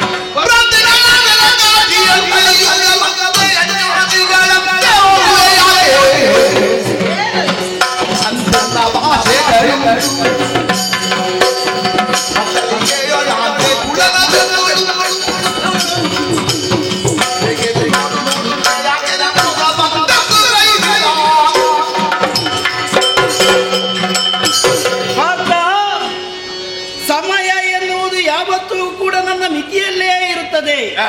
ಸಮಯದ ಸಾಧನೆಯಲ್ಲೇ ನಾನು ಇರುವವನು. ಆದರೆ ನಿನ್ನ ಮಾತುಗಳನ್ನು, ನಿನ್ನ ನಡತೆಯನ್ನು ನೋಡುವಾಗ ನಗು ಬರ್ತಾ ಇದೆ. ಯಾಕೋ? ಇದುವರೆಗೂ ಕೂಡ ಪರಮ ಪಾವನವಾದಂತ ಕಾಶಿ ಕ್ಷೇತ್ರಕ್ಕೆ ಕಲಿಯ ಪ್ರವೇಶ ಆಗುವುದಕ್ಕೂ ಸಾಧ್ಯವಿಲ್ಲ. ಹಾಗೆಯೇ ಕೃಷ್ಣನ ಮಾತುಗಳು ಯಾವತ್ತೂ ಕೂಡ ಬಂದೆಯಾಗುವುದಕ್ಕೆ ಸಾಧ್ಯವಿಲ್ಲ. ಕೃಷ್ಣ ನಡೆದಂತೆ ನುಡಿದಂತೆ ನಡೆದವನು, ಯಾವತ್ತೂ ಕೂಡ ಅದಕ್ಕೆ ವಿರೋಧವಾಗಿ ನಡೆದವನಲ್ಲ. ಆದರೆ ಇಂದಿನ ದಿವಸದಲ್ಲಿ ನೀನು ಏನು ಮಾಡ್ತಾ ಇದ್ದಿ? ಏನು ಮಾಡಿದ್ದೇನೆ? ಯಾರಾದರೂ ಕೂಡ ಹೆಣವನ್ನು ಹೊತ್ತುಕೊಂಡೇ ಇರುವುದಿಲ್ಲ, ಅದಕ್ಕೆ ಒಂದು ಅಂತ್ಯಕ್ರಿಯೆ ಎನ್ನುವುದನ್ನು ಮಾಡ್ತಾರೆ. ಆದರೆ ಇಂದಿನ ದಿವಸದಲ್ಲಿ ನೀನು ನಿನ್ನ ಹೆಗಲಿನಲ್ಲಿ ಹೆಣವನ್ನು ಹೊತ್ತು ಸಾಗ್ತಾ ಇದ್ದೀಯ. ಏನು ಇದು? ಆಶ್ಚರ್ಯವಾಯಿತು. ಭಗವಂತನಾಗಿರುವಂತ ಕೃಷ್ಣ 2 ಬಾಯಿಯ ಕತ್ತಿಯ ಹಾಗೆ. ಅವ ಮಾತಾಡಿದ ಪ್ರತಿ ಮಾತಿಗೂ ಬೇರೆ ಬೇರೆ ಅರ್ಥ ಇರ್ತದೆ. ಈಗ ಹೆಣ ಹೊತ್ತವನಲ್ಲಿ ಮಾತಾಡುವುದಿಲ್ಲ ಅಂತ ಹೇಳಿದ್ದಾನೆ. ಹೆಣ ಹೊತ್ತವ ಯಾರು?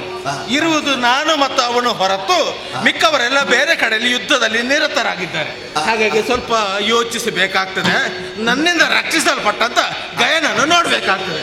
ಅದಕ್ಕೆ ಬೇಕಾಗಿ ಬಿತ್ತಿ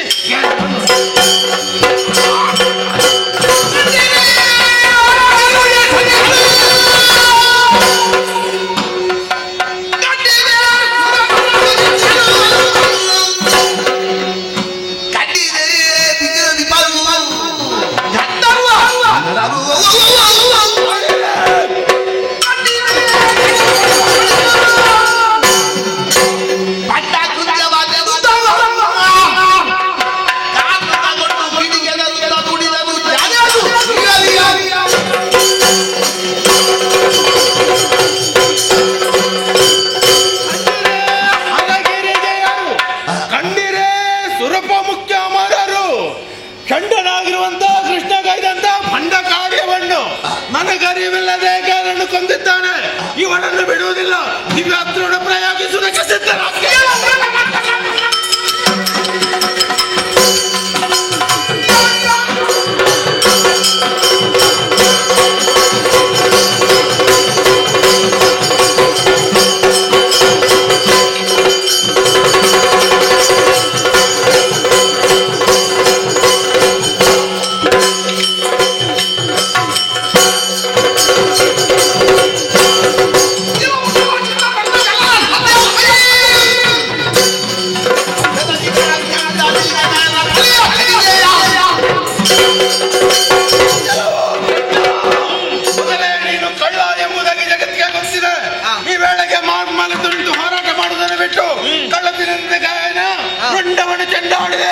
ನಿನ್ನ ತಲೆಯನ್ನು ಕಳೆದ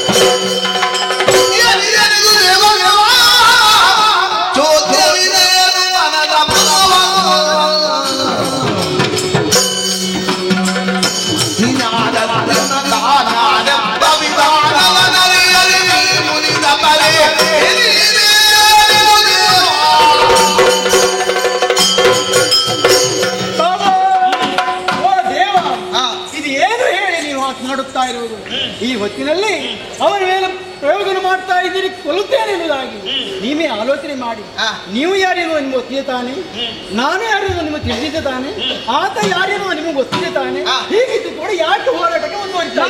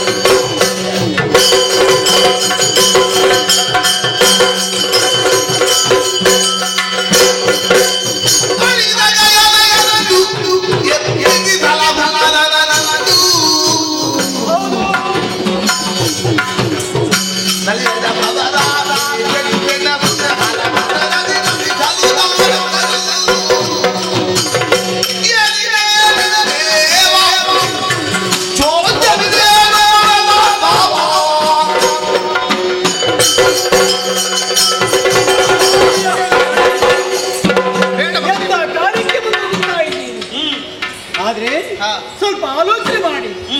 ನೀವು ಇದೇ ರೀತಿಯಾಗಿ ಕೃಷ್ಣಾರ್ಜುನ ಕಾಣಿಗೆ ಆಯಿತು ಅಂತಾದೆ ಇಡೀ ಲೋಕವೇ ಅಲ್ಲೋಲ ಕಲ್ಲೋಲಾಗೋದಕ್ಕೆ ಸಾಧ್ಯ ಉಂಟು. ಯಾಕೆ ಹೇಳಿದೆ ಈ ಮಾತನ್ನು? ಸದಾ ಕಾಲ ನಿಮ್ಮನ್ನು ನೆರಳಿನಂತೆ ಅನುಸರಿಸಿರುವಂತಹ ಈ ಅರ್ಜುನಲ್ಲಿ ಹೋರಾಟಕ್ಕೆ ಮುಂದಾಗುತ್ತಾ ಇದ್ದೀರಿ. ಯಾವತ್ತು ಕೂಡ ದೇವರಾದವನು ಕೊಲ್ಲೋದಕ್ಕೆ ಮನಮಾಡಿದಂತಾದ್ರೆ ಕಾಯುವವರು ಯಾರು ದೇವ? ಬೇಲಿಯ ಎದ್ದು ಹೊಲವನ್ನು ಮೇಯುವುದಕ್ಕೆ ಪ್ರಾರಂಭ ಮಾಡಿದಂತಾದ್ರೆ ಹಾಗಾದ್ರೆ ಹೊಲವನ್ನು ರಕ್ಷಣೆ ಮಾಡುವವರು ಯಾರು? ಅದರಿಂದ ಹೇಳ್ತಾ ಇದ್ದೇವೆ, ಇವನ ಮೇಲೆ ಕರುಣೆಯನ್ನು ತೋರಿ ಈಗಾಗಲೇ ನೀವು ಕೊಂದಂತ ಆ ಗಯನನ್ನು ಬದುಕಿಸಿ ಇವನ ಮೇಲೆ ಕರುಣೆಯನ್ನು ಬಿಡಿ ಅಂತ ಹೇಳ್ತಾ ಇದ್ದೇವೆ. ನೀವು ಹೇಳಿದ ಮೇಲೆ ಅದರಲ್ಲಿ ಭೇದ ಇಲ್ಲ. ಇದು ಈ ಕ್ಷಣವೇ ನನ್ನ ಆಸೆ ಎನ್ನುವುದು ಈಡೇರಿದೆ, ಆದ್ರೆ ನನ್ನ ಭಾವನದ ಆಸೆ ಕೂಡ ಈಡೇರಬೇಕು ತಾನೆ. ಅದಕ್ಕಾಗಿ ಇದು ಗಯನನ್ನು ಬದುಕಿಸಿ.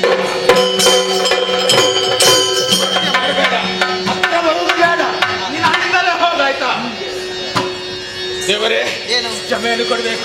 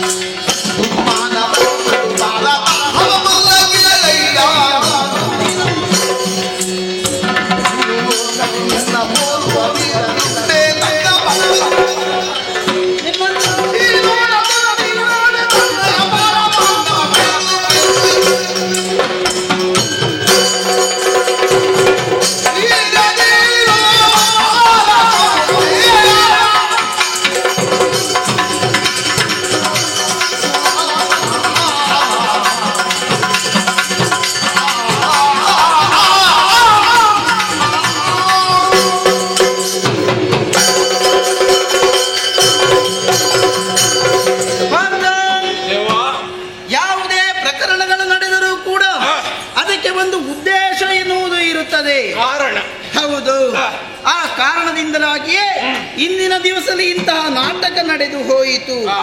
ಅದರಲ್ಲಿ ನೀನು ಖಂಡಿತವಾಗಿಯೂ ತೇರ್ಗಡೆ ಹೊಂದಿದ್ದಿ. ಧನ್ಯನಾದ ಸ್ವಾಮಿ. ನಾನು ಪರೀಕ್ಷೆ ಎನ್ನುವಂತಹ ಚಕ್ರವ್ಯೂಹವನ್ನು ನಿರ್ಮಿಸಿದ್ದೆ. ಆ ಚಕ್ರವ್ಯೂಹವನ್ನು ಭೇದಿಸಿ ನೀನು ತೇರ್ಗಡೆ ಹೊಂದಿದ್ದಿ. ಆದ ಕಾರಣ ನಿನ್ನಂತಹ ವೀರ ಈ ಪ್ರಪಂಚದಲ್ಲಿ ಬೇರೆ ಯಾರೂ ಇಲ್ಲ. ಕಾರಣ ಏನು ಗೊತ್ತೇ? ಮುಂದೊಂದು ದಿನ ಒಂದು ಮಹಾಯುದ್ಧ ನಡೆಯುವುದಕ್ಕೆ ಇದೆ. ಅದುವೇ ಮಹಾಭಾರತ ಯುದ್ಧ, ನಿಮಗೂ ಹಾಗೂ ಕೌರವರಿಗೆ. ಆ ಸಂದರ್ಭದಲ್ಲಿ ಅದರಲ್ಲಿ ಬಂಧುಗಳು ಎನ್ನುವಂತಹ ನೆಪವನ್ನು ಅಥವಾ ಪ್ರೀತಿ ವಾತ್ಸಲ್ಯವನ್ನು ತೊರೆದು ಯುದ್ಧ ಮಾಡಬೇಕಾಗ್ತದೆ. ಅಂತಹ ಸಂದರ್ಭದಲ್ಲಿ ವೀರನಾಗಿ ಇರಬೇಕು. ಈ ಹೊತ್ತಿನಲ್ಲಿ ನೀನು ನನ್ನಲ್ಲಿ ಹೋರಾಡುವಾಗಲೂ ಕೂಡ ದೇವನು ಎಂಬ ಭಾವನೆಯನ್ನು ತೊರೆದು ಹೋರಾಟ ಮಾಡಿದ್ದಿ ನೀನು. ಆದ ಕಾರಣ ನೀನೇ ಅದಕ್ಕೆ ಸಮರ್ಥ ಎಂಬುದಾಗಿ ನಿರೂಪಿಸಿದ್ದೇನೆ. ನೀನೇ ವೀರ. ಹೌದು, ಹರಿಹರರ ಸಾಕ್ಷಾತ್ಕಾರವಾಯಿತು. ರಣರಂಗದಲ್ಲಿ ಇದ್ದಂತ ಪ್ರತಿಯೊಬ್ಬರು ಕೂಡ ಆಯುಧಗಳನ್ನು ಕೆಳ ಹಾಕಿ ನಿಮ್ಮನ್ನು ಸ್ತುತಿ ಮಾಡ್ತಾ ಇದ್ದಾರೆ. ನಾವೆಲ್ಲ ಸ್ತುತಿ ಮಾಡಿದ್ರೆ ಸಾಕಾಗುವುದಿಲ್ಲ. ಕಾಮ್ಯಕವರದ ಪೂಜಾ ಮಂದಿರದಲ್ಲಿ ನಿಮ್ಮನ್ನು ಆರಾಧನೆ ಮಾಡಬೇಕಾಗ್ತದೆ. ಆದ್ದರಿಂದ ದಯಮಾಡಿಸಬೇಕು ತಾವು.